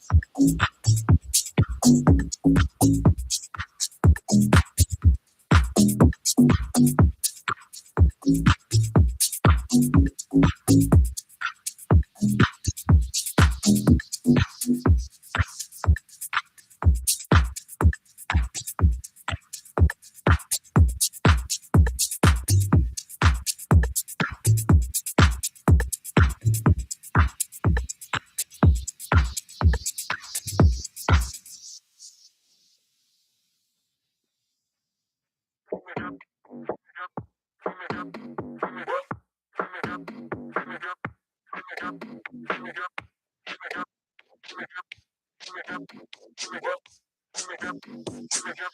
y'all the one and only get up.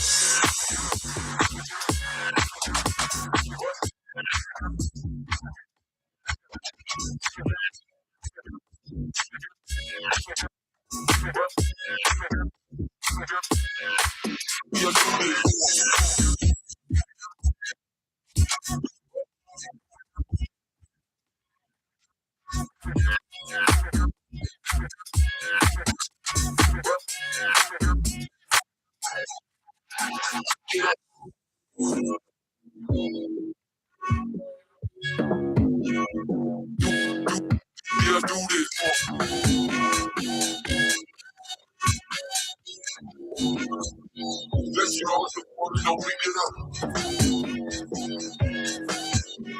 Get up. Get up.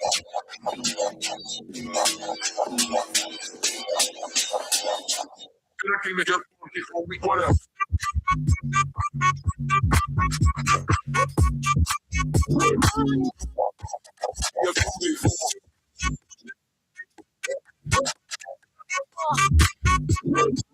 Yes, y'all is the one and only get up.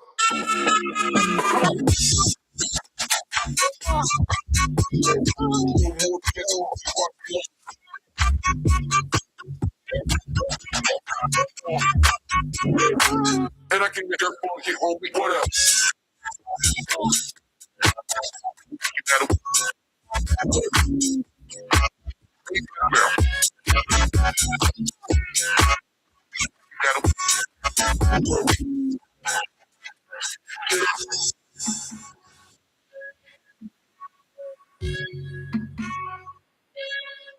Just do this.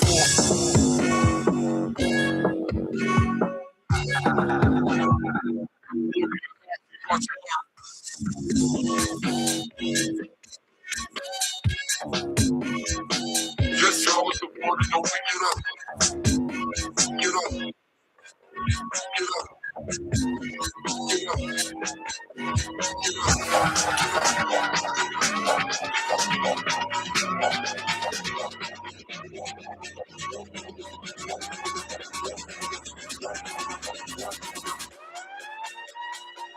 And I can get up on here, homie, what up?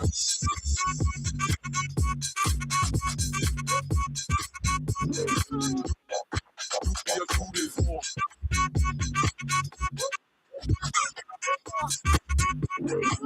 Just y'all with the one and only get up.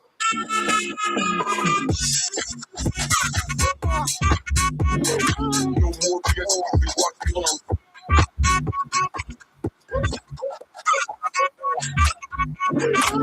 And I can get up on here, homie, get up. Get that up.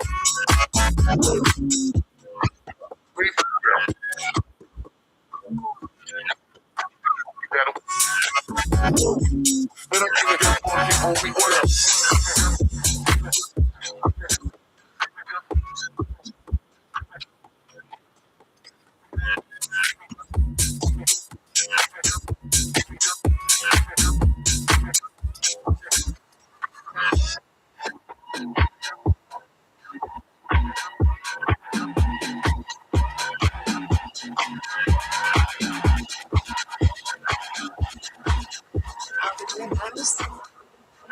Hi, where?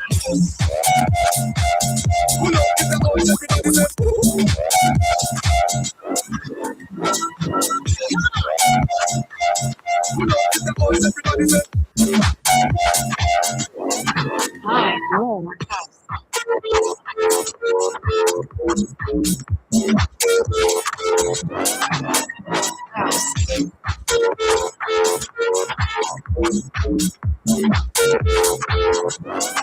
where? Hi, where?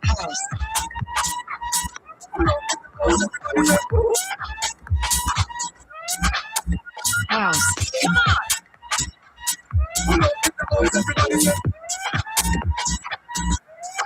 Hi, where?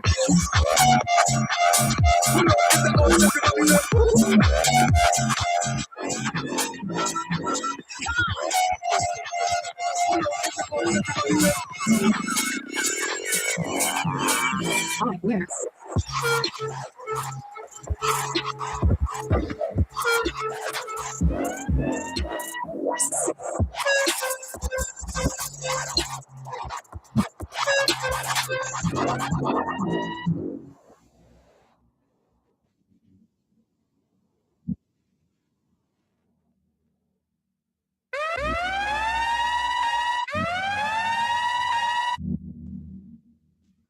Pull up in the house, everybody say.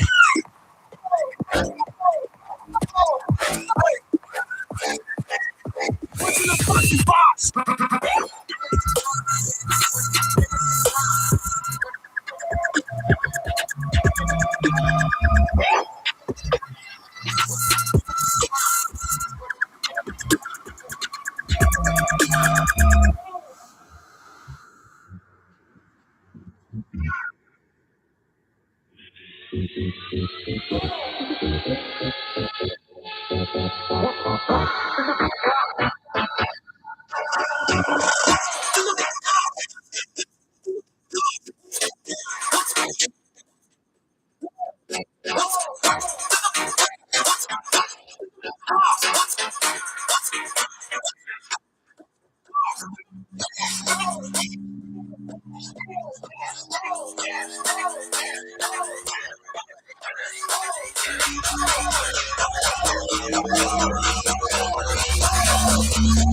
in the fucking box house?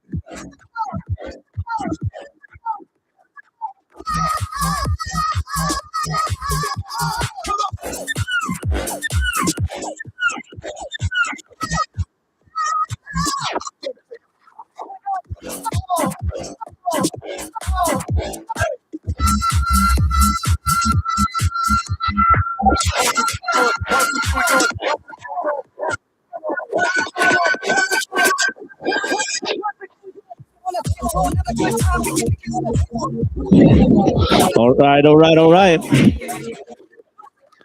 Okay, hey, let's do a little workshopping, okay?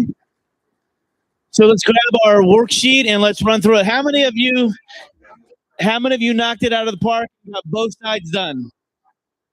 You did? You're the first person in the history of the world who's ever done that. Let's give her a hand, everybody. Let me see. Look at you. Holy smokes. Good for you. Good for you. All right, so let's jump into this real quick, okay? The one thing. Who wants to let me know what's the one thing here? By the way, they brought this out so we can throw it to you. That way, people on TV can hear. Okay. So who's got their one thing done? I'm just gonna throw it to somebody. Nobody got their one thing done? Did anybody do this? Okay, here we go. What's your name? There you go, Dory. Okay, so talk right into that. Oh, that's crazy. Yeah, it's a microphone. I train shooting athletes to build their mental architecture and fortress of the mind. Okay, the one thing I want to be known for is training athletes to build a fortress of their mind, their mental architecture. Okay, perfect. Awesome. Okay, no, you're going to throw the next person. Who's next? Pray for them. Get right here. Okay, one thing you want to be known for? Connecting lives. Connecting lives. Like marriage? Like marrying people? No, I work with Alzheimer's patients, so it's connecting the pieces of their lives and connecting them still with their loved ones. So, okay, you want to be known for helping Alzheimer's. Okay, let me make sure I get this right.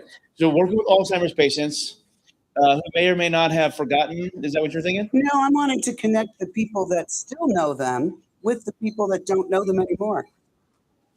I lived with my mother and she didn't know who I was, but Okay. I still got a lot from the relationship. I want other people to get that. Okay, perfect. Is this something you've done before? Yes. Okay, I love it. Love it. I do a talk on Was I Your Mother? Finding Love in Alzheimer's. Love that. My mom passed a year ago with dementia. Don't get me started on this. You're getting me emotional. Okay, here we go. Who's next? Right You here. help me frame it better, but There you go. Yeah, we'll help you. We'll help you. Does this say right here? The number one expert witness in the snow sports industry.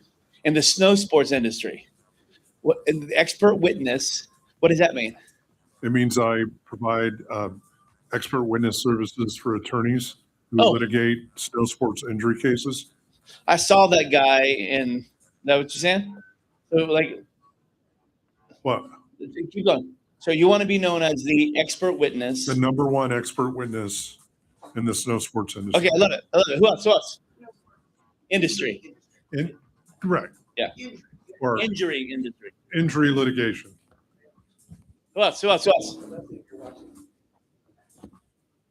There you go. Help parents build a bridge to better behaviors. Okay, here's where we're missing. I'm gonna just put my thing. You guys are being too cute, okay? And all your stuff needs explanation. The one thing I want to be known for should not need an explanation, okay? Because if it needs an explanation, then you're not gonna be known for it, right? Because nobody's gonna be shopping for it. His was pretty specific. Okay, so let's go back and do that one thing again. So I help parents that have kids with challenging behaviors to help them have better behaviors in their home. Okay, you're confusing the value proposition with what I want to be known for. Two different things. Like I want to be known as a speaker. I want to be known as a coach. I want to be known as the guy who creates beta launches. Okay? Specialist. A family specialist? What about family specialist? What unique part of family specialization do you want to do? Parenting. Special needs kids? Yeah. Okay, and what specifically do you help them with? To get better behaviors, to calm the chaos. Okay. You want to make chaotic kids calm. Right. I love that. Okay. I got one for you. 21 going on 12. Do you handle those people? Yeah. You're good. Here, Gwen. I want to help loan officers. What do you want to be known for? I want to be known for this one thing. Oh, I want to be known for helping loan officers go from $0 to high net worth. Making a lot of money, right? Yeah. Did you help this guy? Or No, the he's- other way? He helps me. He helps you. Yeah. Yeah. Is that what it is? Yeah. You're her worker bee? Yeah.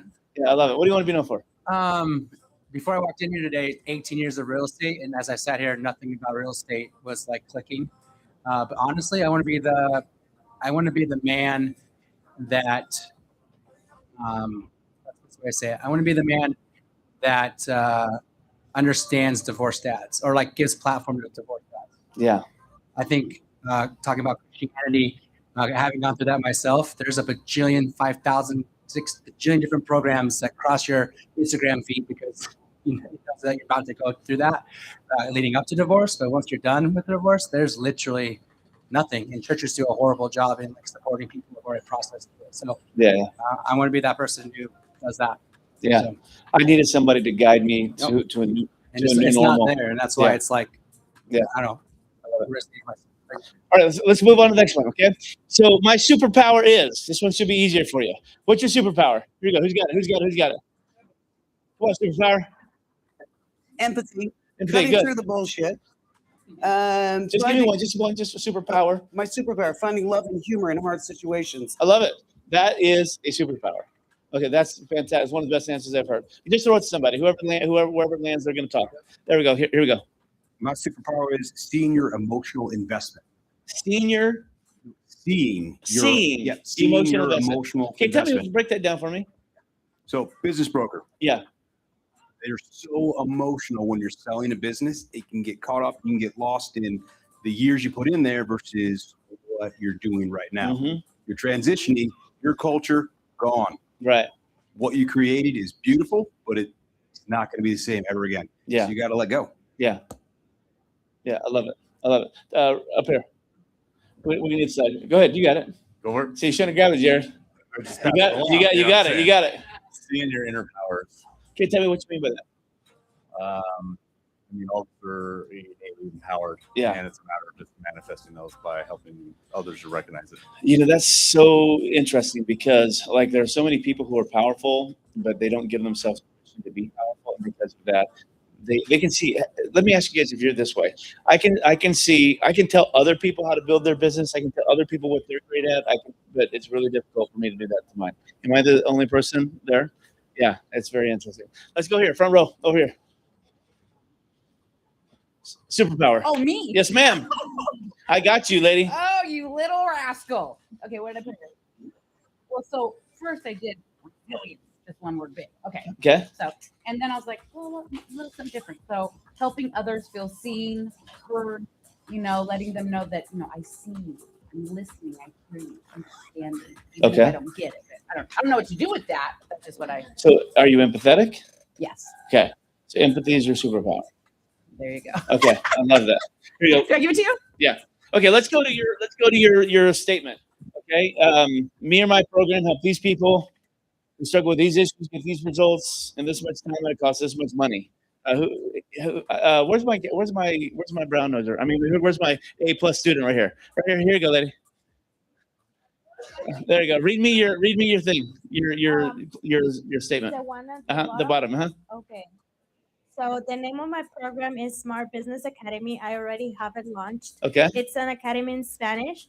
I help people who doesn't have an income or need an extra income, and it helps stay-at-home moms or people living paycheck to paycheck to learn skills and use online platforms to make money online in 90 days, and it's $399. I love it. Okay, very good. It's very clear. Does that help you get clear? You have clarity on that now? I love it. Throw it. There we go. Okay, here we go. Over here, I see these ladies on their phone. It's coming to one of you guys. Here we go. Ready? You got to look at me. It's coming to you. I don't want to hit your head. There we go. Well, and of course I can't throw it. It's very slippery. Well, I'm very much an athlete, but it's very slippery. Yeah. There we go. Okay, here we go. She's not even paying attention to me. She's like, what are you talking about again? Where are we at? I was filling out. It's Amway. If you bring 3 people who bring 3 people, yeah. Here we go. Your expert clarity statement. Did you have a chance to work on that? Okay, let me hear it. My program is called the Relational Couple. I teach couples the relationship skills they need for their relationship to kind of surpass the test of time. They will learn communication skills that support conflict management skills that eventually teach them relational skills that will be the thing that create depth and connection for the long term. I love that. How well do you know that? What do you mean? Pretty well. Pretty well? Yeah. So if I was on stage for 20 minutes, you could teach me that? Okay, ladies and gentlemen, what's your first name? Marcy. Ladies and gentlemen, get on your feet. Put your hands together. We're walking on the stage. Marcy! Come on, Marcy. Marcy. Now, Marcy, I cannot give you 20 minutes, but on that clock is 90 seconds. Okay, put this down right here. On this clock right here is 90 seconds. I'm going to give you 90 seconds. I want you to give me your best shot, and I want you to teach a little harder than 90 seconds. Here we go, 90 seconds. Let's see. About 15 years ago, Bob and Sheila walked into my office. They've been married for 40 years. And at that time, I didn't realize what it meant to be married for 40 years because I myself had not been married that long and hadn't been a therapist that long. I realized that Bob and Sheila hated each other's guts. And I realized really quickly, I didn't want to be that. And I didn't want any of my couples to be that as well. So what I realized is most people come in having zero understanding of their own communication style. And if you don't understand how you communicate, you can't manage conflict. Conflict management skills are a secondary skill. Conflict management is something that you think you know until emotions rise and things get tense. So people want to come in, Bob and Sheila wanted to come in and deepen their relationship, but they had zero platform for doing that. 40 years worth of chronic pain and distress that they had not resolved with one another. And what we learned over time is that they just didn't know how to talk to one another. They didn't know how to manage conflict, and they certainly did not know how to be vulnerable any longer with one another. And the long-term goal for relationships is to have that level of connection and vulnerability so that you are retired together and living the dream. And so I guess, I don't know if I'm teaching anything right now, but that's what I've learned through my coaching program, that most people are missing the basic fundamentals. It's not rocket science. It's just accountability and consistency across time.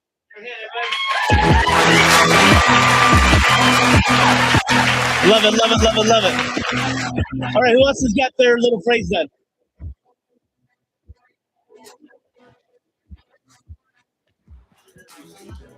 You're at a speaking event.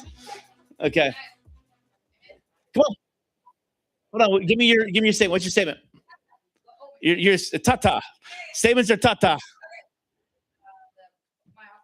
Yeah. You need to posture yourself over in a divorce. Help anyone going through a divorce who has these issues, obviously anyone in a divorce. Get the results you can get out of your divorce without financial ruin or long-term custody problems. I can get you $5,000. So that's what they say. Marriage is grand. Divorce is $100,000. Here we go. What's your first name? Samantha? Tessa. Ladies and gentlemen, get on your feet. Put your hands together. Welcome to Speakpreneur stage. Tessa. You got 90 seconds. Here you go. All right. I'm Tessa. I was a divorce attorney for 17 years. What I know is that people don't know how to communicate, and that's why everyone divorces. So what I know is to get clarity through conflict. So I am all about chaos with intention. How do you make clear, smart, sound decisions in the middle of emotional chaos? So that is my entire program and goal. I walk people through that. I set goal setting for them. What people don't understand is that your short-sightedness or short-term decisions affect you long-term, not only financially, but custody. You can end up in court. $10,000 divorce could be $150,000 by the end of the time your kids are turned 18 if you end up in litigation every 2 or 3 years, because custody, what, lift that? Oh, give me my card. Okay, I'm like, you're tapping. I'm like, am I doing something with the mic? People have no idea what's going to happen. They can't get out of their own head. They just want out of the divorce. They don't realize that the settlement process, the last part, the finish line, that's when everyone quits. Because you get to the finish line and you just want to be done, and everyone just gives up, signs off, and then they're sad. devastated at the end. They didn't get what they wanted. They're broke and they don't have anyone to talk to and don't know where to go. So I quit practicing law and now I get you through the process without heartache and losing everything. That's it. Your hand, everybody. So one of the things as I was thinking here, working with you guys, workshopping a little bit on the one thing you want to be known for. Let me see if I can give you an example, and we'll do a little bit of this. Some of you guys need to make sure you have this incorporated into your offer. So back in the day, I used to be known for, I wanted to be known for high ticket offers, okay? And the question that we ask as coaches is, what do I know about that? And here's what I said. It takes the same amount of energy, effort, to sell a $25,000 program as it does a $250 program. It takes the same amount of energy and effort to sell a $25,000 program as it does a $250 program. And so that's what's called a declarative statement. So when we put on there, like, what's the one thing you want to be known for? I would have said high ticket offers. Okay. And then what did I know about that? And I would go through my little thing. So if I was up here giving a speech, like a 90-second speech, I would say, hi, everybody, I'm Chad Thibodeau, and I want to be known for selling high ticket offers. Here's what I know about that. Okay, it takes the same amount of energy and effort as it does to sell a $25,000 program as it does a $250 program. But if you want to make $1 million, how many $250 programs would you have to sell in order to make $1 million? Oh, 400 of them or 4,000 of them? Okay. If you want to make $1 million on a $25,000 offer, how many of them would you have to sell? 40. Let me ask you a question. If I taught you a framework, step by step, logical and linear, that taught you how to sell your $25,000 program, and you worked on that process and you did nothing but 40 hours a week, use my program, do you think over the next 90 days you could sell 40 of those? Ba-ba. And what does that do? Now, what's the next logical step? Buy my program, right? So do you see how that works? So when you're going, the reason why we put that worksheet together is if you start with the one thing I want to be known for, just that one thing, and it's easy, it's simple, then you can build an entire infrastructure around it. So one of the things I'd love for you guys to do is simplify what you want to be known for. So I want to be known for what? High ticket offers. What do I know about that? Well, I know that it takes the same amount of energy as it does sell a $25,000 product as it does a $250 product. Wonderful. Well, if I want to make $1 million, I could either sell 4,000 or 40. Which one's easier? 40. Well, great. If I help you do XYZ, could you do it? I think so. Wonderful. Come into High Ticket Mastery, and we will teach you the step-by-step process that it takes for you to create your very own $25,000 offer and sell 3 to 5 of them in the next 90 days. You guys in? I'm in. So that's why we do what we're doing, because speaking in a manner that elicits a response is all designed in a manner of taking something simple that you want to be known for and just simply creating a basic process that moves them to taking the very next step. Are you with me? And so that's done by simplicity, not complexity. You guys got me? You got me? Okay, Mr. Insurance Man. Okay, what do you want to be known for? Okay, that's a big one. So let's make that simple. You want to solve every problem in the world? I got 99 of them. What problem do you want to solve?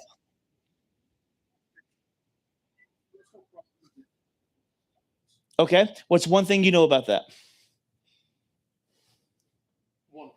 What's one thing you know about solving their personal problems that come into business problems? This problem with the business is a derivative of their bad personal decisions. Okay, so that's going to be the first line of your speech. You got 90 seconds. Give me your first name again. Scott. Ladies and gentlemen, get on your feet. Put your hands together. Welcome to the stage, Scott.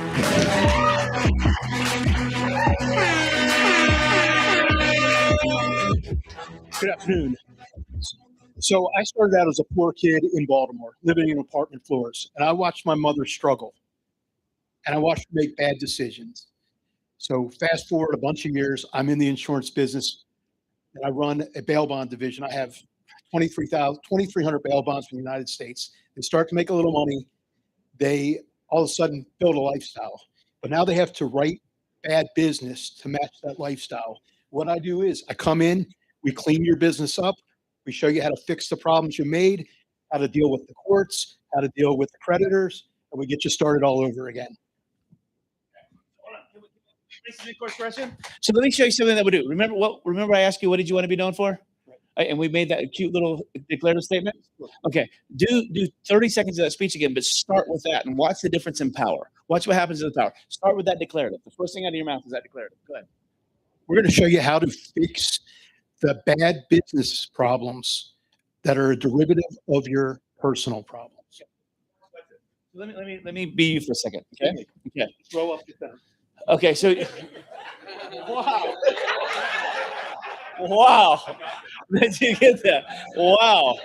Okay. So he doesn't know I'm a stand-up comedian. If we want to go roast it, we can roast. Okay. Yeah. We can do this if that's what you want to do. But okay. So let's talk power. So if you were to stand on stage and say, one thing I've learned with 15 years or 50 years, how 50 years of life. Oh, you're only 50? Oh, okay. I thought it was. I'm joking. Okay. If you were to come here and say, one thing I've learned with over 25 years of business experience is nearly every single business problem you have starts at home. If you have problems at home, you're going to have those problems in business. The problem is the problems at home. The problems at home you have to deal with 24/7. The one when you bring them over to business, they could cost you hundreds of thousands, if not millions of dollars. Today, what I want to do is I want to take the next few minutes. I want to give you a 4-step process on how you can learn how to compartmentalize. We're not going to get rid of the problems at home. We're going to compartmentalize them. So when you go to work, your problems stay at home. You can be 100% focused in business. You guys want to learn that?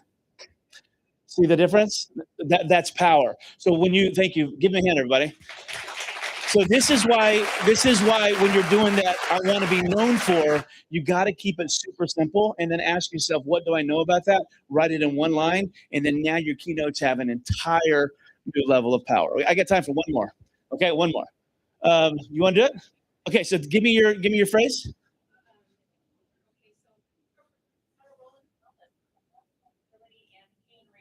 Okay.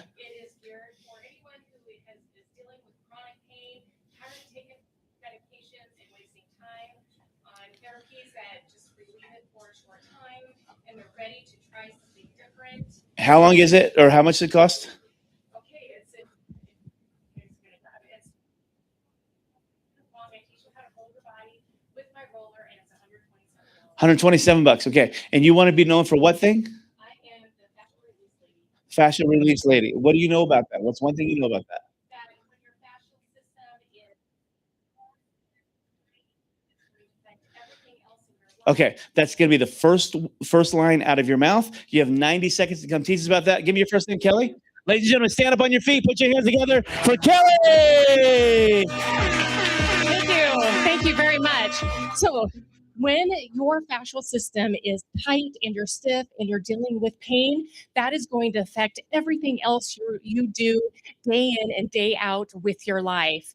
You have 4 layers of fascial system in your body. There are 7 different lines. They are all called different names, but they are all connected, whether it's at your ankle, feet area, your hips, and your upper back and neck area.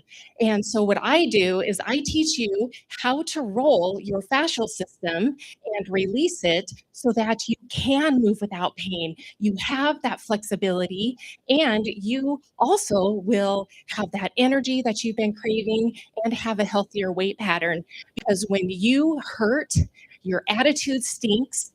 You can't move even though you know you need to because you're in so much pain, you refuse to, and then you make bad choices with food. And so it's this cycle that goes on and on. What I do is I help you to break that cycle by teaching you how to roll your fascial system, release those knots and tension so that you can move, make good choices with your food and nutrition, and lose the weight and have the healthy weight pattern that you've been wanting. Give her a hand, everybody. You got it. Was that good or what? All right, everybody up on your feet. All right, so we're getting ready to go into our next session. Did you guys enjoy the food? Okay, so you guys may notice in front of you there is some wood, and the wood represents 2 things. The side facing you, that is your fear and limiting beliefs. Anything that's stopping you, holding you back. Throughout the day, over the next couple hours as we talk, I want you to just write that down. Anything that comes to your mind, that's something that may be holding you back, I want you to write it down. On the other side, I want you to write down your dream, your hopeful transformation, what you're hoping for. I remember back in the day after my divorce, my goal is I wanted to create a coaching business where I could help people transform their life, break out of the 9 to 5, reestablish themselves after something like a divorce happened. And so I wrote that down on my dream board. Okay, but there's always something that stops you. So on the backside, I want you to start thinking about the things that are stopping you. A little bit later on, we're going to have some fun. We're going to do some board breaks together. But over the next several talks as we go through this, I want you guys to write that down. Okay. All right, you guys ready for something really good? Oh, you can't sit down. You can't sit down. We give standing ovations around here, right? Okay. So Brian is going to come back to the stage, and what he's going to do is he's going to be teaching us how to write a book. How many of you guys want to write a book? Okay. How many of you guys know there is massive money in a book? Some of you don't know that because you have a book and you're making right. So he's going to show you guys how to create a 7-figure book. You guys want to learn? All right, here we go. We're going to crank that music. Put your hands together. Stay on your feet. Welcome to the stage, Mr. Brian Page. Thank you, sir. Thank you, guys. Thank you. Are you enjoying today so far? Yeah? Get a lot out of that session. It's always fun to get on stage for 90 seconds, especially when you're not prepared, right? All right, we're going to go into a topic right now that I'm very, very passionate about. We're going to talk about this, and you might not be here thinking that we're going to talk about books, but we are. You might not have thought that you needed a book, but you will believe that you need a book by the end of my presentation, I promise you.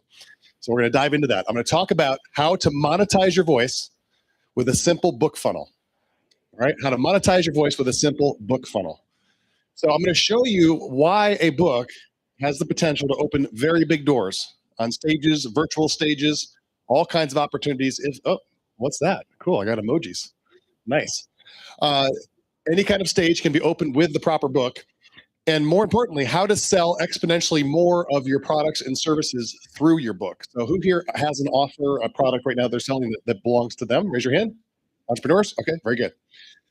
Also, what a book can do, very importantly, is make you the undisputed king or queen of your category. So gentlemen, anybody want to hear be a category king? Raise your hand. Category king. Category queens, women. Sir, you too. No judgment. A book can absolutely do that for you. I'm going to show you why you must have a book funnel and not just a book. It's very, very important. One without the other is basically worthless. And a breakdown on why books are so powerful for your clients and your consumers. And here's the most important thing, why you don't need to even write the book. In fact, do not write the book, and why you do not need to build your own funnel either. All right, so I'm going to talk about a couple brands and people that you may be familiar with. If you're a fan of any of these people, let me know. Anybody follow and read Mel Robbins? Yeah, very big personal brand. Came on the scene massively. Actually, she was really kind of unknown until she started publishing her books. We got Brene Brown, huge brand, an author, absolutely. Who's written several books. And Marie Forleo, who I have a secret crush on. I do. She's an amazing entrepreneur and author. She wrote a great book called Everything is Figure Outable. All right, so what are all these brands, these female brands, what do they have in common? What have they done with their books? Well, basically what they're doing is they're taking their clients on a journey and leading them into the next process, whether that's coaching programs or live events with Mel Robbins. Brene Brown has her leadership programs. She's got speaking engagements, very highly paid keynote speaker. And then Marie Forleo takes you into her online programs or online coaching, which is amazing. But not to be outdone, we have a bunch of gentlemen in the space. Men, can I hear it? Yeah, men. All right, let's talk about some of the big brands. We got some of these here. One of them is actually local. Let's talk about in a minute. But let's start with Tony Robbins. So Tony, the very first touch point a lot of people have with him is his audio programs and his books. And then he leads you into his events. Anybody walks on hot coals here? Anybody done the live events? Okay, I've done everything Tony offers, literally everything he sells. I bought. I love it. Changed my life in many ways. And now what he does is a finance play. So he gets you into learning about investing in mutual funds, getting into his empire, basically his financial empire. But we have Grant Cardone, the 10X rule. So everything Grant does leads you eventually into investing in apartments, investing in commercial multifamily, which is brilliant. He's raised billions of dollars doing that. We got Russell Brunson, who's a local right here with ClickFunnels in Boise. Yes, big deal. And I met him a couple times, but he's amazing, absolutely amazing. So he sells software. Who knew you could sell software with books? But you can. You can sell any product or service with a book. Robert Kiyosaki, Rich Dad Poor Dad. Okay, I have an interesting story about Mr. Kiyosaki. So I was at a Tony Robbins event. Once again, paid VIP to be in the front row, and I think it was Wealth Mastery. And I was sitting on the very front row, and the guy next to me said, "Do you know who's on the other side of you?" And I said, "No, who is that?" And he said, "That's Rich Dad. That's the Rich Dad that he writes about in the book." And I was like, "No, really?" He said, "Yep, that's him." So I leaned over and talked to Mr. Rich Dad, and I said, "Are you the guy? Are you the guy that Kiyosaki writes about?" And he said, "No comment." But I believe he was, and I learned something interesting at that event, and that was that Mr. Kiyosaki, um, uh, he had made little less than $50,000 the year he published Rich Dad Poor Dad. So where did he make his money? Did he make it in real estate and buying assets and businesses? No. How did he make his money? Education, books. Yeah, there's something like 30 books in the Rich Dad series. Amazing books. But he built an absolute empire with education and with books, which he then drove into investing in traditional assets. So interesting, right? Watch what they do and not what they say sometimes. So Robert Kiyosaki, and then we got Tim Ferriss here, the bald guy. Anybody read 4 Hour Work Week? Remember when that one came out? It was a huge big deal. So at the time, I don't know how I crossed paths with these people without even meaning to, but many years ago, I was living in San Diego, and the girl I was dating at the time worked for Tony Robbins. So she was Tony's gatekeeper, I guess you could say. She would answer his mail, all the books that would come in. She would have to look through all those books. Can you imagine how many books Tony gets per day that people want endorsements? I mean, I wanted an endorsement, which I couldn't get. Everybody wants to be endorsed by Tony. So somebody has to filter through those books. And it's not Tony, it's her. She would go through those books, and most of them she would skip. But one particular night, she came home and she put down a manuscript on the dining room table, just loose leaf paper, bound in the corner. And she said, "Don't tell anybody I brought this home because I'll get in trouble, but you need to read this book. This book is for you." And so I sat down, and on the cover, it said The 4 Hour Work Week. And I read it cover to cover, could not stop. And I was like, this is amazing. I got to meet this guy. Well, I can get you backstage with him at one of Tony's events. He's getting ready to speak for the first time. So I went backstage at one of Tony's events, and he was there getting ready to go on stage. He was very nervous. I could tell he's a very, very smart guy. I approached him and started talking to him, and I said, "Tim, your book is going to be a bestseller." And I didn't know anything about books or publishing. I just thought, in my opinion, it's going to be a bestseller. And he looked at me and he said, "I know. I know." And it went on to be an absolute perennial bestseller. He went and wrote 4 Hour Body and on this whole series of books, and became a huge author overnight. And then what he did is he drove his customers, I'm sorry, not his customers. He drove his personal brand to be able to get contacts in the tech world, like the tech bros in Silicon Valley. So he invested into Uber and Spotify and all these companies pre-IPO and made a fortune doing it. So there are a million and one ways to take advantage of a book, and I'm just showing you some examples here. But I cannot leave out the GOAT. Anybody know who that is in the far right? Anybody know who that person is? You need to know who this guy is. Alex Hormozi.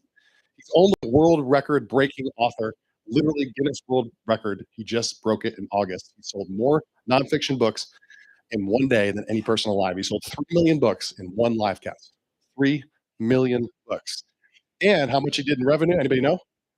His brand is known as the $100 million brand. He sold $100 million total in 72 hours on one launch. It happened in August on YouTube. Unfreaking believable, this guy on the right. He was in that picture with me. I knew him back in the day when I got my award. That's when he got his award. And he has built an absolute empire. And basically what he does is he gets you to get his books, and then he eventually gets you into acquisition.com. And what he'll do is consult with you. If he likes your company, he'll say, "I'll consult with you to grow your company, but you're going to give me a piece of your company," which is an incredible model. But when he did his launch in August, the only thing that you could buy on that live webcast was one thing. What was the one thing he could sell?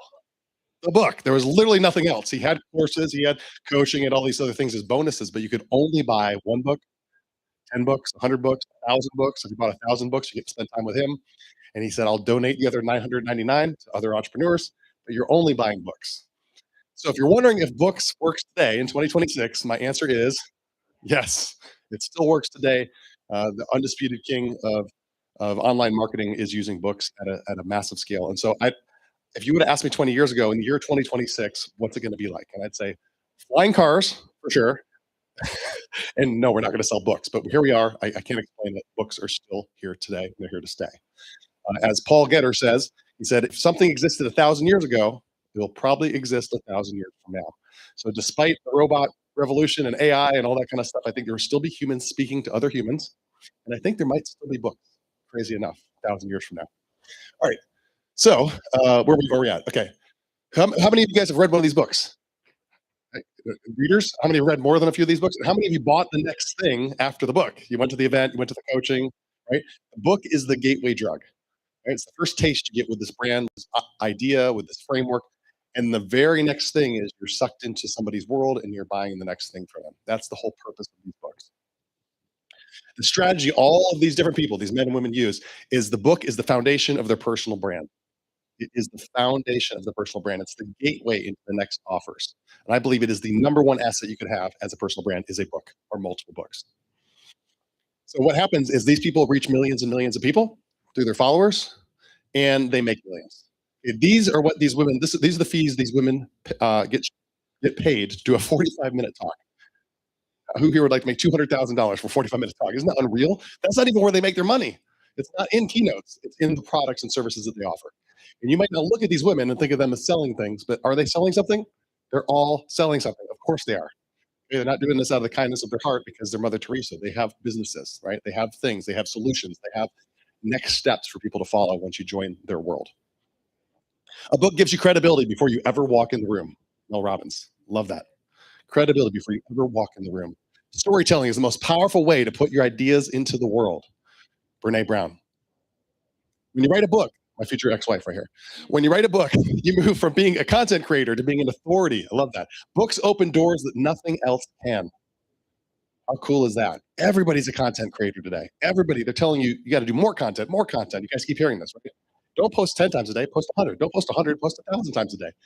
We're drowning in content, but a book is still the minimum standard. It's the new business card. It's the new minimum standard for a personal brand is to have a book. So do you want to be an authority? You can't be an authority without author. They're the same root word. If you want to be an authority, you need to be an author. Absolutely. Okay. Remember that. Authority is an author. Here's the thing. You don't need to be an author in this sense. Okay. Let me get this clear real quick. I didn't bring one of these books. I think, oh, I do have one of these books. You grab in that backpack. I've got my big book. I want to bring it up on stage. I totally forgot. No, I'm sorry. I wasn't pointing at you, but thank you. Thank you. She's like, I'll go for it. All right. So here's my Don't Start a Side Hustle book. This book is a real book in the sense that it was published by HarperCollins. Okay. And I wrote one page a day on my boat for a year and a half. And then I had to have 3 editors help me clean it up. Everything in this book is written by me. It's a bunch of life advice. It's very important what's in this book. But I made almost no money with this book, even though it was a bestseller in several categories. I made almost no money. There is no money to be made in books unless you are Stephen King, unless you are writing Harry Potter, unless you sell millions and millions of copies. There is no money in publishing. Who makes the money on this book? HarperCollins. They throw me a couple pennies, right? Throw me a little bit of money every time one of these books is sold. I make no money on this book. I'm very proud of it. Something I wanted to do. I don't know if I would do it again because it was very, very hard to do. But that's my big book. That's not the kind of book I'm talking about. I'm talking about writing a book like this. And I did bring this with me as well. This is 63 pages. It's double, 2.5 spaced with illustrations. There's not much to it. There's absolutely not much to this book. And I'm going to go through what's in this book. A bunch of illustrations and images, and that's it. Okay. And it's written at a 6th grade reading level. Why? Because the average American reads at about a 6th, 7th grade reading level. That book right there made me millions and millions of dollars. It sold 200,000 copies. If you sell 200,000 copies of a big book, you are a bestseller. And that book is the kind of book we're going to talk about. Okay. This, not this. So when I say I want you to be an authority, I'm not saying I need to teach you how to be an author. There are very few people in here that need to be an author, but everybody in here needs a book. Does that make sense? A book like this, our VIPs got, Speakpreneur book. Okay. This book is all about the art of speaking and what basically takes you on a journey, the next step to working with us. So let's dive into that kind of book. All right. I got the video. I don't need to play that because I have the best. Well, actually, I could play that because it's kind of funny. Why not? This is after. Let me just play this video. The best-selling book of all time. How to Get Hog Nasty, Filthy, Stinking, Rich, and Financially Independent on Airbnb Without Owning Property by Brian. I I was very proud. That was my very first. That wasn't even the shiny version. That was the dull version. My very first print run of that book. Okay, here's the problem with 99% of books. 99% of books, they educate, they inform, they tell your life story, they inspire, but they don't convert. Okay, they don't convert.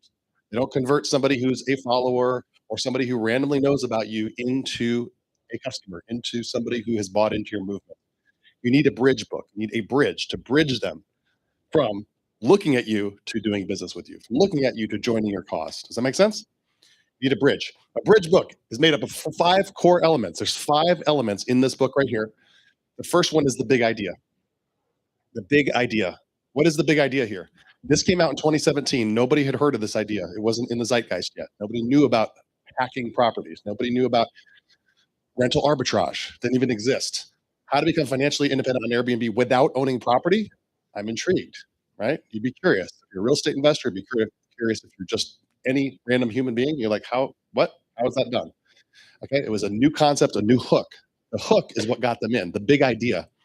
Everybody, same with don't start a side hustle. It makes you wonder, why do I not want to start a side hustle? What is it about? What's wrong with starting a side hustle, right? The hook is what grabs the attention of the potential reader and pulls them in. And most people do not have a useful title on their book. In fact, I would argue that people do judge a book by its cover, 100%, but more importantly, they judge a book by its title. You can have a book that is not that well written, but it has a perfect title, and you will sell the crap out of that title. Okay, I'm not allowed to curse from stage because that's a rule that Paul has. But have you guys ever seen the book? What is it called? The Subtle Art of Not Giving a F. You guys seen that book? Have you read the book? Is there anything mind blowing about the book? It's a cool concept, cool idea, right? Like, get over yourself, basically. Don't care what people think. The title was brilliant. The title was brilliant. It was the first time an author had taken a chance on using the F word on a title, and they did it. Now they don't want to do it anymore. It's become gimmicky, as I asked my publisher about that. I said, we don't do that anymore. But that title was brilliant, and it made him an absolute bestseller. Titles are so important. You should spend more time on your title than any other aspect of your book. What is the big idea? What is the hook? What makes your framework different? What problem are you solving? More importantly, you have to stop them, grab their attention, and make them say, what? I want that book. I need to find out more. I need to go open that book and see what's inside. Does that make sense? You have to have the big idea. What is the big idea? And your title can't be something just sounds good. In fact, it can't even be the title that you want. Okay.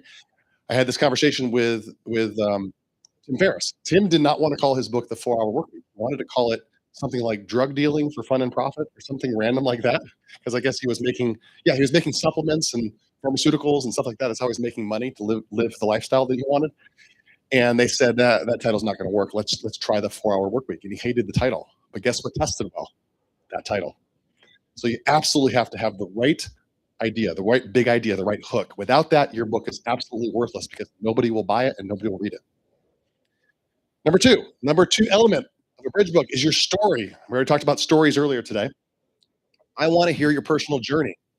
Why are you qualified? What makes you qualified to teach? When I talk about how I went through the 2008 crash and Airbnb was the thing that saved me, it was the thing that got me back into cash flow.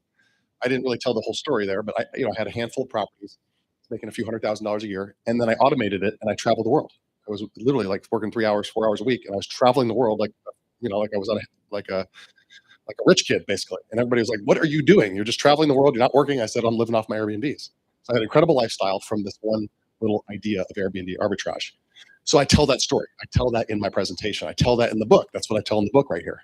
How Brian went through financial ruin, and then he found this little loophole, this new secret that unlocked this cash flow on properties he didn't own.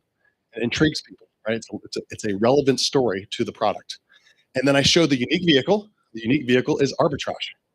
I don't teach flipping houses, which I did for many, many years. I don't teach wholesaling. I don't teach short-term rentals. I don't teach Verbo. I teach how to use properties you don't own on Airbnb. That's it. That's it. And people criticize me. They're like, "Why don't you teach this? Why don't you teach that?" It's like, because I only teach the thing that I've done and just do the thing that I've done and it works. And then guess what? All my students had results. They all had results. They did exactly what I told them to do. Don't do this, do this. Don't do this, do this. So that's what you want to do here. You want to position yourself as the authority. And I was the authority. Now, granted, when I started out, I wasn't an authority. Nobody gave me a badge or certification and said, Brian's the authority on this. But because I was the first one to come out and publicize it, I became the authority. And if I have a handful of properties, 8, 9, 10 properties on Airbnb, and I'm living this incredible lifestyle, I have this income coming in, and I've done it, then am I an expert compared to most people? Of course. 99% of people have not done that, right? So I am the expert, and I can state that, and I can write a book about it. Does that make sense? So in the book, all I'm doing is I'm showing all those things. I'm showing my story, I'm showing the unique vehicle, and then most importantly, proof. Showing proof. People don't believe anything without proof anymore nowadays. You have to show as much proof as possible. So what does that mean? Well, if you look inside the book, I show screenshots of my earnings. I show what I made. I show not just my best property, I show my worst property. So let's see if I can get to there you go. There's a screenshot of my earnings, how much I profited after everything. What did I actually net at the end of the month? I show screenshots of my students and what they made. I show my average property, my best property, my worst property. I show proof, good, bad, ugly. So your proof might not be financial. If you're helping people lose weight, then you got to show your before and after pictures, right? There was a lady at the last event in Portland, I think it was Portland. She lost 145 pounds or something. I said, you need to put those photos in your book, before and after, right? Obviously. You're going to show exactly what your results were. You're going to prove it. If you had clients that paid you a certain amount of money to work with you, then you need to show the check. Here's the check. If you flipped a property, for example, and you made profit, you want to show the proof. You want to show the closing statement. Whatever it is that you do, you have to prove it to people. You have to show it in as much detail as humanly possible. Okay, so there's no doubt that what you're showing them is real. Make sense? You guys with me? Tracking? Yes? All right, number 4, the framework. The fourth element is framework, what they will learn. Okay, now most people, they skip all those other elements and they go right into the framework. So I'm going to teach you today how to lose weight, blah, blah, blah, blah, but they don't tell you who they are, why you should listen to them. I see this all the time. They start a webinar and they're just like, I'm going to teach you today how to overcome your limiting beliefs through hypnosis. And I'm like, but who are you? Why should I care what you say? I don't know anything about you, right? So you have to brag on yourself. You see what I did at the beginning of the day? I told you about my authority. I told you about what I can do. If you can show proof of your achievements, if you can show you align with other big people in your industry, granted, when you start out, you might not be working with the biggest heavyweights in your industry, but you can work with somebody. You can show that you worked with them, right? You want to show those things. But what you want to do is you want to teach the framework. What is the step by step? Okay, and I keep going back to Airbnb because that's what the book's about. It's very simple. You go find an owner that's got a property for rent. You talk to the owner, you say, I want to rent the property. Will you give me permission to list it on Airbnb? I'll take good care of your property. I'll pay the rent on time, blah, blah, blah. Most owners say no. Some owners say yes. Take that property, you turn around, you put it on Airbnb, and then you hand it off to a VA that manages it. Done. Okay, you just made yourself $1,000, $2,000, $3,000 a month doing Airbnb. Pretty cool, right? That's the framework. That's the step by step. That's what I teach. So somebody will ask me, Brian, do I give away my secrets in the book? What do I hold back? What do I put in the book? I said, put your best stuff in the book. Your best stuff in the book. You want somebody to read the book and be like, I only paid $9. This is $9. It's free plus shipping, really, but it's $9 for shipping and handling. I want somebody to be like, that is incredible what I learned for $9. If he gave me that much value for $9, what is he going to give me for $1,000 if I join his course? Right? Well, you're going to get a lot of value for $1,000, right? Would you guys agree that you got a lot more than $50 worth of value if you left right now? Right? Everybody, almost nobody says they didn't get the value. So you want to make sure that you're absolutely loading that value up inside your book by teaching your step by step. All right. And what you want to do is you want to show them the purpose is to give them and teach them, but also show them that they still need you. Okay. They still need you in some process. Like you could go do the Airbnb thing, but there are going to be things, there's going to be sticking points. You're going to have owners that say no. You're going to not know what to do when you have a guest that ruins one of your properties. You're going to not know how to hand it off to somebody properly. You're not going to know how to automate it. You need to know everything, and I can't teach you everything in 63 pages. I just can't. So you need to come to this training and watch my webinar, join my course. Does that make sense? So they go to the next step. You want to blow them away. Do not hold back your secret sauce. Put it in the book. I actually met people at events. I had a guy come up to me and he's like, I made over $1 million on Airbnb last year. I was like, that's crazy. He said, yeah, I didn't buy anything other than your book. It's like, good for you. He bought a $9 book and he went to town. I've talked to Russell Brunson, ClickFunnels, and Russell talks about how, I know this wasn't him talking to me, I think it was the podcast. He was talking about how when he takes his book, which is Expert Secrets, and you go to his live events, he's just teaching at the live event the very same stuff that's in the book. So why would people pay, $500 or $1,000 to go to an event to learn what's in the book? Because they want to learn a different modality. Why would they pay him a whole bunch of money to be in his inner circle when they could learn it in a book because they want him to do those things for him, right? Why would people pay us to be in our inner circle? Because they want it done for them. Okay. It's all the same framework. It's all there, but it's at different levels. That makes sense? All right. And the fifth element, sorry, I'm going fast, but trying to cram it all in. Hope you guys are keeping up. All right. Fifth element of a bridge book is objections and call to actions. Call to action, objections and call to action. The first thing you need to do is you need to handle their objections up front. What are the objections? You won't know that until you start talking to humans. You get them on your webinar, you get them at your events, they start asking questions. People would ask me questions I haven't even thought of. Well, what if an owner says no? Well, I don't understand why owners would do this. I'm like, I don't know why they do it. Some do, some don't. Who cares? Just go find some owners that do. Like, it didn't even cross my mind. And people are like, people are not going to say yes to this. I'm like, well, they do. They do. If you talk to 10 owners, a couple of them will probably say yes. They don't care. They just want the rent. They don't care. And so that was an objection. I was like, oh, I got to overcome that. I can't do Airbnb. It's illegal in my town. Okay, well, go to the next town then. Drive within an hour radius of where you live. Go to a property, a zone that allows it, right? So I had to figure out what these objections are. You want to have those in your book. I can't lose weight using the method you teach. It's not going to work because of this. It doesn't work for people like me. You got to handle that. You got to handle their fears, their doubts. Show them exactly what the next step is. Okay, you need to understand what those objections are and put them in your book. And you see how this is very different than a typical book that most people would write. Very, very different. Like, I want to just share my life story, all my wisdom. This is very, very structured. And then what you want to do is you want to give a call to action. You always have to have a call to action. I've asked people, who here has a book? Raise your hand if you currently have a book. Okay. And if you have a call to action at the end of the book, the last page says, this is what you do next. You got to have a call to action. So at the end of this book, I'll show you my call to action. Call to action is just the next step. Okay? We always have the next step. Because the purpose of this book is to move them to the next step. If they don't move the next step, what's the purpose of the book? So right here, I have a bunch of scribbles on here because this is the book that I was editing to make another version. Right here it says, if you're tired of relying on income that comes in from your job, JOB, and you want your first listing fast with a lot less effort. Does this sound familiar? And you want the skill of creating semi-passive cash flow from multiple Airbnb listings without the need to own a single property, you're invited to attend my free 90-minute presentation to learn all the details. Register here, withoutowningproperty.com. So they go there and they watch my free training, my webinar, right?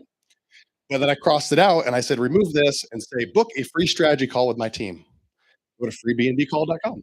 So at one point I had that as a call to action. They would go to a call with a live human that would offer them coaching. And we offered a $10,000 program instead of a $1,000 program. Doesn't matter. There's many, and I'll show you all the different ways you can do this. But you have to have the last step of the book be some action they take. Has to be some action. It could be a QR code. It could be back then we didn't have QR codes that we were using primarily in the industry, but QR code, a website, something that they do to do the next step. And if you don't have that, you don't have a bridge book. You just have a book, right? And you don't want to be a broke author. You want to be a rich authority and marketer, all right? So the whole purpose is go to the next action. So here's the thing. You don't need, wait, I don't know what that says. Oh, you don't only need a book. You need a vehicle, okay? And the vehicle is the funnel. Now, this is the part that everybody misses. You can't just have the book. Anybody have their book on Amazon right now? Okay. When you sell a book on Amazon, whose customer is it? Who collects the phone number and the address and everything? Amazon, right? Amazon collects it. What can you do with that customer the minute they buy? Nothing. You have no control because you don't own the delivery method, right? Essentially, you're working for Amazon. You're creating a product for Amazon. If you have your own funnel, guess what you can do with that customer? Anything you want. If they give you permission, you can text them, you can call them, you can email them, you can have their address and send them gifts, and send them invitations. You can do anything you want. They're your client, they're your customer. All you need a funnel that you own. You want to own the traffic. So what is a book funnel? This is my definition of a book funnel. A funnel is a controlled step-by-step sales process. It's designed to turn a stranger into a customer by building belief. Have you seen what I've been doing today? Building the belief that you can become a speaker, right? Building the belief and then guiding them towards a single action. That's what a book funnel is. Not a website, although it does exist online. It's a funnel. It takes people that are just showing up on your website, whether it's through ads or you send them there or you're on stage and you say, go to my website. It takes people that are just landing on that page, and then eventually some of those people become customers. Go to the next step. All right? There are 4 steps in a book funnel. Now, I'm not going to go into the technicals here because it doesn't really matter. I can't tell you everything you need to know about ads. I don't know. I've never created an ad. I mean, I've been in front of a camera, but I don't run ads. Okay, that's not what I do. I just want to tell you the 4 steps so you understand how they work. The first one is ad. These are some of my ads back in the day. Sometimes it's just the book doesn't show your face. Sometimes it's you and a celebrity or somebody well known, or it's you like this. I got interviewed on Grant Cardone's show. I had no idea this was going to change my life the way it did. It was unbelievable, and I was debating with him about the fact that you don't need to own property. It was a really cool experience. But what I did is I took a clip from that interview, not me, my ads team. It was actually Paul's ads team. The same guy that ran the ads to get you guys here at this event ran these ads. James, he runs the whole agency. He ran this ad, and it outperformed every other ad that I've ever had, ever. And people got so annoyed seeing this. Look at this, 9.4 million views on one ad. And guess how much content I did all those years I was an Airbnb guy? 0. I didn't do any content. Didn't have a podcast, none of that stuff. Didn't do anything. All I did was run ads. I did a little interview with this guy, had no idea what I was going to do.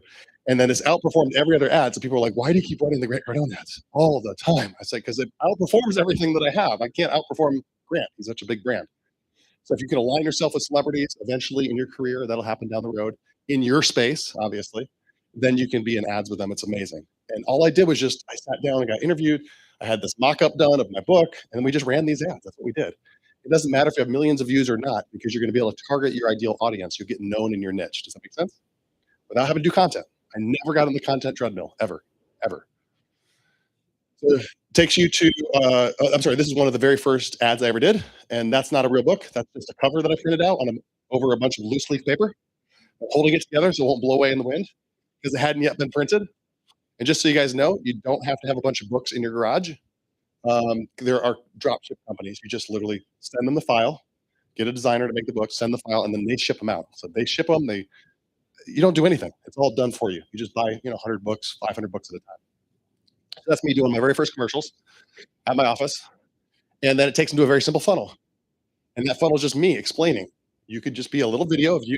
That's me in my office explaining, here's what I teach. Here's what I teach in this little book. It's $9.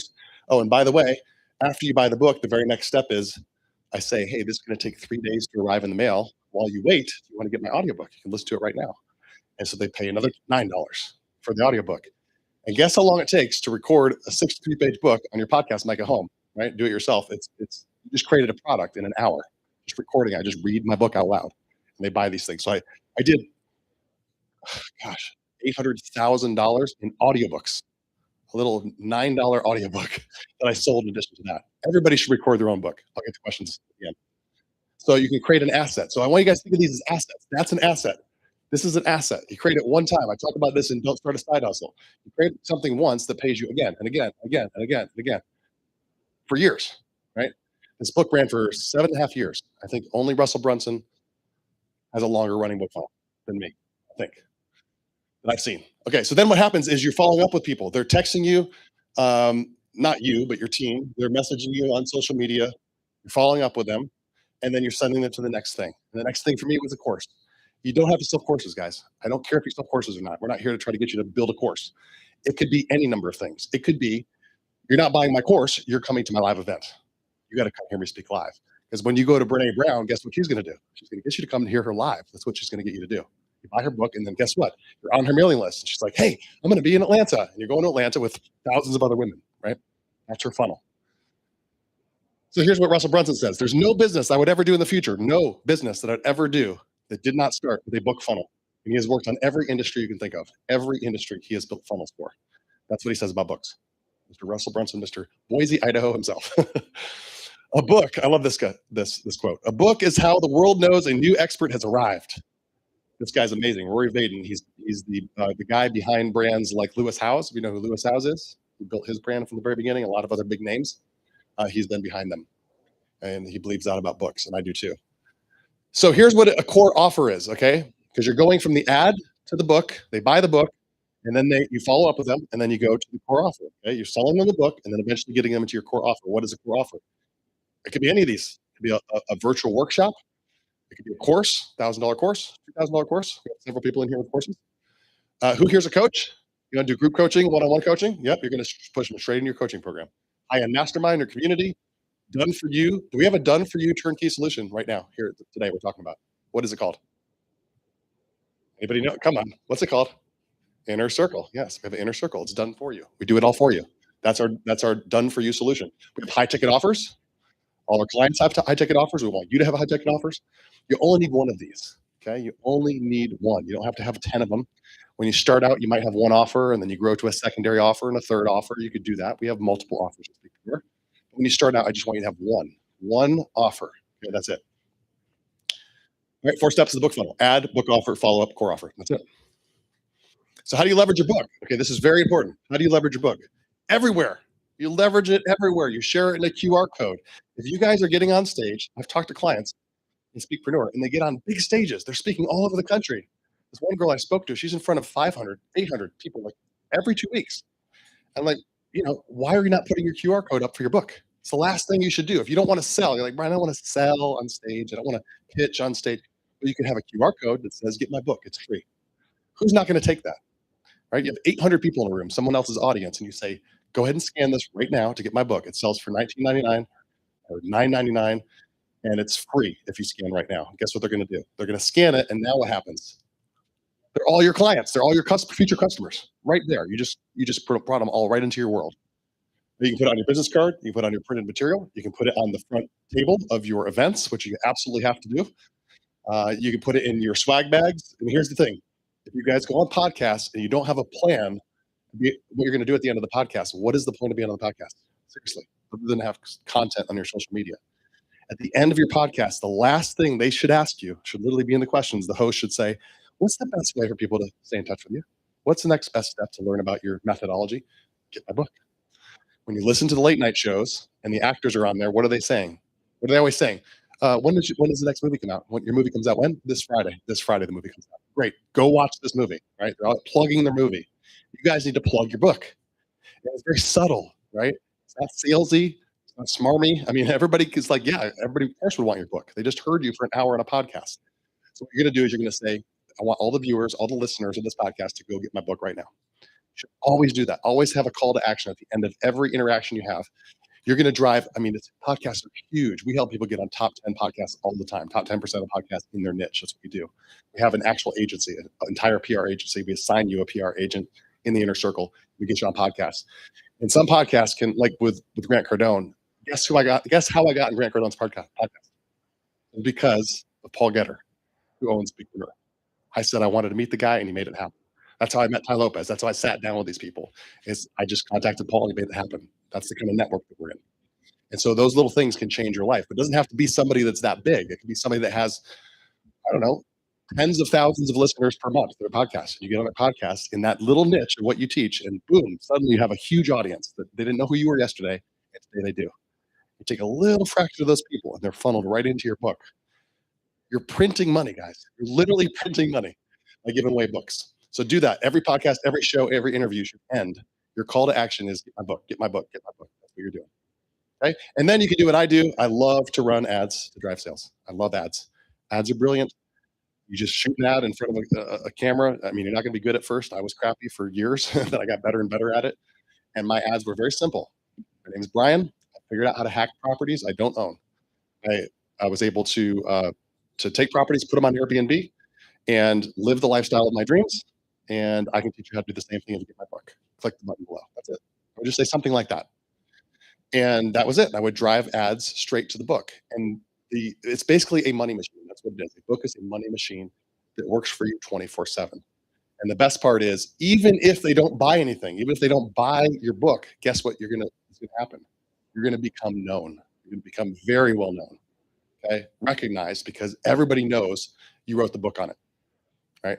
When I sat down with Robert Kiyosaki, I was like honored to be there. I was like, I'm so honored to be here. I just love that I'm here. It's amazing. My name is Brian. He's like, I know who you are. I was like, how do you know who I am? He's like, I've been following you for years.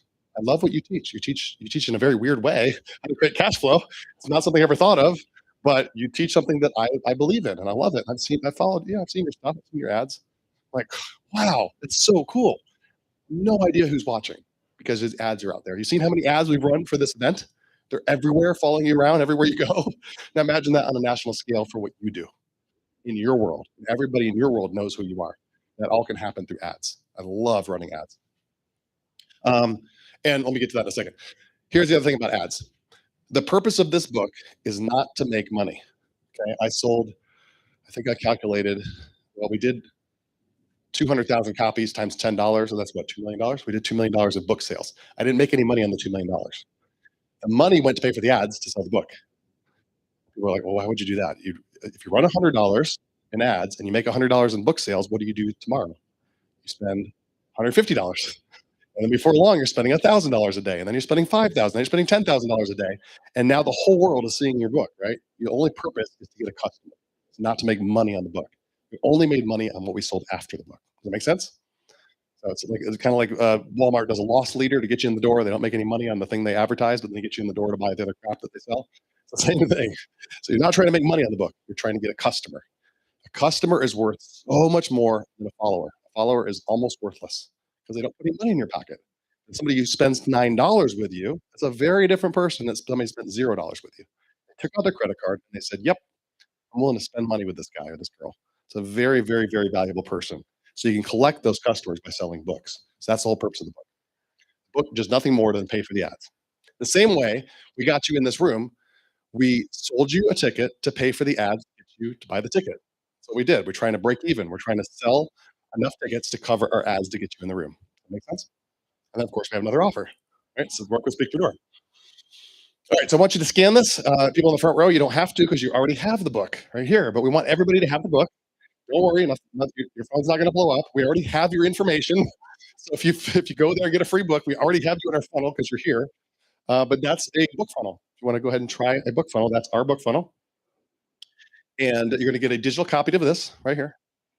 So a book funnel doesn't mean you're selling a physical book always, right?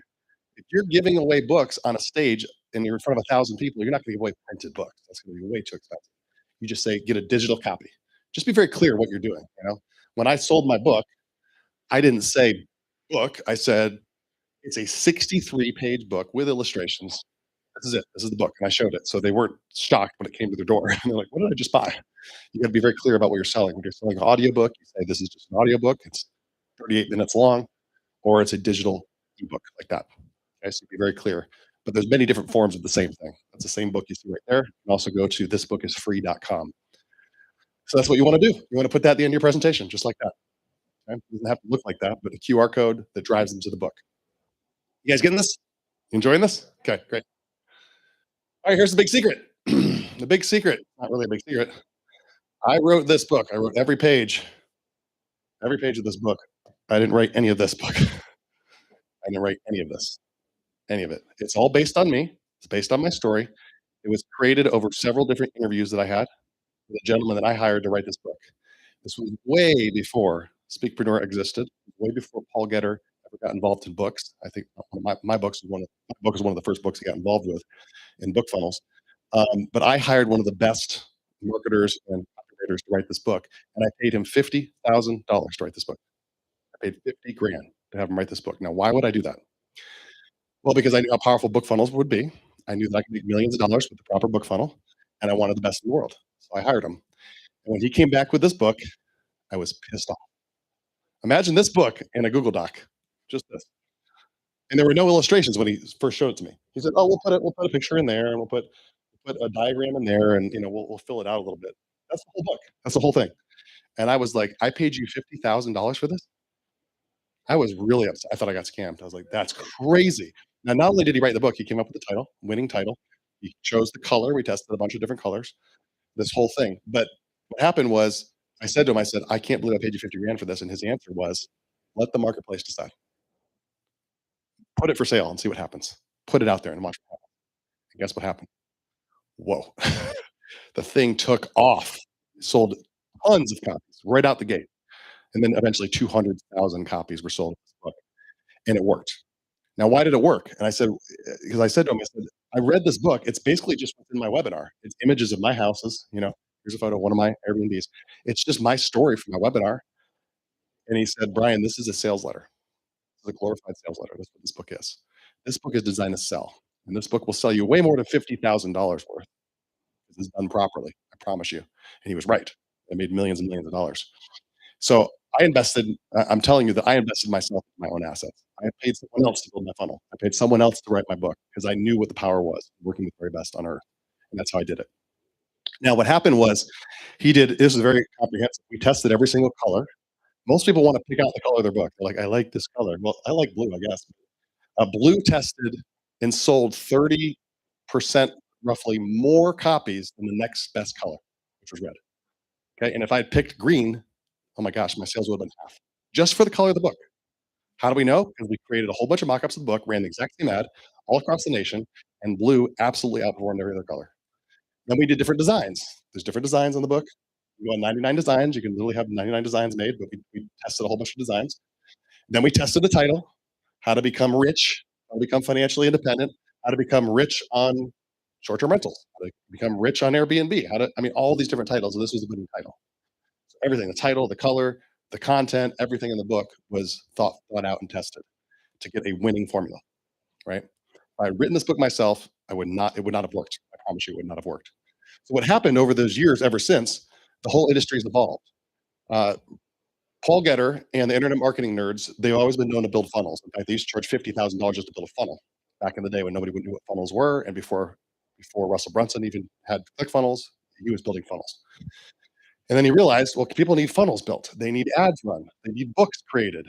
They need branding. They need to get on podcasts. They need to get publicity. They need to get on Forbes and Inc. magazine and all these places. They need to get exposed. They need to become a personal authority. And so that's where it all came together and Speakpreneur was born.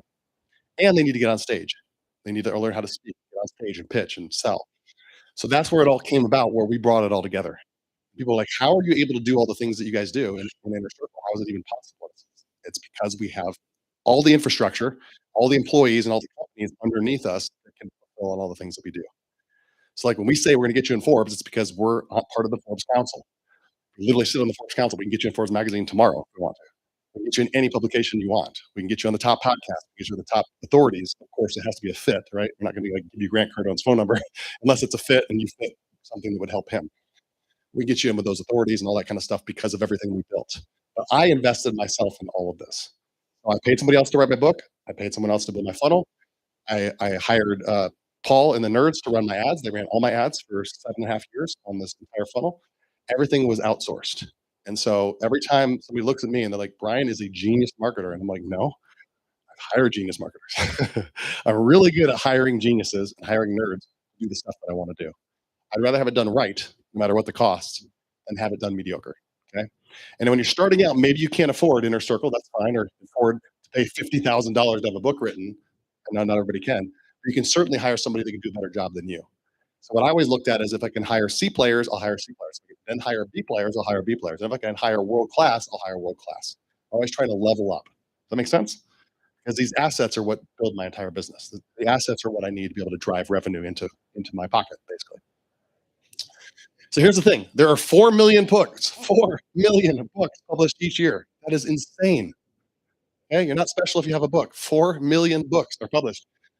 Only 1% sell over 1,000 copies. Isn't that crazy? 99% don't even sell 1,000 copies. If you want to be 200,000 copies, where I'm at, and some of the books I'm going to show you are way beyond that, it's 0.001%. 0.001%. Okay, so class, are you paying attention? What puts your book in the 0.001%? It's not having somebody else write it. What is the one thing that you have to have with your book? A funnel. Yes. Yes. You have a book right now and it's not in the funnel. It's not doing you any good, no matter how much you love it. I always say that books are like babies. You guys ever seen an ugly baby? They're all ugly. Mine would look like frogs when they were born. I was like, oh. They all look ugly at first, right? It take a few days to grow into their head and stuff. You see an ugly baby, you can't say it's an ugly baby. And I can't say, sir, your book is ugly. You know, or your book's nice, it's wonderful, but it's not going to do what you want it to do. It doesn't mean we can't recraft your book. We can take your book, it's 150 pages long, the entire story of your life, and drill it down into something like this, right? It would move clients forward. And you could certainly sell them that book later or give them that book later, the real book. But most people's books are not going to do what they want them to do. And if people aren't reading your book, what's the point in having the book, right? Other than just say, I have a book. So I want to get you in the 0.001%. Now, these are clients we've worked with, all of these clients. I'm not going to tell you which ones we wrote books for because Paul said some of these guys don't want you to know that they didn't write their book. There are authors that are much bigger than these people, much bigger. There's one particular I can think of who's on stages all the time. You guys would know who this is. And every time he got on stage, he sounded dumb. That's the only way I can describe it. He did not sound as good as his books. His books were brilliant. And he was like not interesting on stage. And I was like, what's the deal? And HarperCollins, my publisher, my agent over at HarperCollins, I said that to them. I said, how does that guy sell so many books? He's like 30 best-selling books. And she said, oh, well, he doesn't write any of those. He's never read a book. Like, he hasn't? What? This guy gets paid like $100,000, $200,000 to do keynotes. He's never written any of his own books. He's just a brand. And I was like, oh, that makes sense. His books are amazingly brilliant, and he's just not a very good, interesting speaker. He doesn't even talk about this stuff in his books. Not saying any of these guys are that case. I know Dean very well. These are great people. But we've worked on either their book funnel, or their book ads, or all three. Okay? All these people here. Mike Dillard is the guy that I shared with you earlier. I bought his course. He's absolutely brilliant. Dean Graziosi, he's partners with Tony Robbins, Kevin Harrington. You guys have probably seen him. He's on Shark Tank. Dan Fleischman, you know who that is? Patrick Bet David, huge brand. Annie Frizella, Zig Ziglar, amazing. That's not who I was talking about earlier. I love Zig. We've worked on all of their books, and we did everything for this guy. You guys know what this booklet is? You remember this little tiny booklet? It came out years ago. 3 million copies sold. 3 million copies sold. Guess who built the funnel, ran the ads, did everything on this book funnel? Us. The nerds. Yes, thank you. That was his best-selling book. Grant Cardone ran that ad with Paul, and Paul said, okay, we're doing pretty well. We're selling, a few 100,000 copies a day, whatever. And he's like, all right, let's put the gas down, spend more money. And Paul's like, well, we got to bring in the sales before we spend more money. Like, he's like, I don't care about that. He's like, we're going to lose money. He's like, I don't care about that. Spend more money. So he just spent an enormous amount of money to get 3 million copies of this tiny little booklet. If you saw it, it's like this. It's like a tiny little booklet. 3 million copies went out, absolutely exploded his brand. From a couple million followers to millions of, many more millions of followers, sold 3 million copies. And of course, he's had a dozen books written under his name, Mr. Grant Cardone. Okay. These are the kind of clients we've worked with. Here's the thing. You don't need to know how to write a book. You don't need to know how to build a funnel or even run the ads. You need a strategy and you need the right team. It doesn't have to be us. Maybe we're not your flavor or cup of tea, but I think you should hire somebody. You should consider hiring somebody to build this for you. It is the most important part of your personal brand is your book, in my opinion. You can do this yourself. You can spend your own time and energy if you want to, or you can buy back your time. You can go faster. You can go with somebody that's proven, that's done it time and time and time and time again. That would be us. We do this for our Inner Circle clients. It's one of like 40 things that we do for you in Inner Circle. Just one of them. We write your book and we build your book funnel. All right, there's one of the things. So it might not be right for you, but I would suggest you get somebody involved. Get somebody involved in helping you with your book. It's the difference between having a brand that catches fire, everybody knows who you are, you become an authority, you become well-known, you make lots of money, versus just having a book that languishes and you sell, very few copies, less than 1,000 copies ever, right? Very, very powerful. So I've been in Inner Circle for 6 years, even though it hasn't existed for 6 years. It wasn't called that. I paid Paul Getter 25 grand, and let me tell you what I got for 25 grand. 2 or 3 phone calls, 2 or 3 video calls. That's all I got. Nothing else. That was 6 years ago. I said, Paul, I need some help in my business. He said, great, send me 25 grand. So I did, and it was worth it. He helped me. And so now that has evolved into everything that it is now. And if you join Inner Circle, you get to meet Paul and work with him and directly meet with him one-to-one. But we do funnels, we do ads, we do media buying, we do events, we do masterminds, all of that. All of that we do here at Speakpreneur, not just the 5 people that you see in this room that are doing this small event. All right, let's do some Q&A. You guys enjoy that? Was that a lot? Yes, you enjoyed it? You're not sure? Do we have some questions? Let's keep the questions to, you want to be my mic runner? I will. You got to run, though. I got this. Yeah. You can be the mic thrower. I have never had one of these. This is we have nice things. Is it on? Hello? Hello? Lack of athleticism. Do I need to turn this on? And he called me fat. Hello? So like, okay, I'm gonna check this someone's out. All right, here we go. So yes, go ahead. Just curious about a digital book versus a physical book in terms of the funnel and what works. Digital versus physical. Yes. So I have tested everything. I'm not going to say what happened to me will happen to you because it's different for different industries. But we did not do well with an ebook. People don't value them much. We didn't do as well selling just an audiobook. We need a physical book. There's not many people that have physical printed book funnels. There's very few of them out there. So when people see them, they're like, oh, that's a real thing? I get a real thing? It's like, yes, you're going to get a $9 book in the mail in the next few days. So they're more likely to buy it. So this is what worked for us. Now, I had an audiobook, but that wasn't what I led with. Okay, I added that on as an upsell. So physical books I would recommend, but you have to test it because sometimes it might work. Nowadays, there's just 1,000,001 ebooks. Information's free. all that kind of stuff. So I like printed books. I like printed books. And remember, this is what Hermosi just did in August, selling books. Okay, selling books works. It's amazing. It's an amazing opportunity. Okay, anybody else? Anything book related? Yes.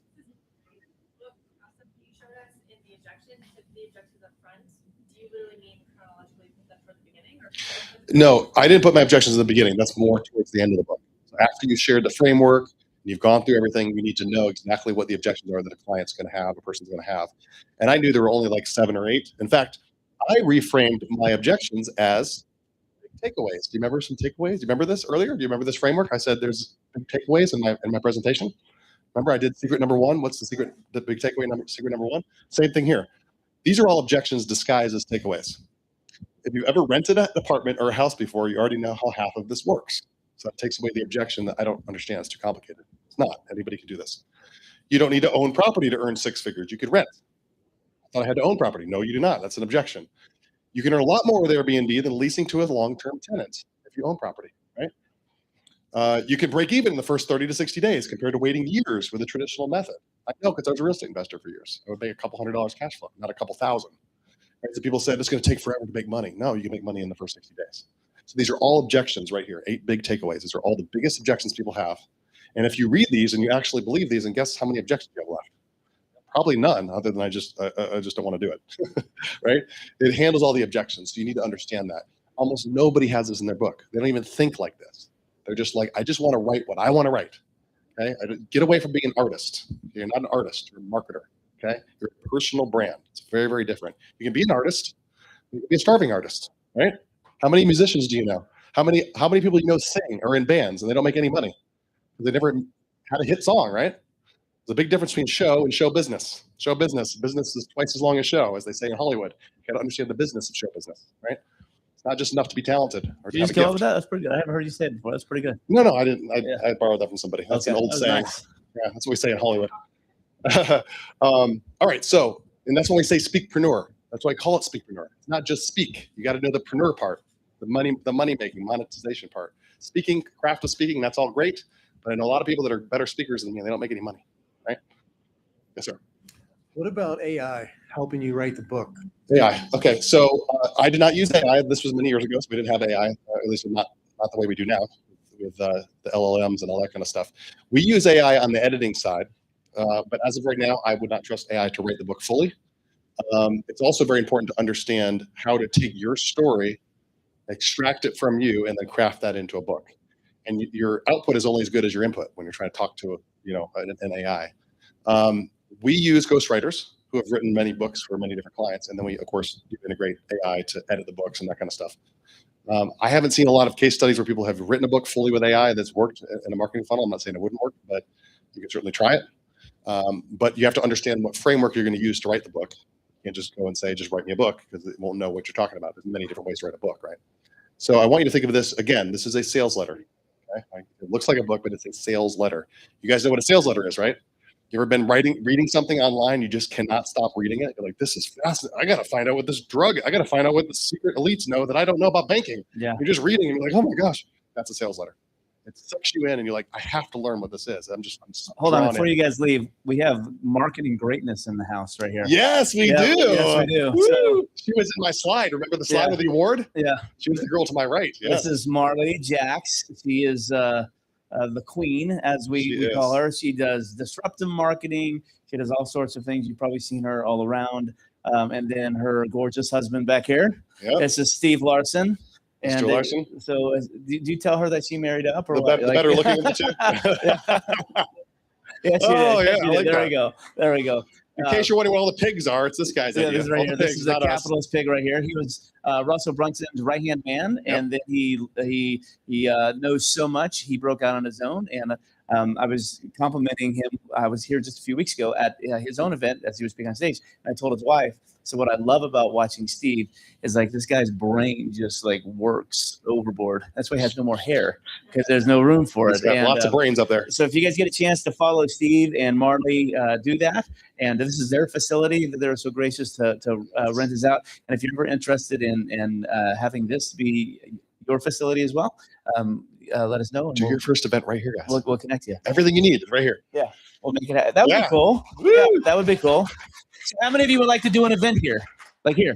Like Oh. raise your hand. Okay, we'll make it happen. Okay, so make sure you see. We'll talk with Steve and Marley. We'll make sure that your first event that we put on will be right here at the what do you call Pursuit of Profit Studio? Pursuit of Profits. Do you want to leave us with any words of wisdom? Yeah, you want to give? Come on, give us one of you. One or word of both. wisdom. Give us some wisdom. Okay, come on up here. All right, here we go. We're gonna put you on. This is called in the speech world. This is called impromptu.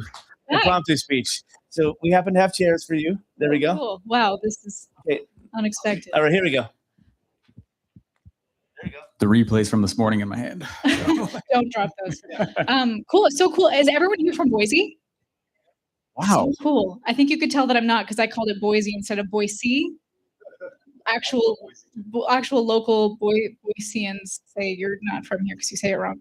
How many of you guys is your first time here in this facility? We thought we were more popular. All righty. Sounds good. So cool. If you do want to look it up, it's pursuitofprofitstudio.com. Yep. I just go through these guys and then give you guys a deal. We charge a lot more for what they can give you. I built this place back in 2020 after I had done a huge event down in the Boise Center downtown. And I saw a pattern that those who know how to do events and speak always take over markets, right? They have no problem getting leads. They have no problem getting their name or their face out there. You guys notice this? Like, think about somebody who's big.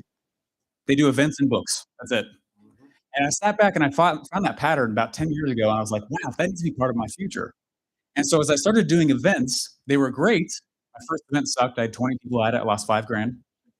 My next event, I learned. And my next event had 150 people.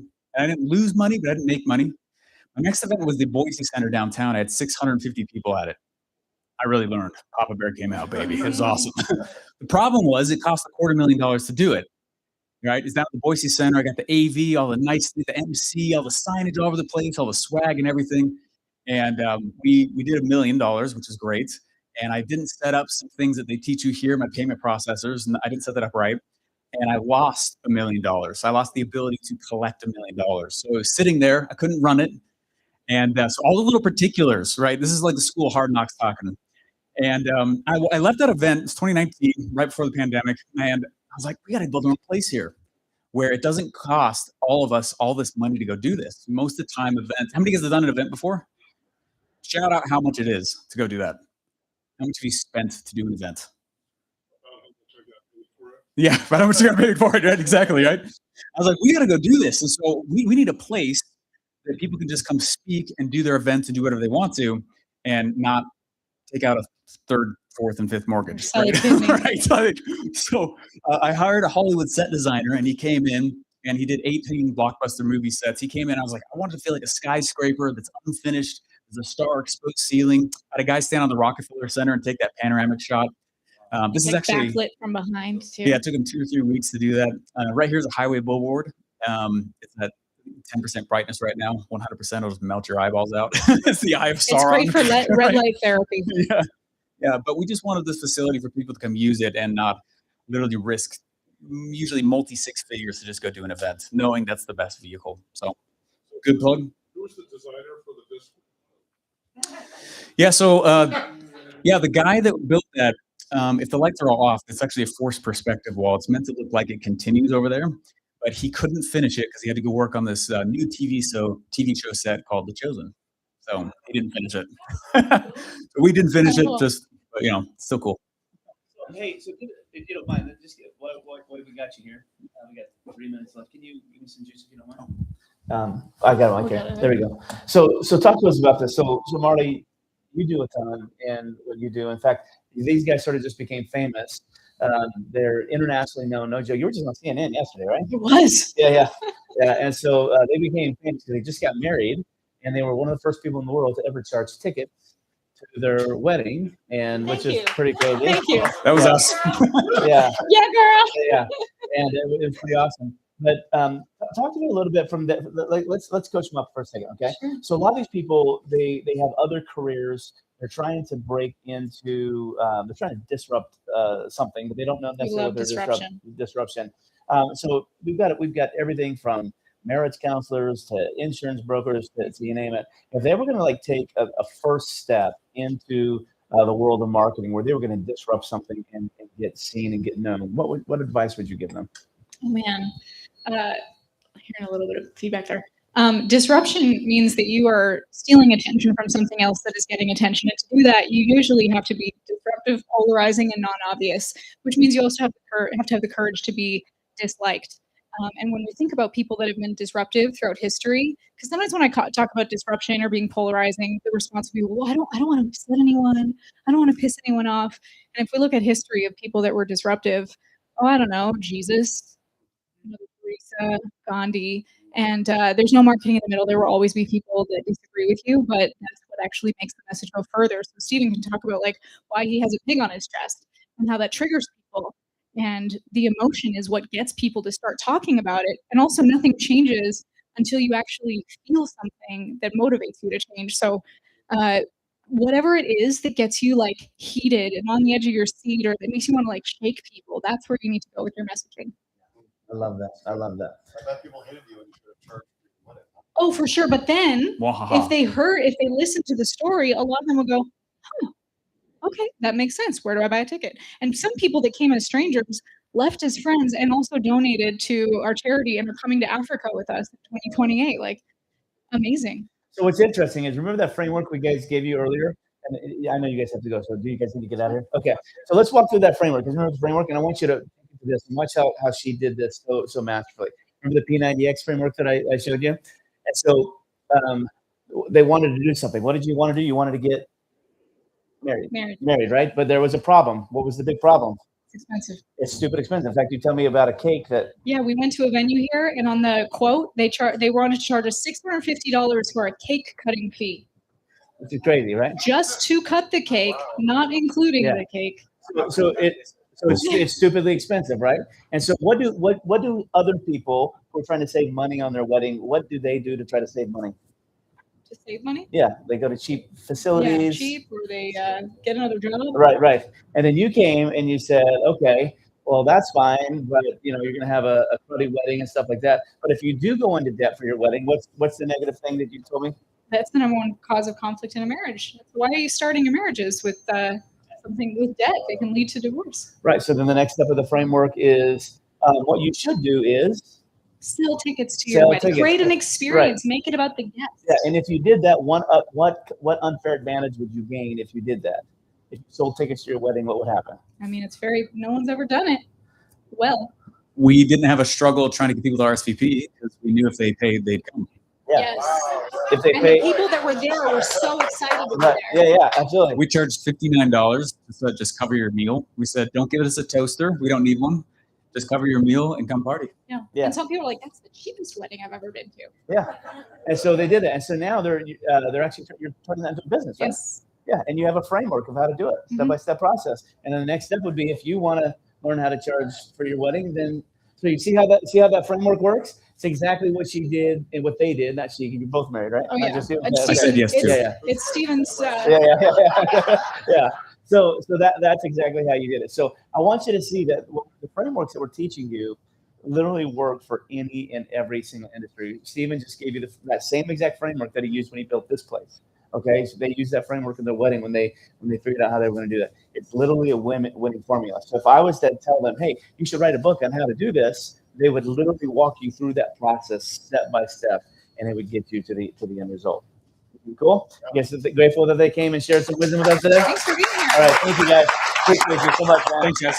Yeah, appreciate you guys. Yeah. Hey, we're gonna take a break, but before we do, I'm gonna tell you what's coming up, and then we're gonna take a little selfie here because I forgot to do it earlier. Oh yeah. And so what we're gonna do is when we come back, we're gonna do a little bit more Q&A, and then I'm gonna jump into to an event talk, how to run a small event between 12 and 24 people and profit 6 figures in a weekend. Okay, and then when I'm done with that, then he's gonna wrap up the day with.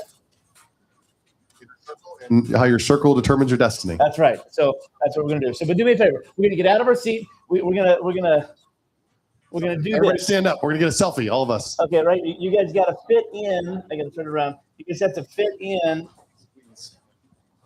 You want to take it? Yeah.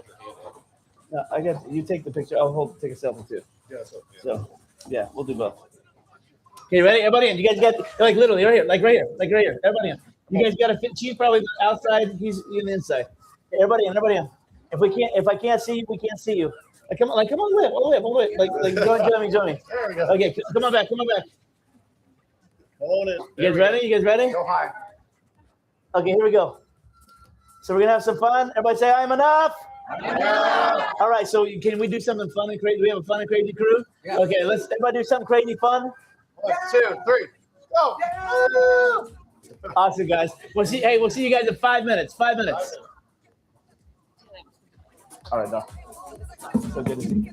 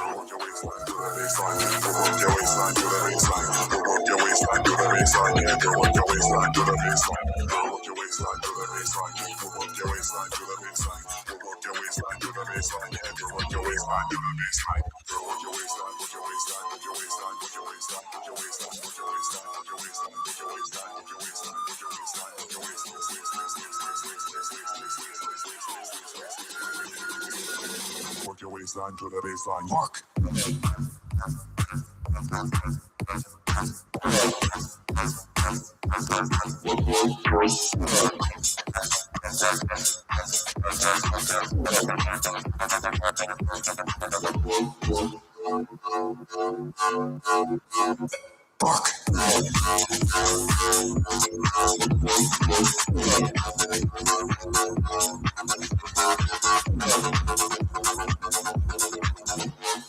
Girl, work your waistline to the baseline. Yeah, we'll work your waistline to the baseline. Girl, work your waistline to the baseline. Yeah, we'll work your waistline to the baseline. We'll work your waistline to the baseline. Yeah, girl, work your waistline to the baseline. Girl, work your waistline to the baseline. Yeah, we'll work your waistline to the baseline. We'll work your waistline to the baseline. Yeah, we'll work your waistline to the baseline. Girl, work your waistline to the baseline. We'll work your waistline to the baseline. We'll work your waistline to the baseline. Yeah, girl, work your waistline to the baseline. Girl, work your waistline to your baseline. Work your waistline. Work your waistline. Work your waistline. Work your waistline. Work your waistline. Work your waistline. Work your waistline. Work your waistline.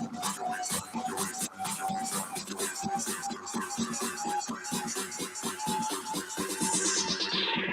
Work your waistline to the baseline. Walk.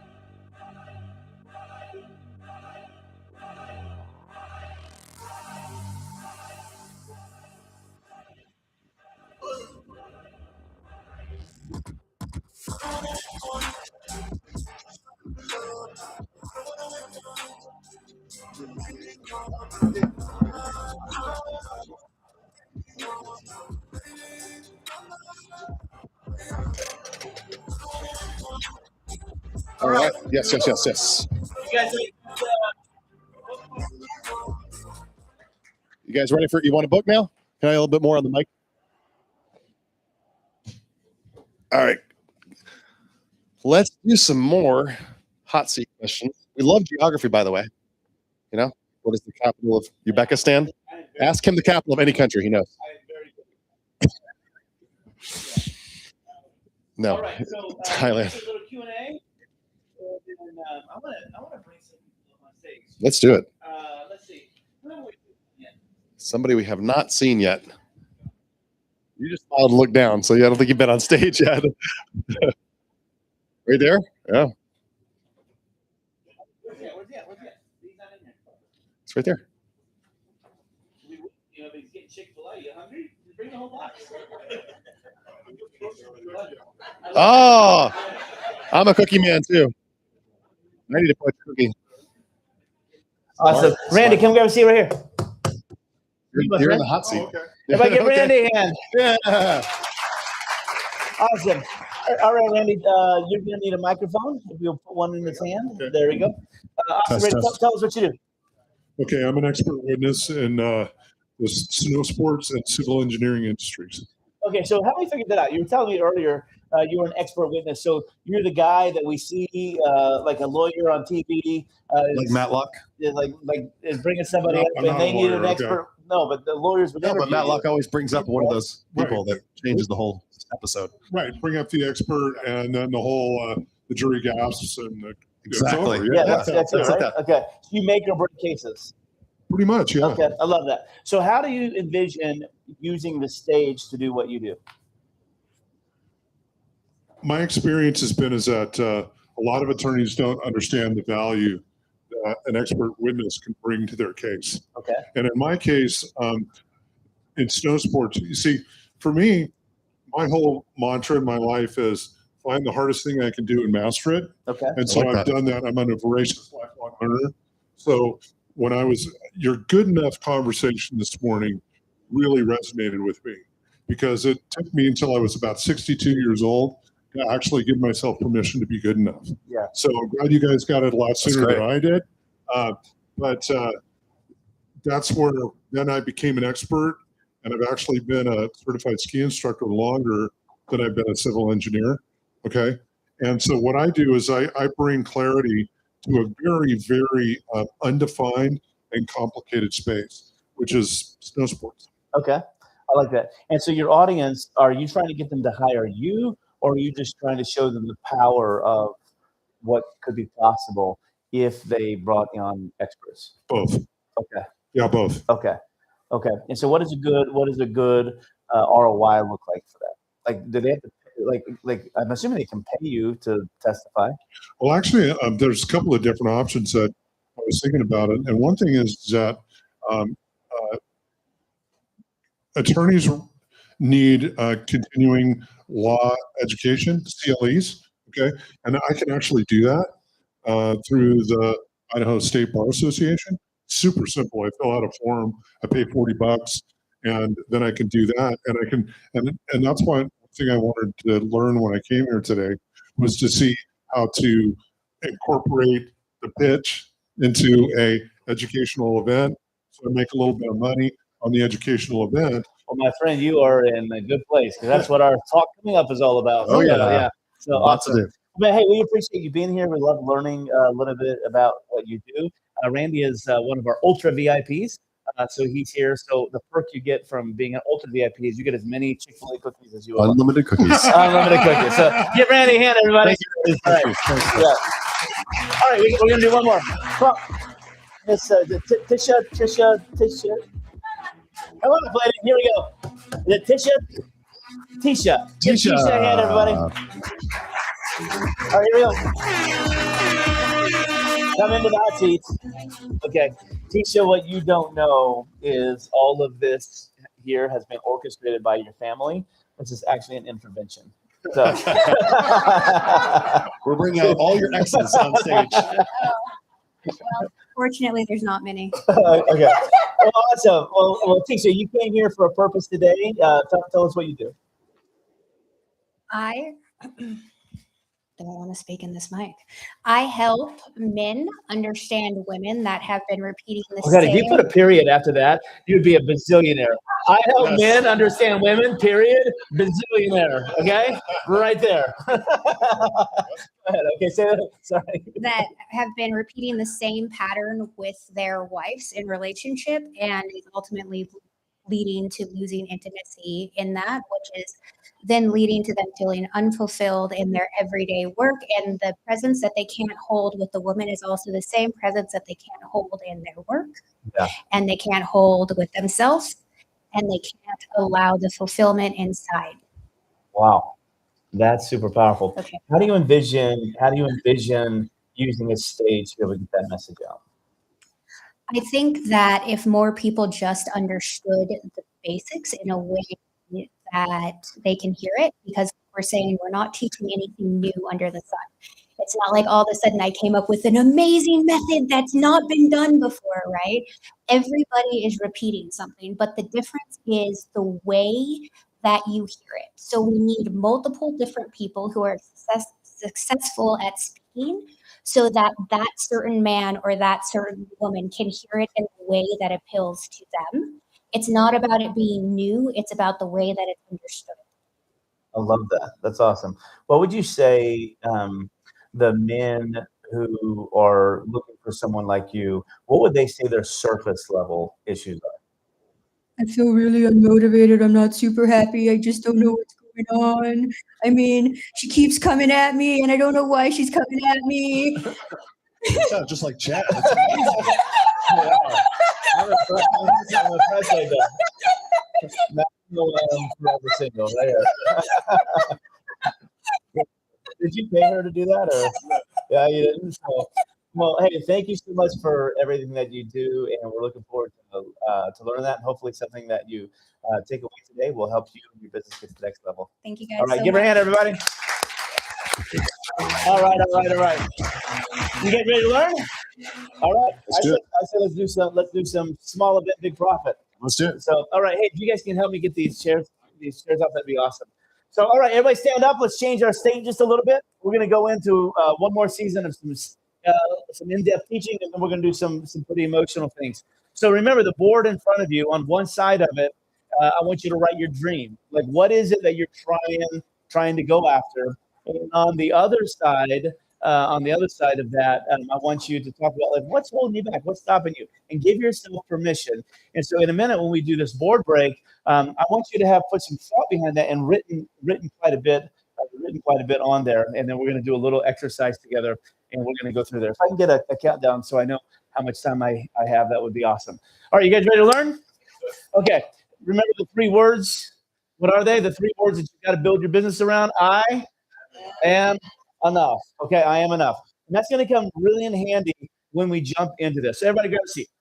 So a few years ago, I say a few years ago, it's been almost a decade now, I got a phone call from a gal who was an event coordinator for an incredibly large event that happened down in San Diego every year that if I told you the name of it, most of you would know it. And she just wanted me to come and do a breakout. She had watched me on a podcast where I used to teach this thing called the GIVE method on how to give all your stuff away and get paid handsomely for it. And she goes, oh my gosh, that would be an incredible breakout at this event. Would you like to come to it and do it? I said, I would love to. She goes, we can't really pay you anything. She goes, but we'll get you a hotel. So just get here. We'll pay your hotel. We'll give you a free ticket to the event. You can speak, and that's great. I was like, okay, can I do a pitch? She goes, yeah, you can. She goes, I don't know how many people you're going to have in your room, but of course you can do a pitch. So I got my pitch together. I got my keynote. And then about a week before the event, I said, how many are you expecting? She goes, our breakouts typically have about 200 people in them. I said, fantastic. So I'm prepping for 200 people. I show up to the venue, and she comes up to me. And she goes, oh, my gosh, Chad. She goes, so many people have signed up for your breakout that we're moving you from one of the breakout rooms into the main room. And I'm like, what? And so here I am. I'm standing outside the door of the main room, and it was one of those massive rooms. It had like a 40-foot LED wall. They had smoke. They had the lights. They had one of these really cool king boards on it, like all the big wigs use and everything like that. And she goes, but if you're going to speak in here, she goes, I hope you don't mind. I took the privilege of creating a sizzle reel for you, and that's what's going to introduce you. Like, I don't mind. Like, wow, sizzle reel for me? Like, little old me? Like, oh my gosh. So the next day comes, we did the rehearsal. Next day comes, I get on there. There's about 650 people in this room, LED wall. They introduce me. Lights come on, the sound comes on, everything's going. And I am just like, wow. And I got up there and I crushed it. I mean, what I mean I crushed it, I crushed it. I did an incredible keynote address. And it was one of those that like I know was landing because like when I would tell a joke, unlike you guys, they would laugh. Like, okay? I mean, they would laugh a lot, okay? When I would tell a story, they would cry. And I remember this one particular moment inside the story. I'm telling this what I call my August 11th story. I'm sharing the story and looking out, and like there's not a dry eye in the room. I'm like, I'm really connecting with these people. And I just noticed that nobody was on their phone. Nobody was distracted. Everybody was paying attention. And then when I finished the keynote, I literally got a standing ovation. First time I've ever gotten a standing ovation where I didn't leave a company, okay, or didn't leave someplace, right? And it was awesome. And I'm like, oh my gosh. And so at the end of that, I pitched a $3,000 product, okay? So I get off the stage, I go in the back, the Mav, the event director, is like literally in tears. She gives me a big hug. She goes, oh my gosh, that's exactly what we needed. You did so great. Thank you so much. I go to the hallway and everybody's coming up. Hey, will you sign my little program? That was so awesome. Can we take a picture? Taking selfies. Everybody's put me on Facebook. It's incredible. And I get to the Uber that night to go back home. And I'm just like, man, I pitched a $3,000 product. I'm like, 600 people in the room. Gosh, if I only close 10% of the room, this is like $180,000 day for me. And I'm like, but man, I got a standing ovation. I crushed it with these people. Maybe I even did 20%. And all these thoughts are going through my mind. This could be amazing. So I get it in the Uber, and I open up my laptop, and do a little hotspot, and I log in to my bank account, and I did not make even one sale. Not one. I'm like, well, maybe something's wrong. So I go over to the ClickFunnels page, I look at it and go to the analytics. Only 11 people even went to the page. I'm like, what? And I literally was crushed. Have you ever had one of those? That's the definition of frustration, when expectations and reality collide. You guys ever had that? I had this moment where expectations and reality collide, and frustration was the result. And you talk about not feeling enough. I did not feel enough. In fact, I felt just the opposite. I was just like, okay, I'm not made for this. This is terrible. Russell Brunson's lying, whatever. I was just so aggravated, so devastated. And that's when I learned that there is a difference between doing a speech, doing a keynote that moves people to an offer. There's a massive difference between those two things. Because what good does it do us if we stand up on a stage, give a talk, and do a pitch, and everybody just looks at us and say, can I take a selfie? Can I follow you on Instagram? But they're not putting money in your bank account, right? Because the last thing I realized was applause is great, but applause doesn't put food on the table, okay? Applause doesn't do any of that. It feels good at the moment, and yes, we need applause. The standing ovation felt amazing, but at the end of the day, I was more broke at the end of the day than I was because I had to pay for all that stuff, right? So I was more broke than I was at the beginning of the day. And this is the big fear when it comes time for speaking. Now, fast forward that, and I'm gonna use an example right here in Boise, okay? The next year, I run a small event right here in Boise with about this many people, okay? This many people right here in Boise. I get up there and I did my little 12-step strategic operation process. I'm in the groove and stuff like that. And I sell a little bit higher product program. And then out of the 20, 22 people that were there, okay, about 14 or 15 of them actually bought my program and product. I didn't even think about being in Boise today. I would show you the picture. And I took them all to Barbacoa to celebrate, which is really cool. And little did I know is I had to spend all the money they spent on my coaching for that dinner, but that's okay. But we went to Barbacoa and we celebrated.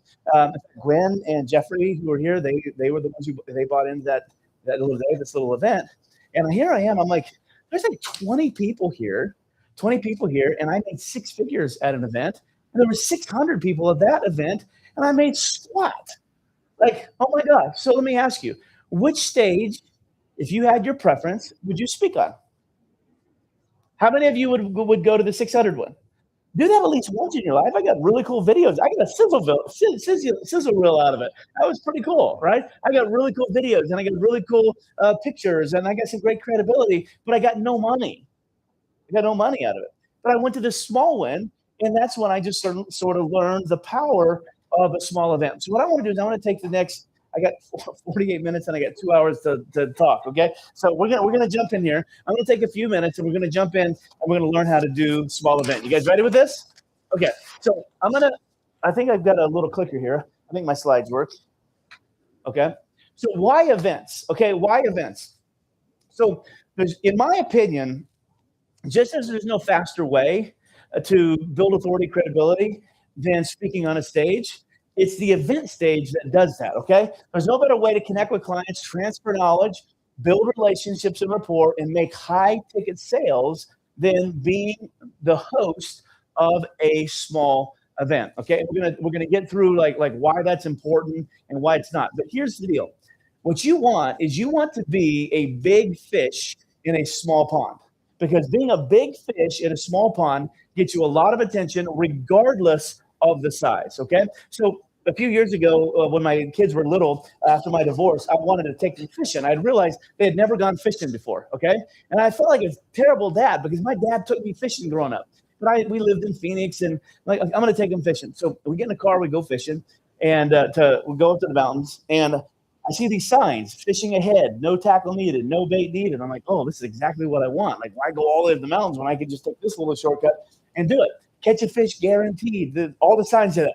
So we pull in this little place, and we go to the counter. Now, remember, I'm broke as a joke at this time, okay? I'm driving Lyft and Uber at night. And so, but I go to this place, and the guy says it's $28 per person. Okay, here's the money, whatever. So I hand him the money. He opens up a drawer, pulls out 4 small Ziploc bags, hands them to me. Inside the Ziploc bag is a cork, a wine cork. Wrapped around the wine cork is some fishing string. At the end of the fishing string, it's a rusty hook and a dead worm. I'm like, what in the world is this? And he literally looks at me. He's hillbilly as hillbilly gets. Well, let me tell you, sir, you're going to go back here to the lake. He called it a lake. Okay, you're going to go back here to the lake. You're going to go walking out on the dock. And at the end of the dock, you just take your, call it a fishing pole. You take your fishing pole out and you just drop it down in the water and the fish coming by. That's how it works. I'm like, all right. So we go around the little cabin to what he calls the lake. And the lake was a pond literally the size of this room right here. And it had so many fish in it that it looked like the water was boiling. Literally, that's how many fish. So I get down on one knee and I'm trying to help my son, my little Archer. He's 3 years old at the time. Okay, he's 14 now, 6'2.5", which is crazy. But I'm down here helping this little 3-year-old boy figure out his. And all of a sudden, Jada goes, "I caught one!" I look over, Jada caught a fish. Then Olivia, my little 5-year-old, caught a fish. I'm like, what in the world? So I run over to help them. I look back and Archer caught a fish. I'm like, what in the world? So I threw mine in and immediately caught a fish. The whole thing was over in 28 seconds, start to finish. It is it is a terrible way to do a family fishing outing, okay? I have these visions of like casting and watch the little bob. You guys know what I'm talking about? Little bobbers like floating and just sitting there, and the bobber goes on. And come on, son, pull it back. These were my visions. These are my expectations. In reality, was start to finish 28 seconds. It's a terrible way to do a family fishing outing.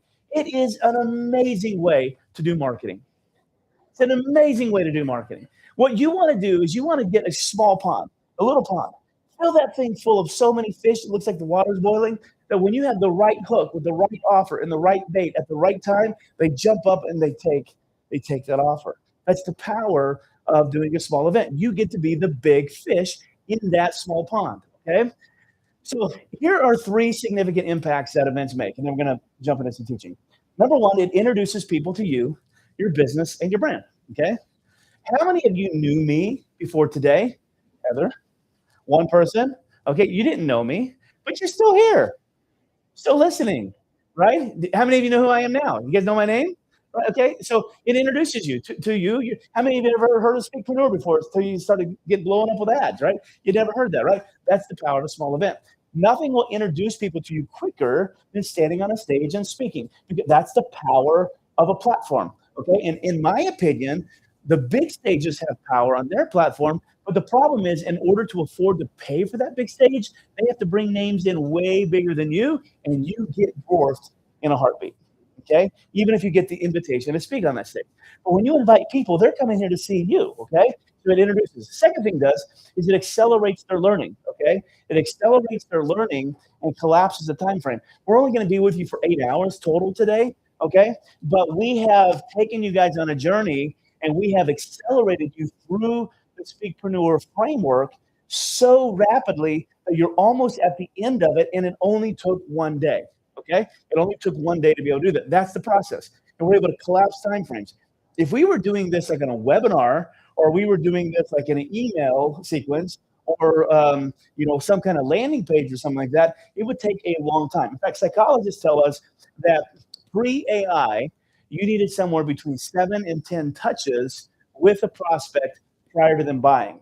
Post AI, because information is so readily available and people believe that they can do everything on their own because AI has made everybody a magic guru, okay? They say it could be upwards of 40 to 60 touches before somebody will buy. So what happens is the buying cycle has elongated itself.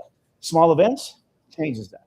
Small events collapses time, and you can take somebody from a stranger to purchasing your stuff in literally a matter of hours, not a matter of weeks or months or even years. You guys with me on that? So it accelerates it. Third thing it does is it baptizes them into your tribe.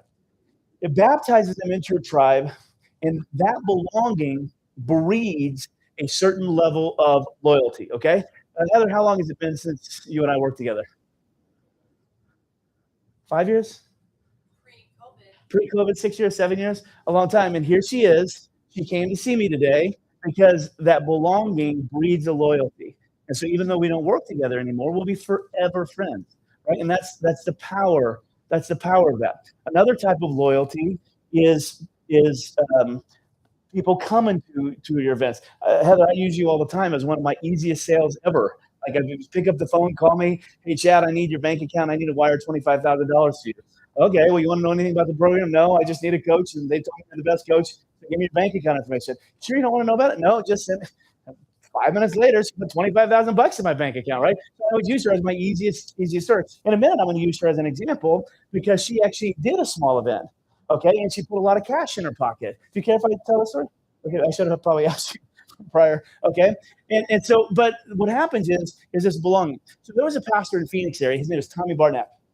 If you look at Tommy, you would think he was Jerry Jones, the owner of the Dallas Cowboys. They look identical.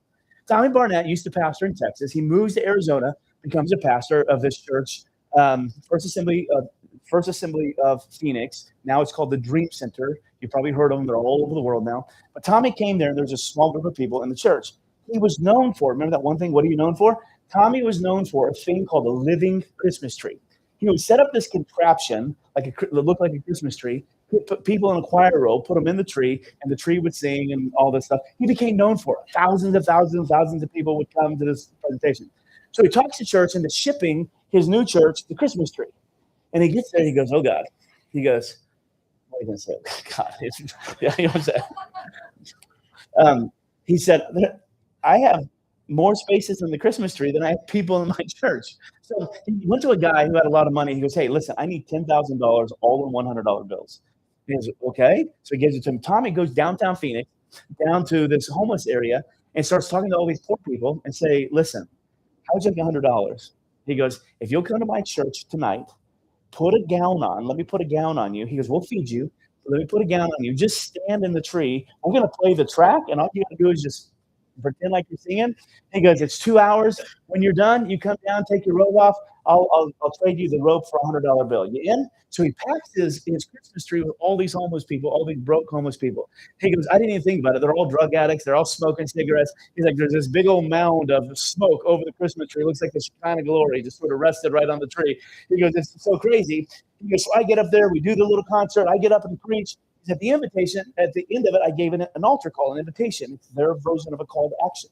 And he goes, what I wasn't expecting was the entire tree got down and came down and converted to Christianity, and which was hilarious. And so at the end, he goes, I went to this guy and I was talking with him and said, what compelled you to convert to Christianity? He goes, for the first time in my life, there was somebody who helped me belong. And he found a sense of belonging with the people in that tree and the people in that church. And Tommy said something that has forever changed my marketing life. He says they have to belong before they believe. And what events does is it allows you to help them belong before they believe. And so who should host an event? Anyone with something to say or something to sell should host an event. Anybody, okay? There are 5 types of events. You are in what we call the one-day mastermind. This is probably, in my opinion, not the most profitable because there are more profitable ones, but it's the quickest path to cash is hosting a one-day event, okay? It's called a one-day mastermind. It's where you get the people in the room, 4 to 6 hours, you teach your little heart out, you teach them through a process. At the end of it, you make a pitch, and you buy. The second type of event is what we call the pay-to-play. So the pay-to-play is like where you – I'm going to go back there. Pay-to-play is where you pay a lot of money to go to the event. If you've ever paid more than $1,000 to attend an event, okay, that's a pay-to-play event, okay? The third type of one is what's called a pathway to pitch. This is where you charge a little bit of money, maybe a 1 or 2 day workshop, maybe even a 3-day workshop, where somebody will pay $197, $297, $497, coming and you're teaching your framework, okay? At the end of that framework, then you're pitching them. So they come to the event, pay a little bit of money, but you're spending elongated time with them and you're pitching them. The fourth type is called the groupie, okay?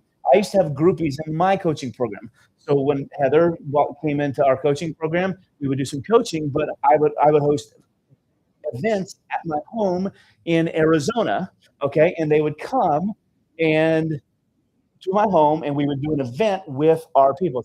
It's a group in the program. What was really cool is sometimes my clients would come, and then I would invite non-members. And by the time we got done, my members were selling my non-members into the program. Groupies are fantastic. Okay. Arizona was crazy. And so what our house got known for was really, really good teaching and then scorpions. Okay. Scorpions. We had scorpions all over my house. And I will never forget a picture when I saw Heather and 2 other ladies freaking out, screaming on top of my daughter's bed because there was a scorpion in the sink, right? In the sink. It was crazy, right? But there's so much fun. It brings you together. It's a groupie. You guys need that type of program and your thing. And then the 5th kind is what's called the HEHO. Okay. HEHO. By the way, I made all these names up, just so you know. Okay, this is called the high event, high offer. This is where you run a very expensive event because you only want premium clients, and then you sell a premium offer on the end of it. So you may charge $4,000 or $5,000, and at the end of it, you're going to sell a $25,000 to $50,000 product. Okay, the people can afford it because they wouldn't have paid $5,000 to come to your event. So you already have people who are qualified to buy your product. So that's called the HEHO. We're going to tell you about a HEHO in a minute. Okay. And one of our HEHOs is an event I've been doing now for over a decade, 13 years now. It's called Small Event, Big Profit. Small Event, Big Profit is, well, let me just show it to you, okay? Hey, coaches and consultants, listen up. There's no better way to connect with clients, transfer knowledge, build relationships, or make high-ticket sales than being the host of a small event. Imagine just for a moment clients purchasing airline tickets and booking hotel rooms, flying from around the world to learn from you in a small and intimate environment. Then toward the end of that event, seeing nearly half of them raise their hand and purchase your high-ticket coaching program and literally making an entire year's worth of income in just one weekend. Hi, everybody. I'm Chad Thibodeau, founder of Small Event, Big Profit. And I want to help you create your very own small event between 12 and 24 people and profit up to 6 figures in just one weekend. That's right. 12 to 24 people, 6 figures, one weekend. You know, after coaching over 3,200 people in 54 countries of the world and hosting over 300 events, I've come to learn that big events, although they're fun and exciting to attend, typically are a logistical nightmare that cause the event host to take massive risks because they cost thousands and thousands of dollars and they end up with little to no profit.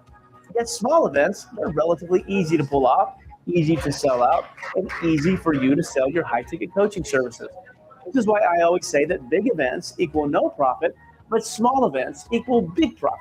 This is exactly why I created Small Event, Big Profit, a live, interactive, and intense 4-day event where you come and join me and my team to plan, promote, produce, and profit from your very own small event. Now, you really don't have to be a big name or have a massive audience to pull off a profitable event. All you really need is just simply to understand what problem you solve, have the proper framework to teach the solution, gather people together at an event, teach for a few days, build a ton of rapport, add a lot of value, and they'll be ready. No, actually, they'll be begging you to sell them on your high-ticket coaching programs.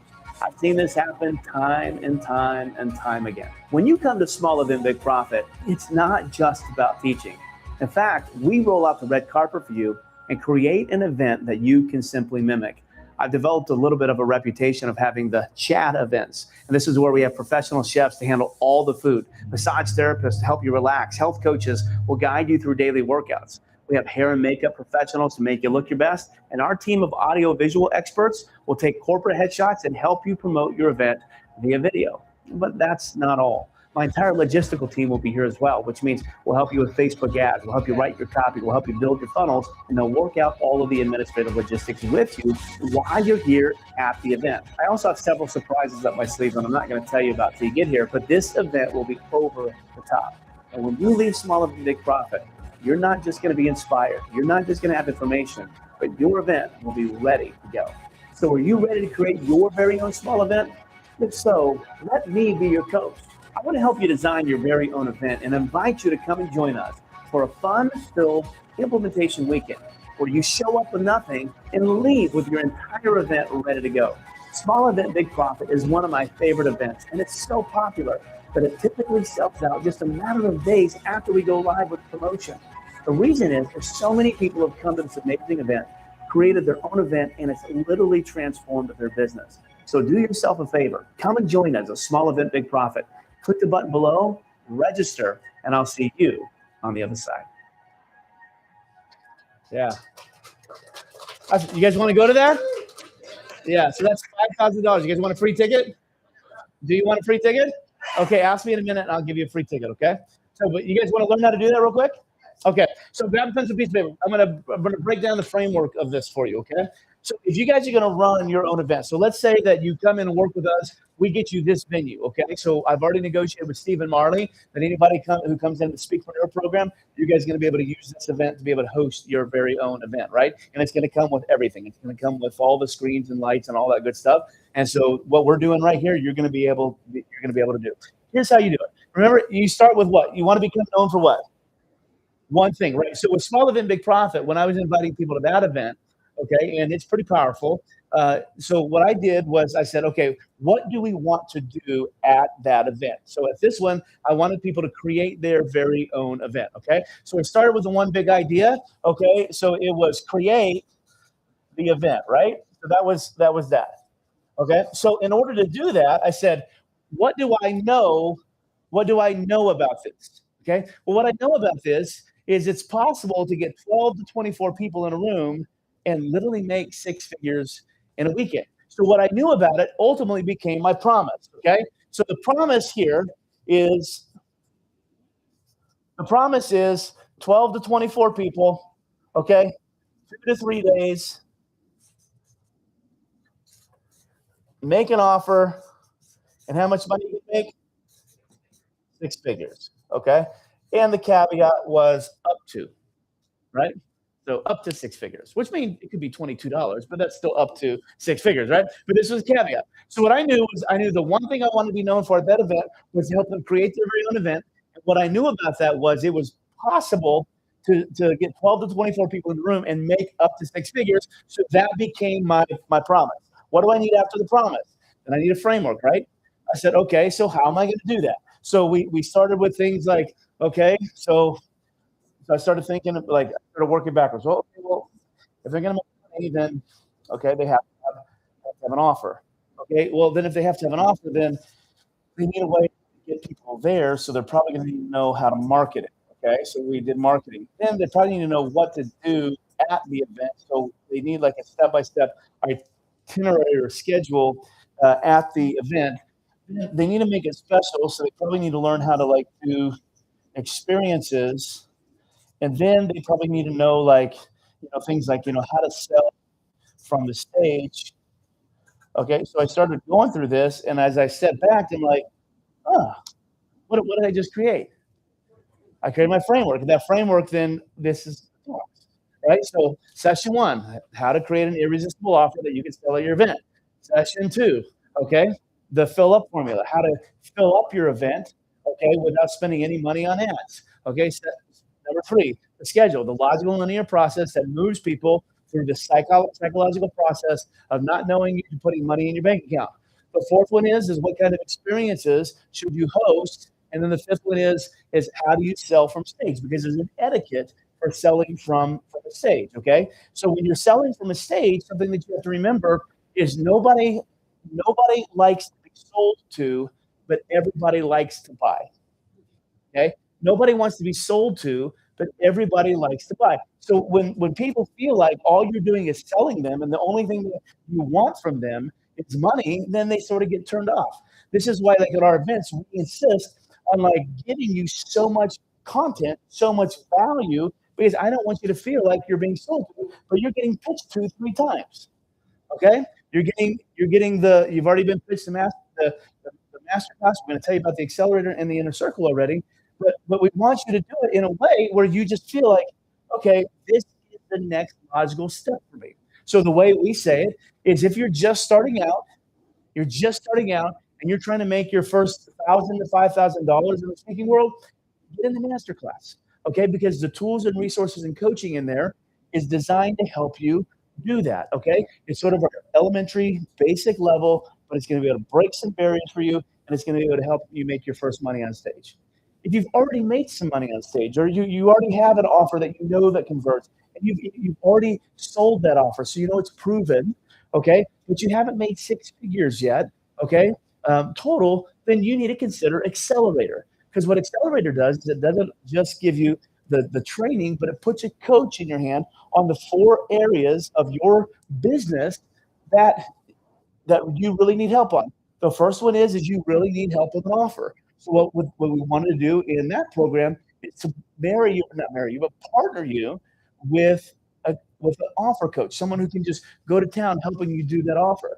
The second type of coach that you need in that particular program is you probably need to know how to get known. So you're going to need like a speaker page, a speaker funnel, right? And so we want to partner you with someone who can help you get known. So we want to put some publicity, et cetera. So there's 4 different levels. And so what we said is in that program in Masterclass, if you haven't made 100,000, that's the program for you. We will help you accomplish those 4 critical things inside of your business by giving you a coach.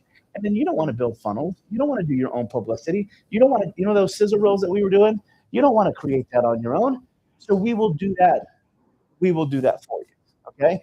And then we'll give you the framework on how to do your event, the framework on how to write your book, etc. If you've already made 100,000 and you're like the CEO or you're a big wig in your company or in your own business, and you want to get known, you want to make $250,000 or more inside your business, well, that's what Inner Circle is. Inner Circle is designed to put a team of people around you that does everything for you. So I've been writing this book for 5 years now.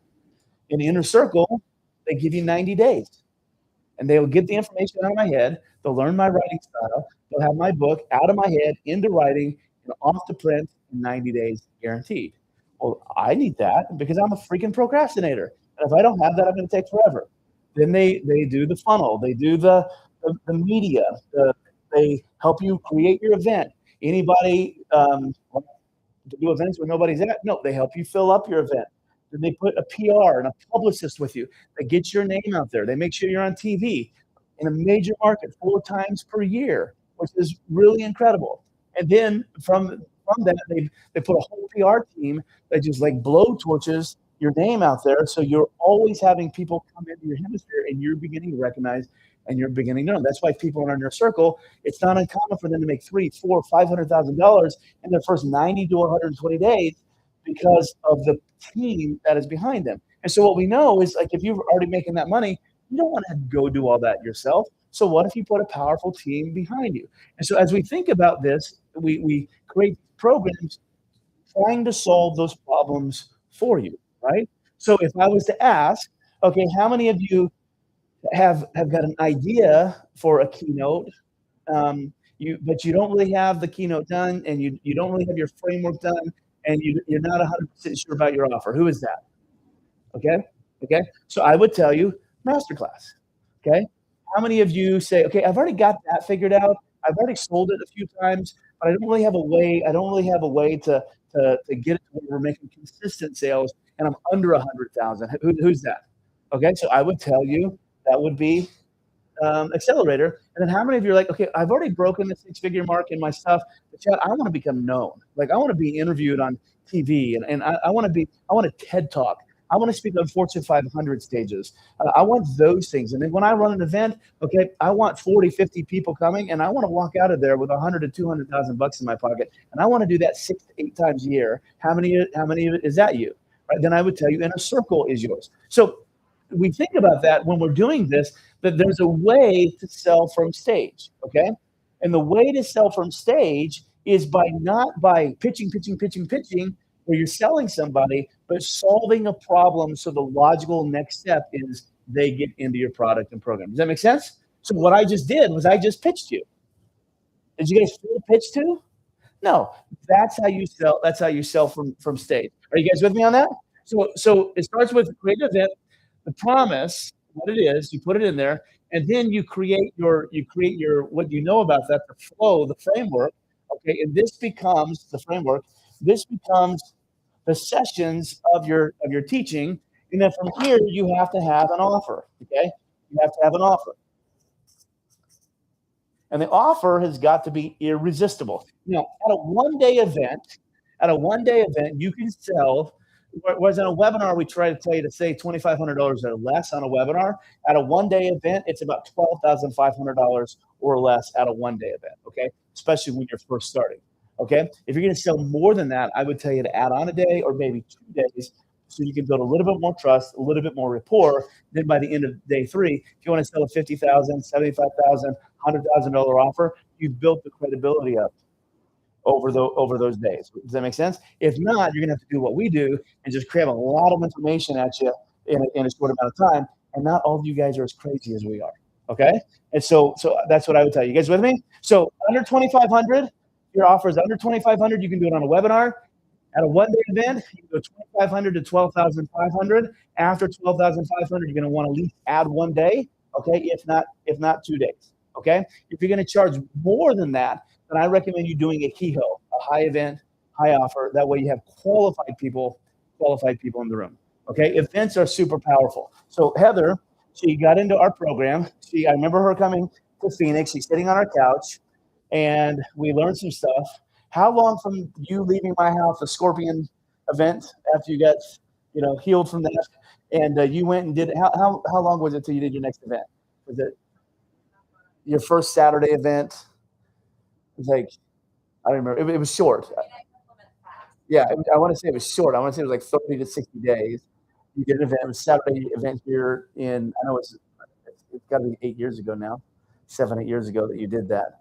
But I remember the Voxer that you sent me. So she left the event. She came to Boise. She ran it. I want to say you had 20, 25 people in the room, something like that. And you did your coaching pitch, and you almost got, I don't know what the percentage was, but it was a lot. But it was almost $100,000 a day as far as her program goes. And what's really cool, if you went to our website, smalleventbigprofit.com, you go on there, you can scroll down, and you'll see a little video of Heather, and that's where you tell the story, which is on that little video. So you can go there and you can watch her and get the details and facts correct. But it's pretty powerful. It's pretty powerful. So I want to encourage you guys to take the risk on yourself and create your own small events. What questions do you have about events? Who thinks they can do one? Okay. So here's what's your name again? What is it? Hey, Jared. 24 people. Let's just take that. Okay. If I was to tell you you're going to do an event 2 weeks from Saturday. So what is today? Thursday? So 2 weeks from Saturday, you were going to do an event, and I need 24 people.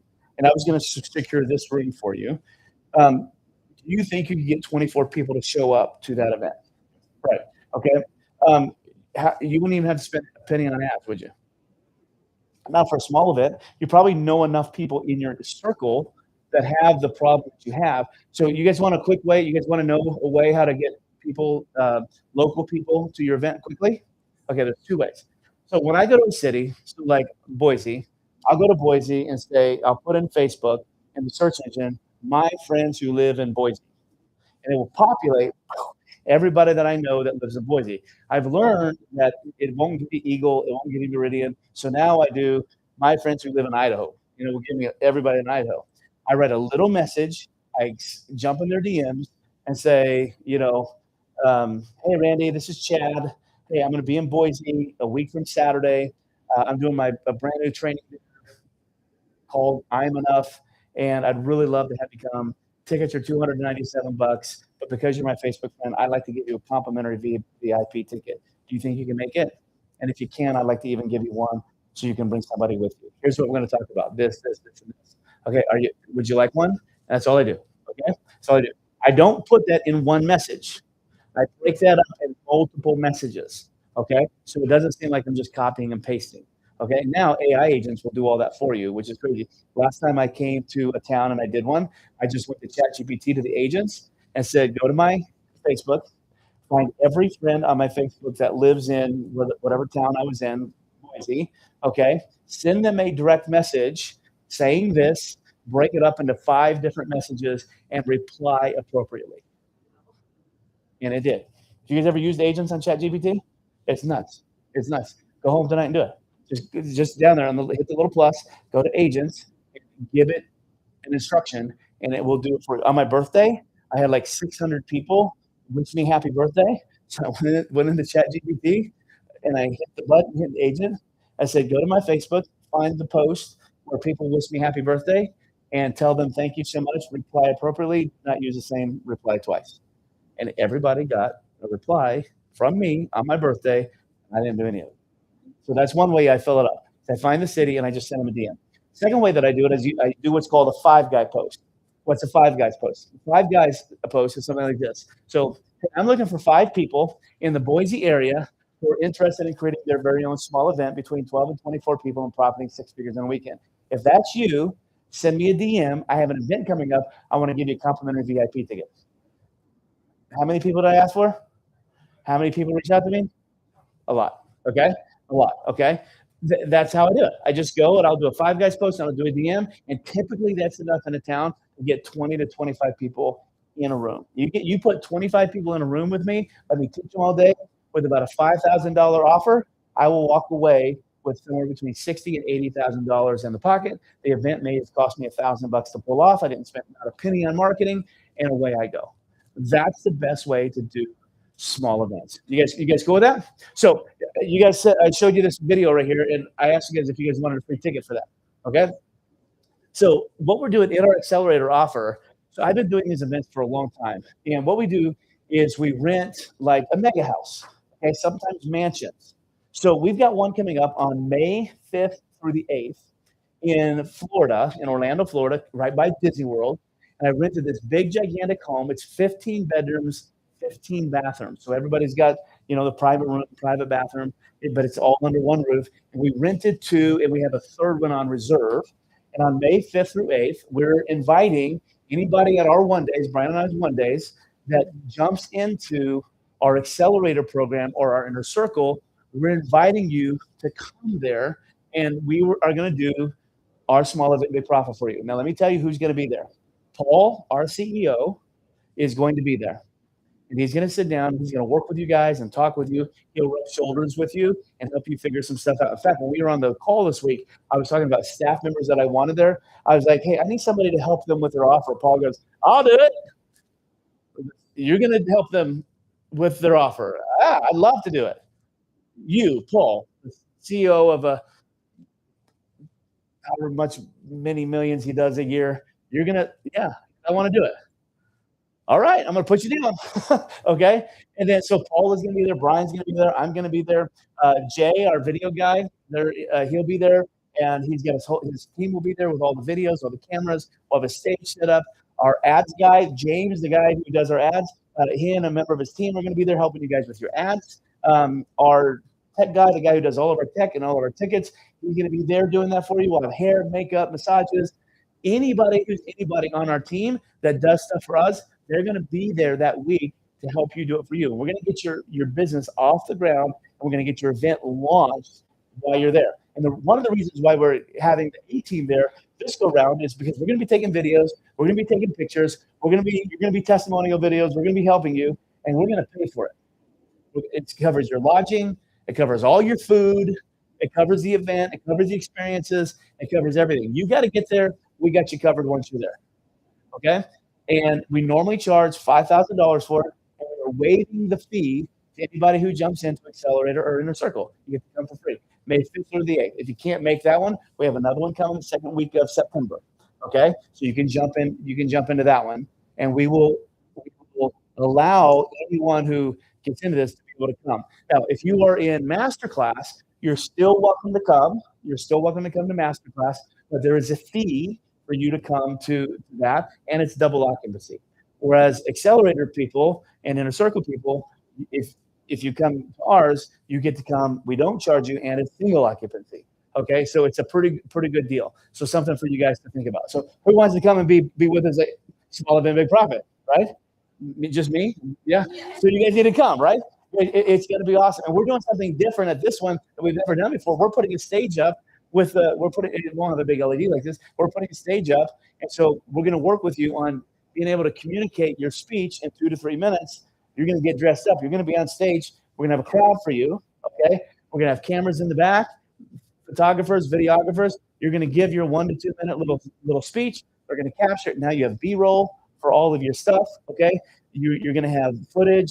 You're going to have credibility shots, all the things that you need for your website to be able to make your event feel. That's pretty cool. You get that if you guys jump into Accelerator. And in my opinion, that is worth the price of Accelerator. You guys good to go on that? Okay, I got 10 minutes. I really got a minute 43 before we need to move into something else. But I want to be able to answer some questions for you guys. Who's got questions? Yes, ma'am.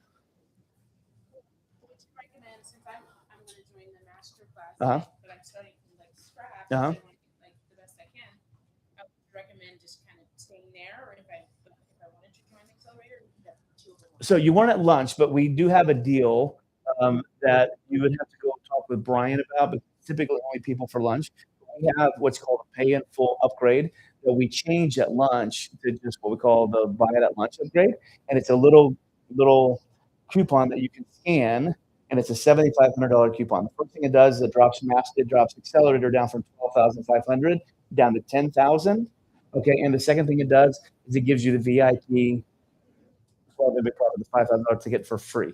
Okay, so you can do that, and you don't have to pay any more money. It's $2,500 you pay for Masterclass will act as your first payment, and then 30 days from now you make your second payment, 30 days your third payment, and then your final payment will be once. So it's a 16-week program, Accelerator. You'll be able to do that. So for my bank, for my buck, that's what I'm doing because I get a small bit of profit. I get my event up and running in 2 to 3 weeks. Plus, I get all of that great footage. I get to rub shoulders with half of our inner circles. I get to rub shoulders with the CEO of our company. With all, in my opinion, it's the best bang for the buck. Okay, so that's what I would do if I were you. Okay. Other questions? No other questions? Zero? I like answering questions. Okay. So I think this is where I'm supposed to pitch, and I'm not going to pitch. Yes. I've been thinking about if I'm somebody who wants to work with organizations, corporate spaces. Yeah. How does that translate for people who are not doing B2C as much, and there's other I'm sure there's ways to do that. Yeah. So B2B is fantastic, right? Because B2Bs are still run by Cs. They're still run by people. And so because of that, you have the ability to connect with them, to have time with them, be able to solve problems for them. So businesses have problems just as people have problems. So for many years, that's all I did was B2B. Right? I just worked with business owners who had businesses to be able to accomplish things. And so, in my opinion, events, books, the same thing. A book, an event will solve everybody's problem. It will help you gain leverage, help you build a voice, have a platform. So I'm a big, gigantic fan. But it will also give you a lot more credibility than you have without it, right? So if you're a published author or you're on the platform, solving problems for people, it just gives you a lot more credibility as well. And so you don't have to explain yourself as much when you have that. So I'm a big, gigantic fan. If you're working with corporations or anything like that, figure out a way how to get credibility through a book, figure out a way to create some type of event and be able to come. We just had I just had a client where they go to like Chamber of Commerce's and they do the lunch and learns, and she just signs up every 6 weeks for a lunch and learn. She doesn't get paid to do it, but she's working with different business owners. She doesn't even make a pitch, okay? But what she does, she gives her book away, and so she scans. Hey guys, I want to give you my free book, and they scan the free book to get the free book, and then what does that do? It puts them in a funnel, and then away they go. And so that's what I would say to do, just do something like that. I'm a big gigantic fan. Yeah, right people learn. So what problem you solve, like what's the big promise, right here, or what's the one thing you want to be known for? Put it in a big promise by asking yourself, what do you know about that? And anybody who's got that problem, who wants that promise, will show up to it, right? Okay, and that's the big thing. Other questions? All right, so I've already told you a little bit about Accelerator here, but I'll just run through it just so you can see it. This is a 16-week done for you coaching program. You guys remember Alvin, the guy at the very beginning? Brian's person that he talked about. Alvin actually, did Brian tell you that he showed up at our event last week?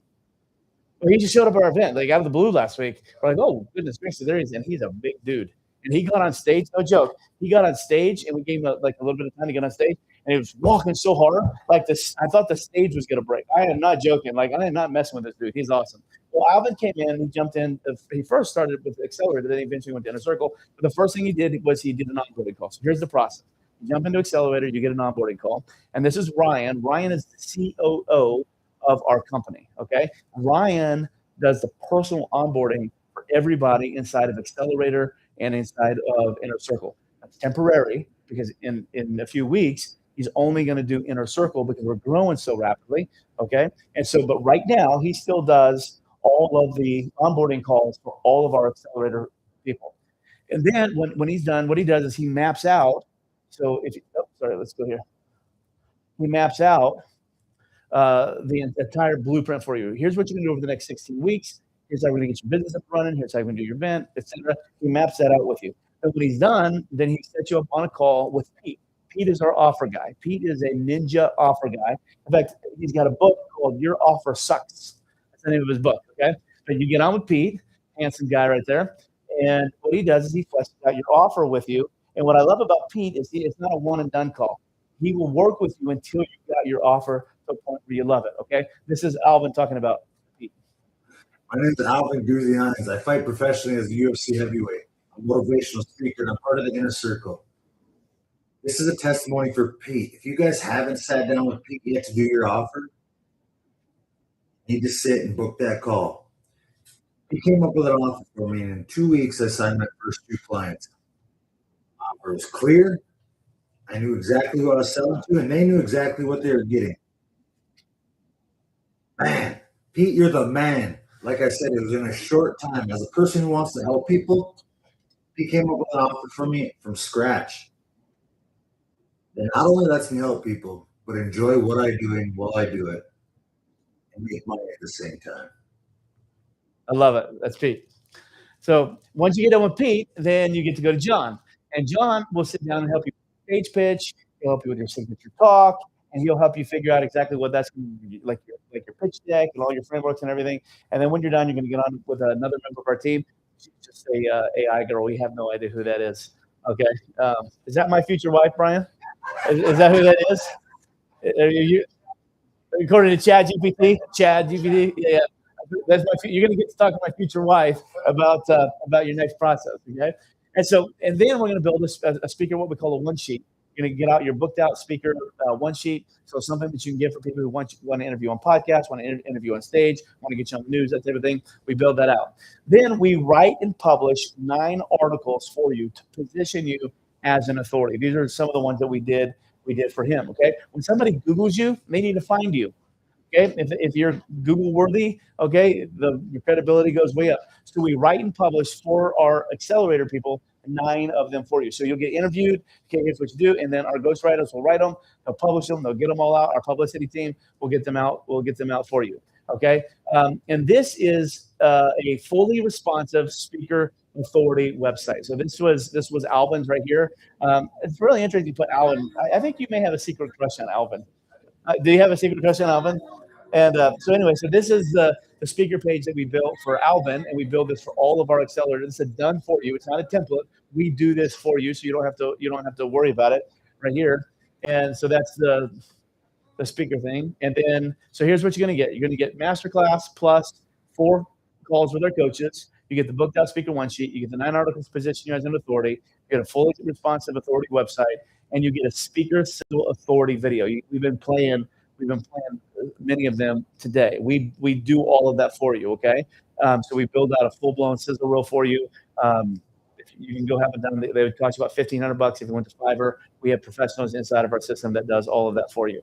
Okay, it's a total value of $26,000. Okay, you can go to our website right now. Like if you were to go to our website right now, you can actually buy it for $25,000. Okay, but you can come here and you can get started for $24.99 and then 4 payments of $24.99. Okay, if you guys did the lunch upgrade, or if you guys want to go have a conversation with Brian, we may extend that lunch upgrade for you, but it's 4 payments of $24.99. Okay, and then if you pay in full, you get the $10,000 obviously, and then you get to come to our small event Big Profit in Florida, which we sell right now for $49.97. We're going to include that ticket for you. Okay, that's Accelerator. Okay, that's Accelerator. So what I want to do before I turn the stage over to Brian is first, any questions on that? Any questions on Accelerator? Okay. I don't want to hard pitch you, but what I want to encourage you guys know whether you should do it or not already. Okay. And we'd love to just have you. We love to coach you. We love to help you get your product and your business to the next level. Okay. In just a minute, Brian, I'll tell you about our highest offer. Many of you guys have been asking about that. It's our Inner Circle program. I'll tell you about that in a little bit. But we just want to encourage you to take some action, do something. Let's get your business to the next level. Okay. A few years ago, when I was a coach, I can't tell you the whole story just for time's sake, but I wasn't a coach actually. I was having these thoughts that I wanted to be a coach, and I had sat through many presentations like this. People trying to sell me coaching, and I just sat back and I didn't do it. Well, one reason was I had been coaching people for a long time, and so I had built 13 funnels for Russell Brunson. I've been doing all kinds of funnels and marketing, and I built up a pretty good class of students that I was teaching how to do this stuff. And I kept telling them, when you launch a program, you need a name, you need a description, you need an outcome. So I'm doing all this stuff, I'm teaching it. And I finally got to the point where I had made enough money through that process where I was going to get what's called a 2 Comma Club award. Okay, my very first one ever. And so I was really excited about this. I was going to go to Florida, and I was gonna get my award on stage. I was super excited about it. And this lady, one of my students, calls me and says, "Hey, Chad, God told me." She used the God card against me, and this was back when I was freshly out of the ministry. And she goes, "God told me that Funnel Hacking Live is going to change my life." I said, "Awesome! I can't wait to see you. It's tomorrow." She goes, "Oh, I don't have a ticket." So, "What do you mean you don't have a ticket?" She goes, "I don't have a ticket. Can you help me get a ticket?" I'm like, "That thing sold out like 2 months ago." So I called my buddy here in Boise and said, "Hey, Mark," I said, "I got a gal. She thinks God's telling her to get the Funnel Hacking Live. Do you happen to have any extra tickets laying around?" He goes, "Oh my gosh." He goes, "You wouldn't believe this." He goes, "We literally just got off the phone with Tony Robbins. Tony's team bought 100 VIP seats right up front, okay, for he and his team. And they just called us and said, they're not coming. So I have 100 seats right up front, Tony Robbins, VIP. You want one?"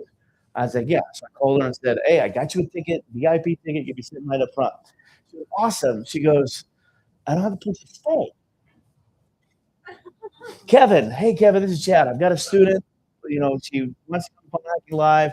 I got her a ticket. Do you know anybody who has an extra room?" Because it's so funny. I just got on the phone with a gal who said her room has 2 beds in it. If she knows anybody that wants to come, great. So hooked up with a hotel. She goes, "Awesome, but how am I supposed to get there?" So I go on my American Airlines. I go in, I have enough points, and I book her from. She was in Seattle. I book her from Seattle to Orlando, where the Funnel Hacking Live was at that particular year. And I bought the cheapest points, right? So she had a layover in Dallas. If you know anything about Orlando that year, they had a big tornado warning and all this stuff going on, and they actually shut the airport down throughout the day, open, close. And so we go to the first event, and they're teaching, and things were really good. And so I texted her or DM'd her and said, "Hey, the first session's over. I'd love to be able to meet you and maybe we can do the second half of the day together. And she goes, why didn't you get me a nonstop ticket from Seattle? I was like, because it was cheaper to do the other way. She goes, oh my gosh, I get to Dallas and I already had a 3-hour layover. I hate layovers. I already had a 3-hour layover, and then they closed the airport in Orlando, so they told me it was probably gonna be a couple more hours.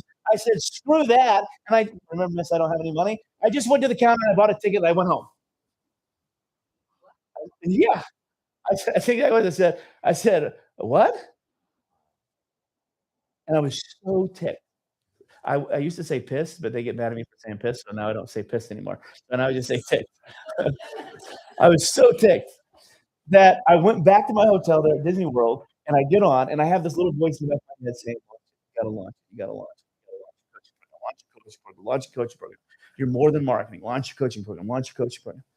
So I've been teaching name, description, outcome. So I just go and I go Facebook Live. This is back when you could do Facebook Live and people would actually watch you. So I was on Facebook Live and I had like 84 people watching this presentation live. And I'm telling the story. I'm not going to give the girl's name away, but I'm telling the story. And I'm just heated. I'm with rage. And I get to the end of it after I'm telling the story, and I'm like, and so many of you are doing that exact thing. You're 100% convinced that you're just one funnel away from your life being changed. But instead of when a little turbulence comes, instead of going through it and getting your message and getting your story and being better off on the other side, what you do is you hit the eject button and you just go back home. I'm like mad. I'm like literally screaming at the TV or screaming at the screen telling the story. And I said, I want to be your coach. Now I'm in. So here I am on the fly, spontaneously launching my coaching program that does not exist right now. Okay, but I've got 84 people on, and I'm stuck. I'm hooked. I said, so I want to be your coach because to get to it, you got to go through it. And I'm telling the story and things like that. So I said, I want to be your coach, and so I've got to need a name, a description, outcome. Okay, so I want to introduce you to my brand new coaching program. And I don't have a name, but I'm in. I got to come up with something. Okay, so remember P90X earlier? Okay, I was going to help them launch their business. I said, so I want you to come into my brand new coaching program called Launch 90X. For real, it still exists to this day. Launch 90X. Launch 90X. What is it? Description. It's a live and interactive coaching program outcome designed to help you get your idea and turn it into a business in 28 days or less, or 90 days or less. And I was in. And I went in and I did this pitch just as I taught everybody to do it before, but I never had the strength to do it. And I launched it. And 7 people bought. $3,600 coaching program. Yeah, you can clap. I was really excited. I got so excited that afternoon, at the end, I went and I did it again. I had another 7 buy. Later on that day, I was so full of joy. I was telling people, I had a guy by the name of John Swanson actually buy a $10,000 product from me that day. I literally, you do the math, I almost had a $100,000 day because this lady ticked me off. Okay. But it just got me hitting. You know what happened though when I went to my DM and I just saw all those sales through? It just changed. It changed me. Okay, it changed me. And what I realized that was for so long I knew I had a dream, but I had fears and I had limiting beliefs just blocking me, and I couldn't get through it. But once I got the nerve to just step up and to break through, everything happened. Everything changed. Some of you guys are that way. Would anybody be brave enough to just come up here with their board? I don't really have seen many of you write anything on, so maybe you guys have no limiting beliefs or whatever. But would anybody be brave enough to just come up and let me read your board? Yeah, come on. This is Jared. Give Jared a hand. Jared, first, you didn't write a dream. Tell me your dream. Okay, so let's measure that. So like how many men?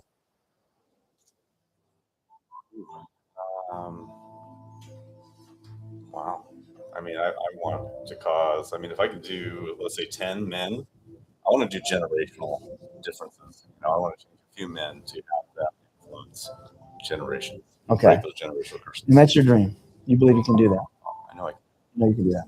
Here's what you said. You said that I would do that, but I don't know him. You said that I'm too broken. And you said that who would want to listen to me? And my gut tells me that there's a little bird right here. Maybe it's a dad. Maybe it's someone close to you who you can hear this voice that whispers. Why would somebody pay me? And is that even worth monetization? And I'm not smart.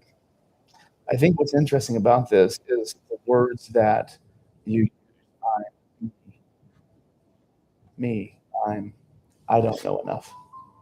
I think those are interesting words because this is what's holding you back. And what I know about limiting beliefs like this is they put a lid on you. They push you down a little bit. And when they push you down, it keeps you from getting to your goals. It keeps you from getting to the dreams. So what I like to do is I like to remind you that you are enough. I like to remind you that every dream that you have is worthy of pursuing and accomplishing, and that nothing can stop you except for. But if you'll make a choice today and you'll elevate, your perspective will shift. You'll create a teacher-student relationship. You can speak down to your audience and tell them exactly what to do, and you're not even worried about what they think about you.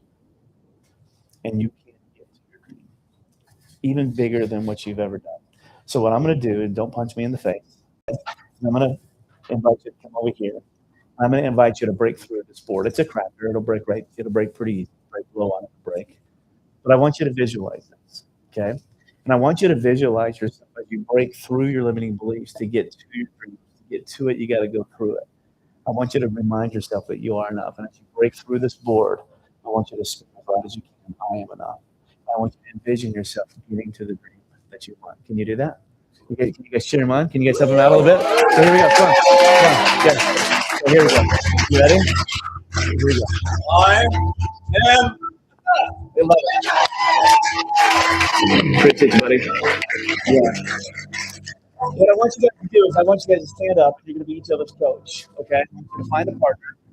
One of you is going to be the coach. You're going to hold it. Let me educate you. Let me educate you on how to do this.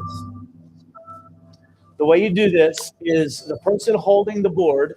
You're going to face their limit. Watch me. You're going to face their limiting beliefs to them, directly to them. And then on the other side, you're going to tell them what their dream is, and they're going to face their limiting beliefs. They're going to break it. And when you break it, see this part of your hand? You're going to use this part of your hand. Don't punch it. Use this part of your hand. You're going to come through. As you come through, you're going to, as loud as you can, tell yourself, I am enough, and then break through. As the coach, you're holding the board. You're encouraging them. Come on, you got this. Hold the board out. Elbows locked. Arms wide. Okay, don't hold the board like this, even if they wrote it like that. Hold it sideways. Arms wide. Hold it like this, and they're going to break right through. And then you're going to switch places, and you're going to do it again, okay? We don't have a ton of time, so if we can do it relatively rapidly, do this. But convince yourself that you are enough. And let's break through together. You guys ready? All right, here we go. Find your partner.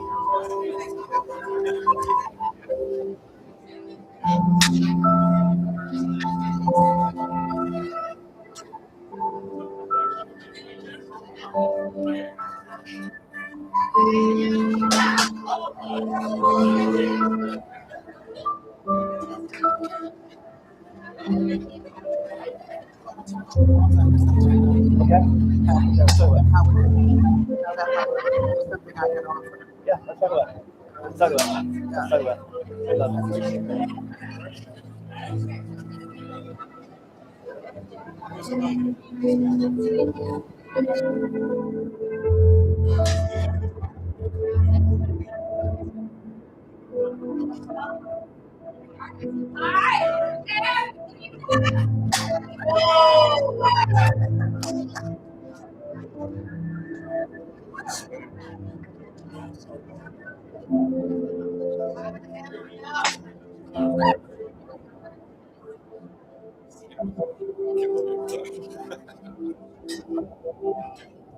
Everybody get it? Yeah.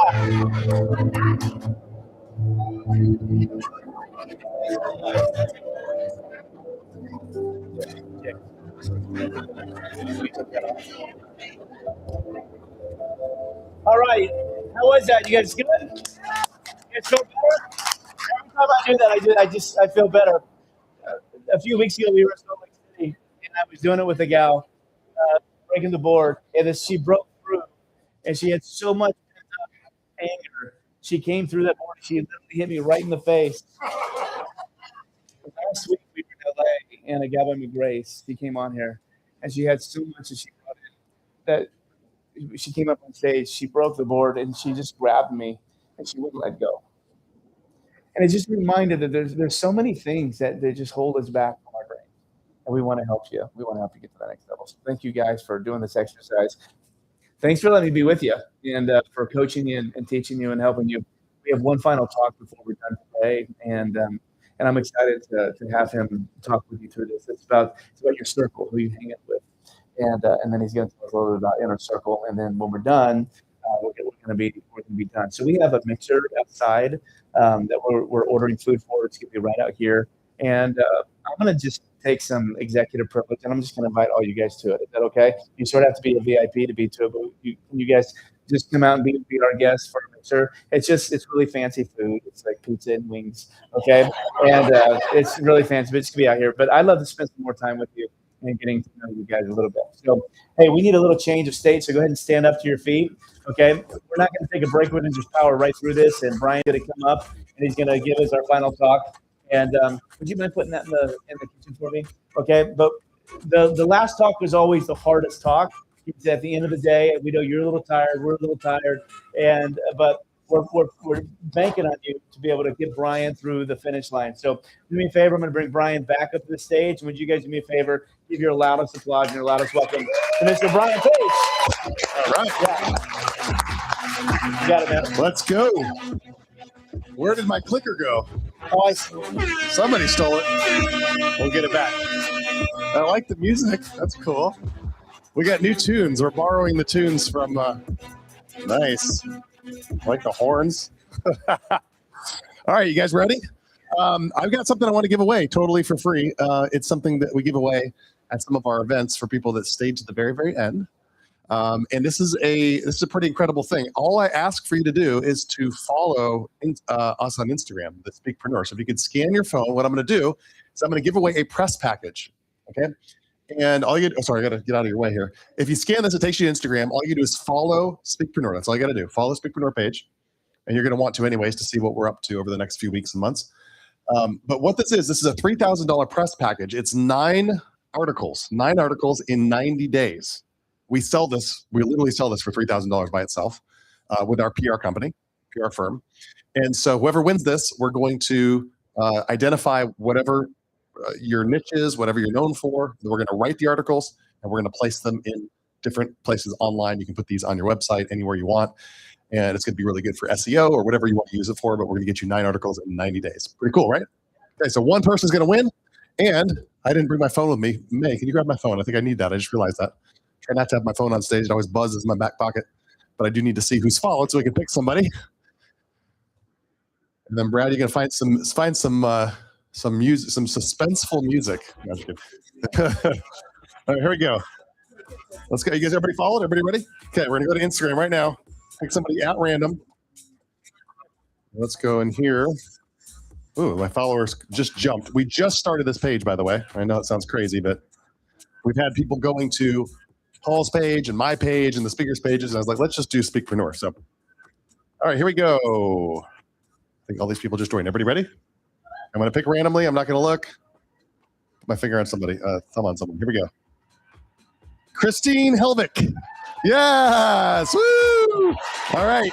Brad, can you write that down? Christine Helvik, you're going to get 9 articles, 90 days, $3,000 press package. Okay. We will contact you by Monday and get you in there. Okay. Awesome. All right, cool. Let's get into it. This is the last talk of the day. It's the last talk of the day. Your circle becomes your destiny. I believe that's true. Your circle of friends, your circle of influence, the circle of people that you surround yourself with becomes essentially where you end up. We're going to talk about that. And I want to tell you, first of all, before I do, the 3 types of people. The 3 types of people in this world. The first kind of person, and especially when it comes to money, is a freeple. You guys ever heard of a freeple? If it's free, it's for me. These are the kind of people that would want everything free. Now, we've experienced these kind of people before because we used to do Speakpreneur events where it was totally free. All you do is claim a ticket and you show up to the event. And what would happen is we would sell or give away 100 tickets, and there maybe be 20, 25 people that would show up, and 3 of those were homeless because they wanted the free food and the free coffee, and nobody cared, and nobody was interested in really the topic at hand. So we started selling tickets, and people started showing up. And so what I want you guys to do is start getting away from doing things for free. I talk to clients all the time where they're doing things for free, and I'm like, why are you not charging for your expertise? They want to give away their gift, they want to give away their knowledge, they want to do it for free instead of charging. And here's the thing about freepoles. And people that pay. People that pay attention. I want you to write that down. People that pay attention. Okay, you only value that which you pay for. And I want to tell you a story about a cousin of mine who wanted to join one of my masterminds. Okay, I did this mastermind where people paid a lot of money to be there. And my cousin guilt tripped me, essentially, to be part of this event. She said, I need you to give me a free ticket to go. And I said, I don't really do that. But I knew she was going to probably tell my family and my friends, and she's going to tell a lot of people, threaten if I didn't do this for her. She kind of somehow convinced me to do it. So I gave her a complimentary ticket to come to my mastermind. And I told her, I said, don't tell anybody that you're related to me. Don't mention that I did this for you, whatever. And you got to be there. You're going to be there. She's like, I promise. I said, because I only have 15 spots. She said, I'll be there. So a couple months goes by. We get within 4 days of the event. And guess what she does? She cancels. So she contacts me and she says, Brian, I cannot make it. I totally forgot I have a birthday to go to. A birthday, okay? She hung out with some of the most incredible entrepreneurs on the planet at this mastermind that people paid a lot of money to be at. And instead, she went to a birthday. But had she paid the kind of money that they paid, then she would have, canceled her own funeral to be there, right? But she didn't. And so what I want you to do is I want you to think about that in terms of whatever you do, that you should not be free, you should not be cheap. Avoid freeples. Avoid being a freeple and avoid having them as clients. Very, very important. Second type of person is cheaples. Cheaples. Their motto is, can I get a discount? Can I get a discount? Anybody know any of those people in your family or friends? Yeah. You face those kind of people? Well, back in the day when I was a real estate investor, before I got into flipping houses, this was when I was very young, in my 20s, I was right out of college. I got a useless degree because I studied leisure studies. That was my major. That's a real major. My dad said, you have to graduate college, and so pick a major, any major. And I said, okay, leisure studies. So that's what I majored in. And of course, with that degree, I couldn't get any good paying job. I knew that I was going to be an entrepreneur. I knew that I wasn't very good at holding down jobs. I got fired from most of the jobs that I had. And so I was like, I'm going to eventually be an entrepreneur, but I got to figure and find my way. And I saw an ad in the newspaper that said real estate investors wanted. And so I responded to that ad, and the guy said, you can go bird dog for me. You can find properties. Anybody know about what this concept is? You go find junk properties, bring them to me, get them under contract with the owner, and I'll buy that contract from you. And I'll give you $1,000 for any junk or house that you find. I was like, great. So I went out and started finding properties, bringing them to this guy. I'm making $1,000 a pop. I thought I was doing pretty good, right? It's not a bad gig. And after a while, I brought this guy a bunch of properties. At one point, he went on vacation, and he wasn't available, and I had a deal in my hand, a hot deal. And I couldn't get a hold of him. So I was like, I'm going to find somebody else to sell this deal to. So I went and found somebody else at the Real Estate Investors Association, brought the deal to him, and he's looking through the paperwork. And in the paperwork, I show the value of the house and how much the repairs are going to be and all that stuff. And on the last page, it said $1,000 assignment fee. And he got to the last page, and he looked at me, and he's like, $1,000? I was like, yeah. I thought that maybe he was thinking that was too much. I said, is that too much? And he's like, no, you should be charging more than that. And so I said, $1,300? He's like, no, Brian, you should be charging way more than $1,000. You should add a zero. You should add a zero. I want you to write that down. Add a zero. Add a zero to your offer. Add a zero. He said, you should be charging $10,000 for this. I was like, really? He's like, yeah. Do you realize how much money I can make on this deal? I said, you're going to pay me $10,000? He said, no, I'm going to pay you $1,000. So he bought the deal for $1,000. The next deal that I found, I brought to a different investor, wrote it all up, and guess what I did on the last page? I added a zero, and the guy looks at all the paperwork, gets to the last page, looks up at me, looks back down again, signs it, and I make $10,000. How cool is that, right? 10x just by adding a zero. I talk to people all the time that I meet through Speakpreneur, and I say, what do you do and how much does it cost? I'll talk to some woman and she'll say, well, I coach people. I was like, what do you charge? Well, I charge like $250 or $500. I'm like, why? You must not be very good if you're not charging. Why do you add a zero to that? Add a zero to that. And so what I did in this process as I was going through being a real estate investor, that guy, what he taught me, it stuck with me, that adding a zero. And so the very next time I found a deal, guess what I did? No, I kept the house for myself, flipped it, and made $100,000. Yeah, I cut out the middleman. I added another zero. Yes, I added another zero. I was like, I'm not getting rid of these deals anymore. I'm going to flip houses, and that's what I started doing. And I flipped like 100 properties in my 20s. So I want you to avoid being a cheaple. Okay, being a cheaple, being around cheaples, having cheaples as clients. Start adding a zero. Okay, now here's the thing: if you add a zero, it might mean you have less clients, right? Would you rather have 10 or 20 or 30 of your dream clients that you get paid a lot of money to work with, or hundreds of people that are not your dream clients that you charge less for, right? Think you get a better quality person when you charge more, or lower quality? Usually the clients are easier the more you charge them. And if you're getting paid by adding a zero, imagine what you can deliver to your client. Like the girl that I was talking about, that she came up with a $50,000 offer. I helped her with a $50,000 offer. And I said, what could you do if somebody paid you $50,000? She's like, I could do a lot. And I was like, well, then tell me what you would do for her. And so she put that offer together, and she just offered it, and the woman wanted it. So the only way she could do a $50,000 offer was to get paid $50,000. If somebody paid her $5,000, she's not going to fly to Texas, find a property, stage it, do all that stuff. She's like, it's a lot of work. I was like, I'm sure it is. I know it is. And she said, but I would do it for $50,000. So you want to think about that. When you charge your clients more, you can do more for them. A $100,000 offer with Inner Circle is a lot of money. It's a lot of money. But if you're going to build a 7-figure, 8-figure business, it's not a lot of money, right? The value of what you charge should be in direct relation to the result or the transformation that you offer.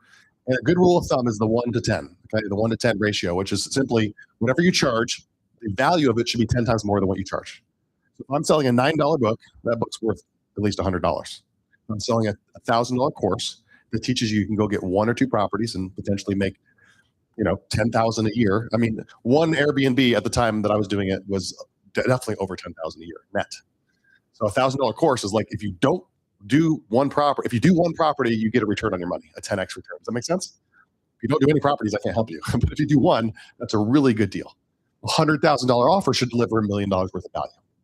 So when you're pricing your offers, you want to think, maybe it's not all about dollars, right? You might not help people make money, but the transformation that you create in their life. What is the value of saving a marriage, right? What is the value of saving somebody's life by losing 150 pounds, which is what the woman did at the last event, who picked up 4 or 5 clients just by getting on stage. You want to think about what is the transformation worth, and you want to charge about 1/10 of what that value is. So I want you to think about that. So start with the end in mind, start with the value of what you offer. Think, how can I come up with $100,000 worth of value that I can charge somebody $10,000 for? Okay? That's how you come up with an offer. The last kind of person is a steeple. Steeple, I love steeples. Their motto is, significant transformations require steep transactions. Significant transformations require steep transactions. Amazing. So years ago, I told you I did masterminds. I did a jet mastermind, okay? A jet mastermind where I chartered a private jet and took it from Miami to the Dominican Republic. And Paul Etter of Internet Marketing Nerds, so Speakpreneur, was on that jet. He joined me, and we put a whole bunch of entrepreneurs on this jet. And I didn't know any of them. Okay? I didn't know any of these people. Right? They were followers of mine. They just saw me. I just advertised and said, we're going to fill this jet. And I'd never done anything like this before. They get to the airport, the private airport, and we're all getting on the plane. And we sit down, we're getting ready to take off, and I start meeting and talking to each of these individuals, men, women, different ages. And I very quickly learned that these people are way, way wealthier and more successful than me right away. I was like, this is intimidating. The first guy I talked to had his own jet company. He's like, I own a jet company. I said, great. Wow. Tell me about it. He said, well, I just raised $450 million on my first round. And he said, I own several other companies. And he's like, 10 years younger than me. And I meet someone else that has a multi-$100 million company. And I'm just like, wow, this is crazy. And very fast, very, very quickly in that experience, I had that feeling of imposter syndrome. Anybody ever have that? I was like, what am I doing here? Like, why are these people paying to be on my plane here with me? And I thought, what do I have to teach these people? And I told this guy, I just said to him, I said, I'm just amazed that you're here. You're so successful. All the things that you've done, all the things you're telling me that you're up to, you're way beyond me in many ways. Why in the world would you pay to be on my mastermind? And he said, Brian, he said, I may know a lot about the things that you don't know, about a lot of different topics and a lot of different arenas, but there's several things that you're way ahead of me on. And I can see that.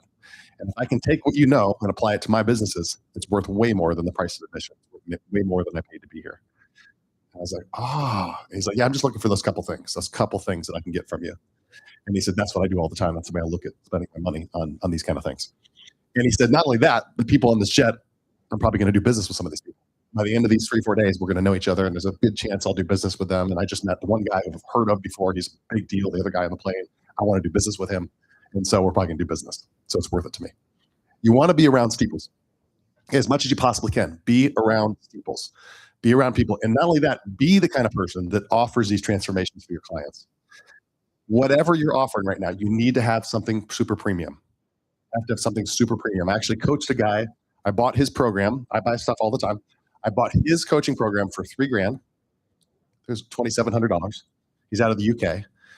And I went through his funnel, and I really like what he does. He does really good social media content. And I bought his product, and his funnel was crappy. It was really bad. I was like, first of all, your whole sales process is messed up. Your funnel's horrible. Your offer's not even that good, and your product's not even that good. But you're amazing. I got on a call with him for 1 hour, and he coached me for 1 hour. So I think I got my value out of the 1 hour call with you. And now he's texting me every day. And I said, but your whole thing is all messed up. And I said, do you have another offer? He's like, no. I said, so the only thing you sell is $2,700. And you've got all these people around the world who know who you are on social media. He's like, that's all I got. It's like, why don't you offer something else? You have people, you have men, he coaches men. You have men who are wealthy, who have money, who would spend money with you if you just made an offer to them. $25,000, $50,000. He's like, really? I'm like, yes. Might be 0.001%, but 0.001% of all those men that know who you are going to buy from you. So you should always have something super premium. You should always allow people to work with you at a high level. And I told him, I said, it doesn't even matter if nobody buys it, but I want you to put it on social media and talk about it. I want you to say, I have a program. It's $50,000. It's not for everybody. It's this program that we offer. And if you're interested, just DM me and I'll tell you about that program, blah, blah, blah. And do that every month or two. Just casually drop it in there with all your other content and watch what happens. He's like, okay, I'll do that. So I want you guys to think in the same way, because what it does is it positions you as a super authority, as a super premium person, right? It costs a lot to work with you. You're an expert at what you do. And you might not be comfortable at certain price points, but I want you to think, what is something that you would charge that you could do something incredible for somebody? Maybe work with them for 6 months or a year or one-on-one, intensive. What would you charge? I want you to come up with an offer like that, okay? And put it out there, okay? It's scary, but I want you to do that. It's very, very important. That's how you become a steeple and you attract steeples. So this gentleman right here, anybody know who this is? I don't think we have any marketers in the room. This is Mr. Frank Kern. He's one of the funniest men on the planet. He is the first OG guy to try to make $1 million online in 24 hours. This was many, many years ago, 1990s, I think it was. And he said, I'm going to make $1 million in 24 hours launching a brand new product that I created. And he did it. And then he did $3 million and $6 million all in 24 hours at a time. Amazing guy.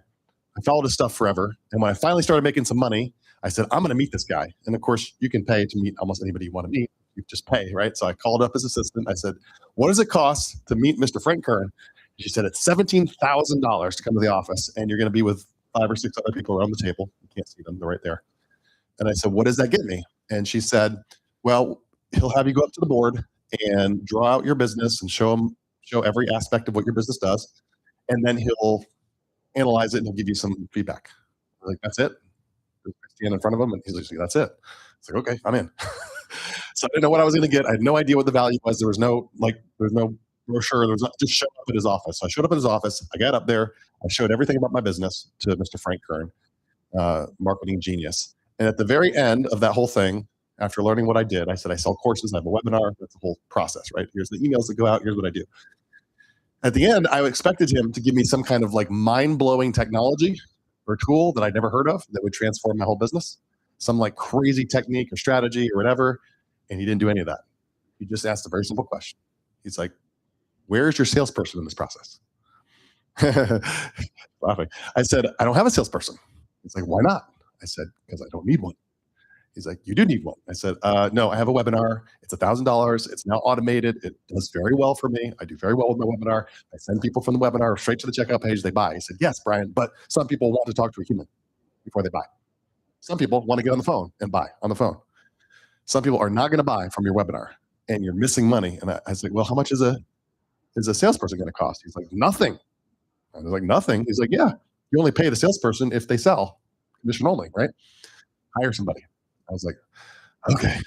So after all that, that's what he told me. I said, do you have anything else for me? He's like, just go do that. Just go do that. It's like, okay. So I went home and I hired somebody, just the first person I could think of, a friend of mine. And I called him up and I said, would you be interested in selling on the phone? I'm going to get an 800 number and I'm going to put it in my webinar, put it on my website, put it everywhere and just tell people to call 1-800-BND-8586 and then buy the program. And even in my webinar, I said that. Live human standing by, call us 800-BND. And nobody ever did that. No one did that in a webinar. Nobody had never heard of that. And it went straight to his cell phone. And that person was Mr. Brad right there. Who's Brad, my friend of 16 years. I've been all around the world with. Longer than that, we've known each other. We've been road tripping for 16 years. So I hired him, and he's like, I love that. I'll answer the phone day and night. I don't care, man. That's a great gig. I'll do that. It's like, cool. So I hired him, and then I forgot about it. And then like 30 days later, my CFO called me up. She's like, who's Brad? I was like, oh, he's my friend, Brad. What do you mean? What does he do for us? And I was like, well, he sells on the phone. He's our salesperson. She's like, I didn't know he had a salesperson. I said, yeah, why? She said, he's invoiced me for $5,000. I was like, why? He sold $50,000 worth of courses. I'm like, what? She's like, yeah. Crap. He didn't sell. He's never sold on the phone before. That was his first time selling on the phone. But I mean, it was a good program. It was easy. He just talked. He would be patient with people. He'd be on the phone with an hour for them if he needed, be their best friend and answer all their questions until they're ready to buy. And he sold the mess out of those courses. He did over $1 million in sales on the phone of a $1,000 course. How crazy is that, right? Amazing. So was it worth the $17,000 I paid just to have that one little insight of something I wasn't doing? Absolutely. That's the way I look at it. Just like that guy in the jet did, right? Steeples. I'm looking for the one insight. You guys feel like you're drinking out of a fire hydrant because you're like, Brian, I've learned 170,000 things here. You just need 1, 2, 3 things to go home and do. That's it. Some of you are going to leave here and say, I'm doing my first event in the next 90 days. I don't care if it's 5 people. I'm doing my first event. Some of you are leaving here and you're like, I'm going to get my book. I'm going to get my keynote ready. I got the one thing I'm going to do. You don't have to do it all. Okay. And that's not the idea here. You're looking for the insight, the breakthrough, the one thing.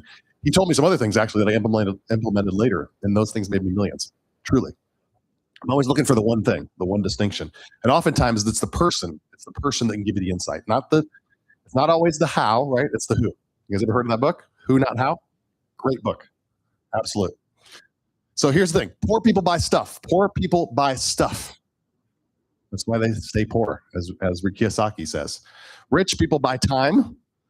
Many ways to buy time. You can buy time by hiring employees, right? They work for you. You buy their time. Here's the thing. Millionaires buy systems. They buy systems. And billionaires buy other people's systems. Okay? Mr. Schultz did not invent Starbucks. He bought it. Tesla was purchased, right? Or taken over, hostile takeover, I guess you could say, by Elon Musk. He made it what it is, of course. But he did not start and found Tesla. I mean, let's see. Ray Kroc. Right? McDonald's. What was he doing when he found on a McDonald's? He was selling milkshake machines. Anybody ever see the movie? He was selling milkshake machines, and he's like, somebody needs to take this and like clone it. That's how McDonald's was formed. Billionaires buy other people's systems. So what is your system? We have a Speakpreneur system. We teach it. It's repeatable. We do it with our clients over and over and over again. That's what you need to start thinking about. What's the system that you can sell? What's the system that you can sign up for? Here's the thing. Poor people go to where they're entertained. They go to where they're entertained. Middle class go to where they're educated. And I got to be careful with this because I am a IR college graduate. I always say that. I went to college. I don't know if I'm going to send my girls to college because I don't think it's what it used to be. But a lot of people treat education like a religion. But you guys have met people that have more degrees than temperature, right? They have a lot of intellectual knowledge, but it's not applied, right? They're very educated, but they don't know anything about anything except what they've been taught. Here's the thing. Wealthy people go to where they're elevated, okay? They go to where they're elevated. And the fastest way to get elevated is to get around people, around the right people who are doing what you want to do, people that are ahead of you on the journey of whatever journey you're trying to be on. Get around them. I can't tell you how many times I've been around people where I've had some huge problem, huge challenge, and I mentioned it to somebody, and the guy's like, that's not difficult. I can fix that. I know exactly what to do. For him, it's easy, right? You always got to look for who you can surround yourself with that will give you that thing to go to the next level. So this is one of my experiences I want to share with you. Anybody know who that big-headed person is right there? This guy? That's Tony Robbins. Yes, that's Tony Robbins and his wife, Sage. And what I did, I told you I bought everything from Tony. I bought everything. I went to his, essentially his inner circle. Okay, it's called Platinum Partnership. And I have no idea what it costs today. I'm sure it's well over 100,000, but this was back in the early days when I had a little less style, didn't know how to tuck my shirt in, in the house flipping days. And I paid a lot of money to go to this, and I don't even know what it was 80 grand or something. All you got was 4 events. That's it. They don't build anything for you. They don't create anything for you. Nothing. You go to 4 events, and only 2 of those Tony shows up for. The other 2, he's not even there. So 4 events. That's it. And I was like, sign me up. So I went to this event. This was the very first event, and Tony was there, of course. This was at Lake Las Vegas. Anybody know where that is? We're outside of Las Vegas. And we were at this resort. There were like 30 people there, and we're all outside. We're all dressed up. There's hors d'oeuvres and live music, and it's beautiful. And we're all just there drinking champagne.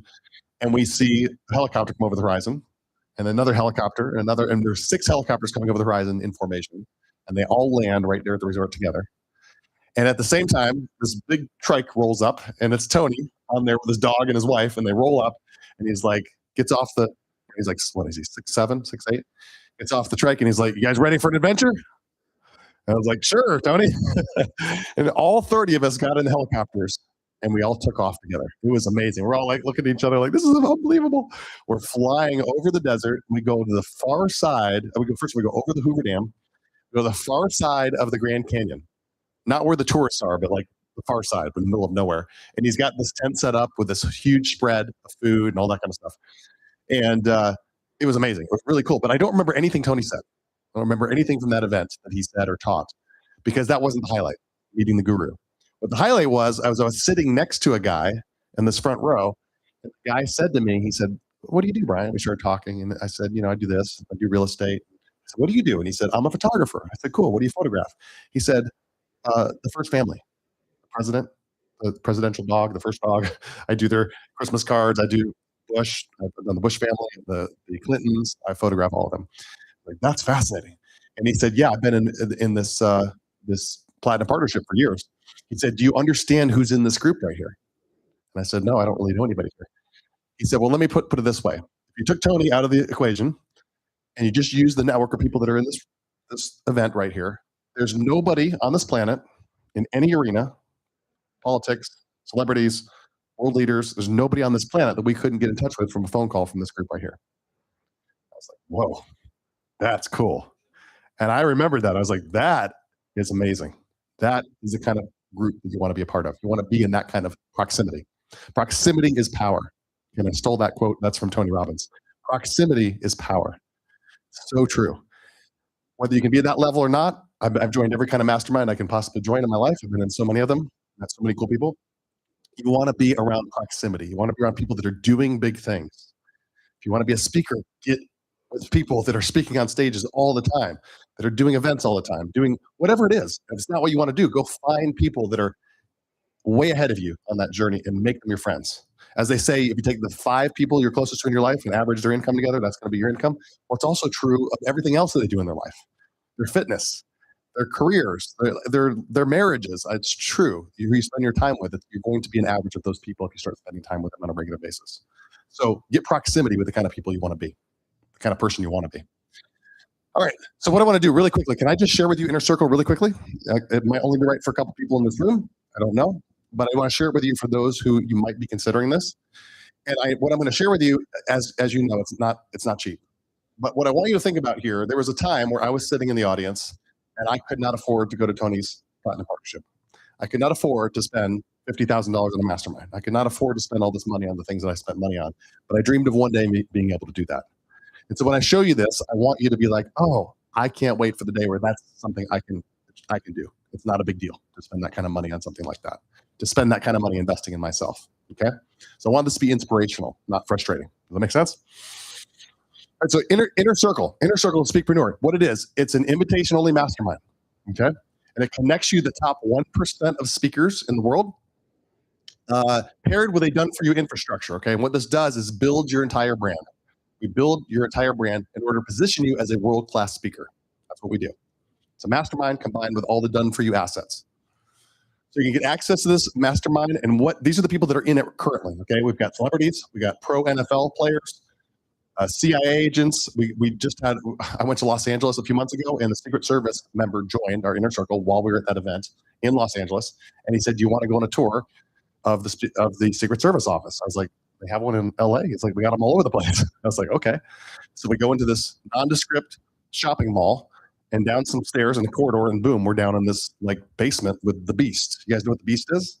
Like it's got a door this thick, glass this thick, that the president is inside this SUV. It takes like 2 people to open the door. It's crazy. So we go down there, we see all the weapons, we see the weapon cache. It's really cool. So we go on this whole tour with Secret Service. We got Navy SEALs, we got 9 and 10 figure CEOs in this program. These are the kind of people that we have in Inner Circle. Paul Getter, in the middle, the founder of Speakpreneur, he started Inner Circle years ago, and these are some of the clients he's worked with. He's literally directly worked in building Arnold Schwarzenegger's campaigns and his social media. Kevin Hart. We have connections to a lot of people in Hollywood through Kevin. These are clients of his. You might recognize some of these people. Forbes Riley is the queen of the pitch. She's done $2.5 billion in sales. QBC queen. She's amazing. She's actually be doing an event at her house soon for Inner Circle clients. And then Karina joined. She came over from Ukraine. She didn't know anybody, and she became a very high-end coach, super premium coach. And now she's hanging out at Mar-a-Lago. She's friends with the Trumps. She has like billionaire clients and all that kind of stuff. She joined Inner Circle. And then Felicia, I think I've talked to you about her. She did over $500,000. She joined about 6 months ago, did $500,000 on her offer so far, which is absolutely incredible. Who else? These are quotes. I won't read you the quotes. This is what they have to say. These are all people that are in the community, by the way. Here's what's included in Inner Circle on the deliverables. Okay, so we write your book. Done for you. The only thing you got to do is show up to the interview, literally. Get on the Zoom interview and we'll extract the book from you, just like the guy extracted this book and wrote this based on me and my story. And then we build the funnel for you, the same funnel, same kind of funnel that you would use for a book like that, or the book that you saw, the funnel that you saw. And then what we do is you get you in our top tier press package. Okay, that's not the one that you just won. You've got the B, this is the A. So we can't get you on NBC and CBS and Forbes and all that stuff. Not yet, but we do have this. So this is the top tier, and we can get you in Forbes because, there's 2 S's. Make a note. Make a note. This Forbes. Yeah. So Forbes magazine. Paul sits on the council. He's on the Forbes council. So 100% we can get you in Forbes. And then what we do is we get you a podcast blitz. Now podcasts are amazing because you don't need to build an audience. In fact, I would say don't start a podcast in 2026. Just get on everybody else's podcasts. Don't start a podcast. Because you're going to start from zero. You're going to be lost in the masses. But if you start getting good at podcast interviews, guess what happens? You start working your way up the food chain. You get on bigger and bigger and bigger podcasts. Now you're getting seen. You could eventually get heard by millions being on other people's podcasts. We get you ranked in the top 10%. So whatever you're in, if you're in mental health, we're going to identify top 10% in women's mental health. Get you on those podcasts for your niche. We actually assign you your own PR agent. Okay, your own PR agent will get you, and then we get access to all the trainings. We also allow you to download our top 4 funnels. We can actually create those for you. So there are more funnels than just a book funnel. There's webinar funnels. I had one of those. There are event funnels. There's all kinds of different funnels. So we know that they work because we use them all the time for our clients. Our ad agency does millions of dollars a month in ads. We're one of the biggest on Meta right now. That's the Internet Marketing Nerds. That's owned by Paul Getter. You get on the group calls we do twice a month with our highest level, and then you get access to the in-person events, all the events. And what's interesting here is you get to shadow me or Paul, so you get to behind the scenes. And I really encourage you to meet Paul and go to his 2-day events that happen twice a month. Additionally, you have access to me directly, as well as Paul and as well as Chad. That includes texting, emailing. We can schedule a call if we need to. You get access to us, and you're like, hey, Brian, I need help. I need help with my book. I was just talking to one of our Inner Circle clients right here about what she's working on, particularly on branding. And you get access to us to be able to help you go to the next level in your business. And here's the thing. We're going to promote and partner with you on one event. Okay, we'll actually produce the event for you. We run the ads, we create the ads, we fill the event, we run the tickets, we collect the ticket money, all of that. Help you with the pitch. All that stuff is done, so you have your first event in the bag. We oftentimes find that people can pay for the entire program within a couple of months. I'm not guaranteeing that'll happen. It takes several, could take one, I don't know. But that happens oftentimes where you could do well over multiple 6 figures from your events once you get that going. Like I said, you can shadow me at the events. You can shadow Paul if you so choose to, whoever you think is more handsome and charming. And then we give you 4 power introductions, okay? This is powerful. I got power introductions from Paul. When I wanted to sit down with Grant Cardone, I got to sit down with him 3 times. Not just, I got to sit down directly with, he wanted to buy my company at the time. I got to sit down with him. I got on his show. I wanted to meet Ty Lopez. Went to his penthouse in New York, got to meet him all because of Paul and his connections. That's how it happened. We do power introductions, and that might be somebody different. Okay, we have people in different industries, not just in the internet marketing world. Okay, so we'll give you power introductions, but it's got to be a fit. Okay, we can't just introduce you to somebody in the Rolodex that's not a fit. It's got to be somebody that's good for them, obviously. But you wouldn't want somebody bringing you people that are useless to you. But the right people, the right introductions, that can change your entire life. Meeting Grant Cardone changed my entire career. Just that one first meeting. And my team becomes your team. So people are like, okay, so you build a funnel for me. What does that mean? We build the funnel for you. We run the ads. What does that mean? You can use our team to run the ads. What if I got to do an event? Well, you can use our team to do the event. What if I need a Brad? I need a Brad. Well, we can send Brad there. We're in the process. We're buying our own LED wall. We don't have LED wall normally. This is going to be purchased in the next month or two. We're at an LED wall, so we can actually get LED wall to your event. So even if you're not in a space like this, you're in a different city, you can set up an LED wall, get you an audio guy, all that stuff for your event. But again, you don't need all that. If you want to do a very simple micro event, you don't have to have all that. My team becomes your team. Okay. The investment is $100,000. We have sold this program for $250,000. Where did we sell it for $250,000? We sold that in Dubai. Paul went to Dubai, and the people in Dubai said $100,000 is kind of cheap. They did. They literally did. So he raised it $250,000. We sold the same package for $250,000 in Dubai. This cost has gone up. Like I said, when I joined, there wasn't really Inner Circle at the time. That was many years ago. It was $25,000. It was $75,000 when I first came on board with Paul, and that was only last year. $100,000 now. It will be going up to $150,000 very shortly, according to Paul. So we always raise our prices, and so should you. Always raise your prices. That's very, very important. All right, so it's well worth it. If you want to build a 7-figure, 8-figure business, this would be the program for you. And like I said, it's only applicable to a few of you in this room. But I want the rest of you to hopefully get to a level where you're like, it's only $100,000. How cool would that be? Get to a level where you've made so much money in your business that you're like, of course I could spend $100,000 on this. Of course, that would help me get to the next level. That's what I want you to think about. The first 3 people that sign up in the next 24 hours, we're going to guarantee stage placement. How many want to be on a TEDx stage?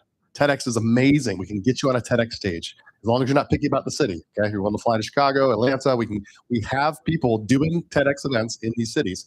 We can get you on a TEDx stage or a Fortune 500 stage, okay? A Fortune 500 company stage, which is great for your credentials and for establishing you as an authority. That's a $75,000 value.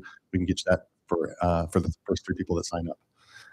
All right, what else? Participation is by application only. Okay, let me show you this. This is a video from the masterminds that we've done. Okay, so this is in the DR.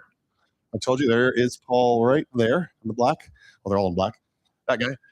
And this is a yacht mastermind, 135-foot yacht in Miami. This is the jet mastermind that I told you about. We've done a few of those. Paul's done several jet masterminds. He loves doing those. And then we do Dubai masterminds. We're supposed to have one in Dubai next month. They got canceled because rockets and stuff. but we are putting that back on the schedule. I want to go. I don't even care. I'll go to Dubai next month, but no one else wants to go. So we're going to put that on the schedule. We're bumping that, but we are going to do a Dubai mastermind. So we do 4 of these per year, and we charge a lot of money for them for people who want to go directly. But for Inner Circle, it's included. It's free. You literally just get there. Everything's included. Okay, you get to go to 4 of those a year. We have a double your investment guarantee. This is how confident we are in this program. We'll double your investment within 12 months, within the first year, or we'll keep working with you until you do. We see a lot of people, most of them hit that within 6 to 9 months. I want to just really, I didn't really give her much advance notice. I want to bring up one of our Inner Circles in just a second. Let me get to this last slide. Let me say this and I'll bring you up. Admission is by application only. You just requires a 30%, $30,000 down in order to join. And we want to invite you to dinner tonight with me and Chad. This is going to be me, Chad, and a couple people. Okay, so if you want to go to dinner tonight, we ask you that you apply. Okay, you're just going to scan and apply. It takes like 4 minutes to apply. We have a $3,000 refundable deposit. That's whether it's not a fit for us or not a fit for you. We'll give you your money back. Why do we do that? Well, how many dinners do you think we've had with people that weren't serious? Right? If you're going to spend $100,000 or $30,000, you're probably okay with spending $3,000 tonight. That's refundable if you back out or decide it's not for you. So if you're willing to put down a $3,000 refundable deposit, then we will have dinner with you tonight. Plenty of time to sit down and ask you one-on-one, what is your business? Can we help you? Find out if we really can serve you. We don't need any more Inner Circle clients. We love them, but we don't need them. We are literally doing these events every week, sometimes 2 events per week across the country. We have people joining Inner Circle literally every week. Every week we have people joining Inner Circle. And that's one of the reasons why we keep raising our prices. Okay, so what I want to say, I don't want you to hear it from me. Okay, I want you to hear it from an actual Inner Circle client. So let's welcome her up. Jess, let's welcome Jess up. So no, I did not pay Jess to be on the stage. I did not pay her to get on the stage. She paid us. She paid us. So Jess, I'm just going to hand you the mic. Tell us when you joined and what your experience has been. How many weeks ago? Well, I got this. So he did give me at least, a few minutes heads up. I have a quick question for everyone here. How many people here have spent $10,000 on a high ticket item at some point in their life? Okay, 25,000, 30,000, 50,000. Okay, 100,000. Yeah, well, now I have. So yes. Prior to this, I've spent $30,000 on my own performance coach. I spent $25,000 in masterminds. I spent $10,000 in courses. This right here is worth a lot of money. So when we came to the Salt Lake Mastermind or the Salt Lake Speakpreneur event, I actually didn't know. I got free tickets, got upgraded. It was really great. Chad was awesome, smooth, right? When I go up to him randomly saying, "Is this you in a photo?" And I really didn't know what to expect. I'll be really honest. We watched the whole experience. Everything seemed really good. But, in the back of my mind, I'm like, all right, I've been through this before, right? You're promised all these deliverables, all these things are going to happen. And so we sat on it. We kind of took a little time. We thought about it. We went to the after dinner. And the more we thought about it, and we actually did the math, we got on the phone call with Paul.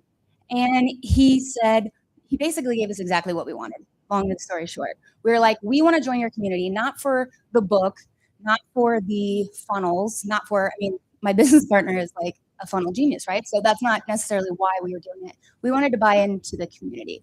But again, what is the community? So we kind of started to think. So kind of what they went through today, I drew this picture. This is the funnel. And this is us in the Inner Circle. And you guys are kind of like right here, right? You're sat through the whole event. You're only 50% of us are still here. So that says something about you. You're probably thinking, maybe this is something that I would want. Well, no matter what you were to join, if it's a basic entry package or the accelerator or even the $100,000 Inner Circle like we did, you still get access to the community, which is really awesome. And again, sometimes you get access to school communities. Nobody's on there. It's not really live and active. I can't even look at my phone. The WhatsApp group is so active and going on. And you can see messages. Oh, yeah, let me check it out. Oh, I'm going to DM you. Oh, this, oh, that. So just that in and of itself on a basic level is really happening. And there's people with all kinds of businesses in there who are all there for the same reason, to meet people, to network, to level up, right? And so I would just say my experience so far has been actually incredible. And I'm not just lying to you. They let us do things like get on stage and say, oh, you're still here. You want to get on smart TV? Well, we do smart TV ads. Scan our little book thing, go through our little funnel. You can learn more, right? And book a demo. But there's more to that. Your needs may not actually be our needs. And the call with Paul was very clear. What you need out of this $100,000 experience, you will get it.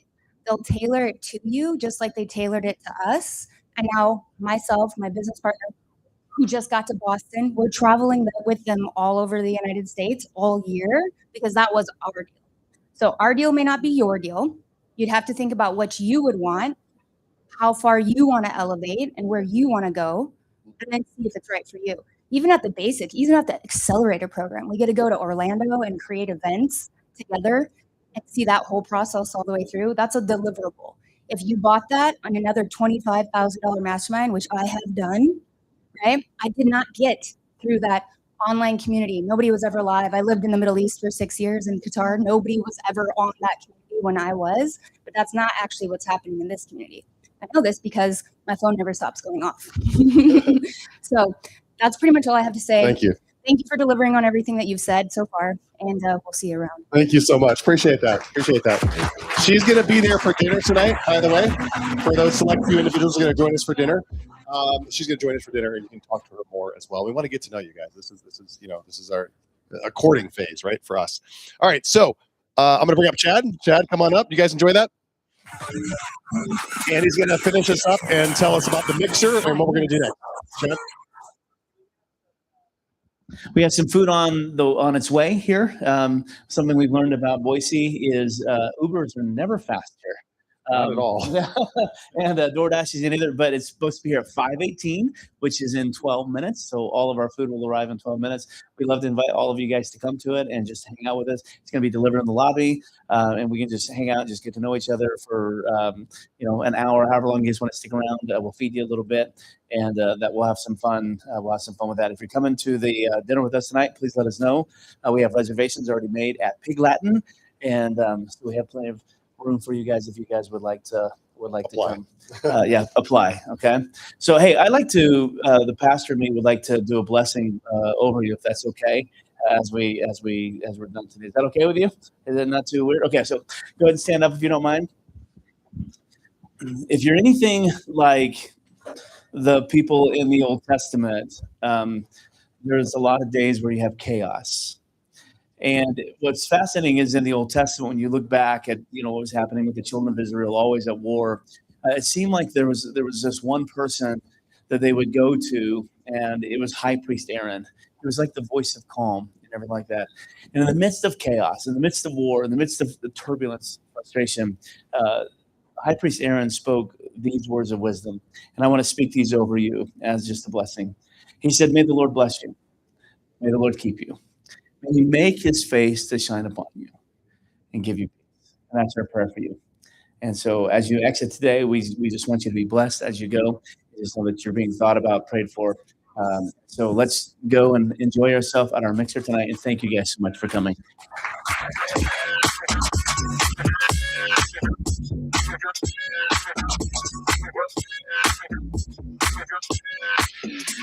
Hey, Brian, I'm going to put you on the spot. Normally we do pictures in front of Step and Repeat, and we'd like to do that, but what if we do pictures in front of the LED wall? You guys go with that? So if you guys want to take some pictures with us, Brian and I are going to be up here. We'd love to get to know you a little bit. Don't leave, hang out with us, and we'll be out as soon as we do pictures with you guys. We're using your phone, your camera, as long as you tag us.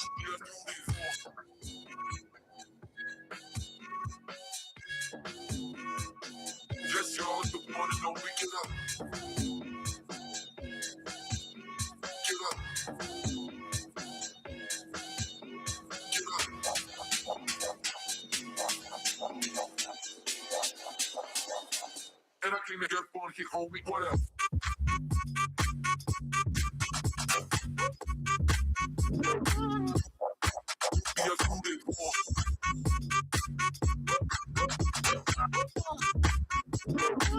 Just y'all is the one and only, get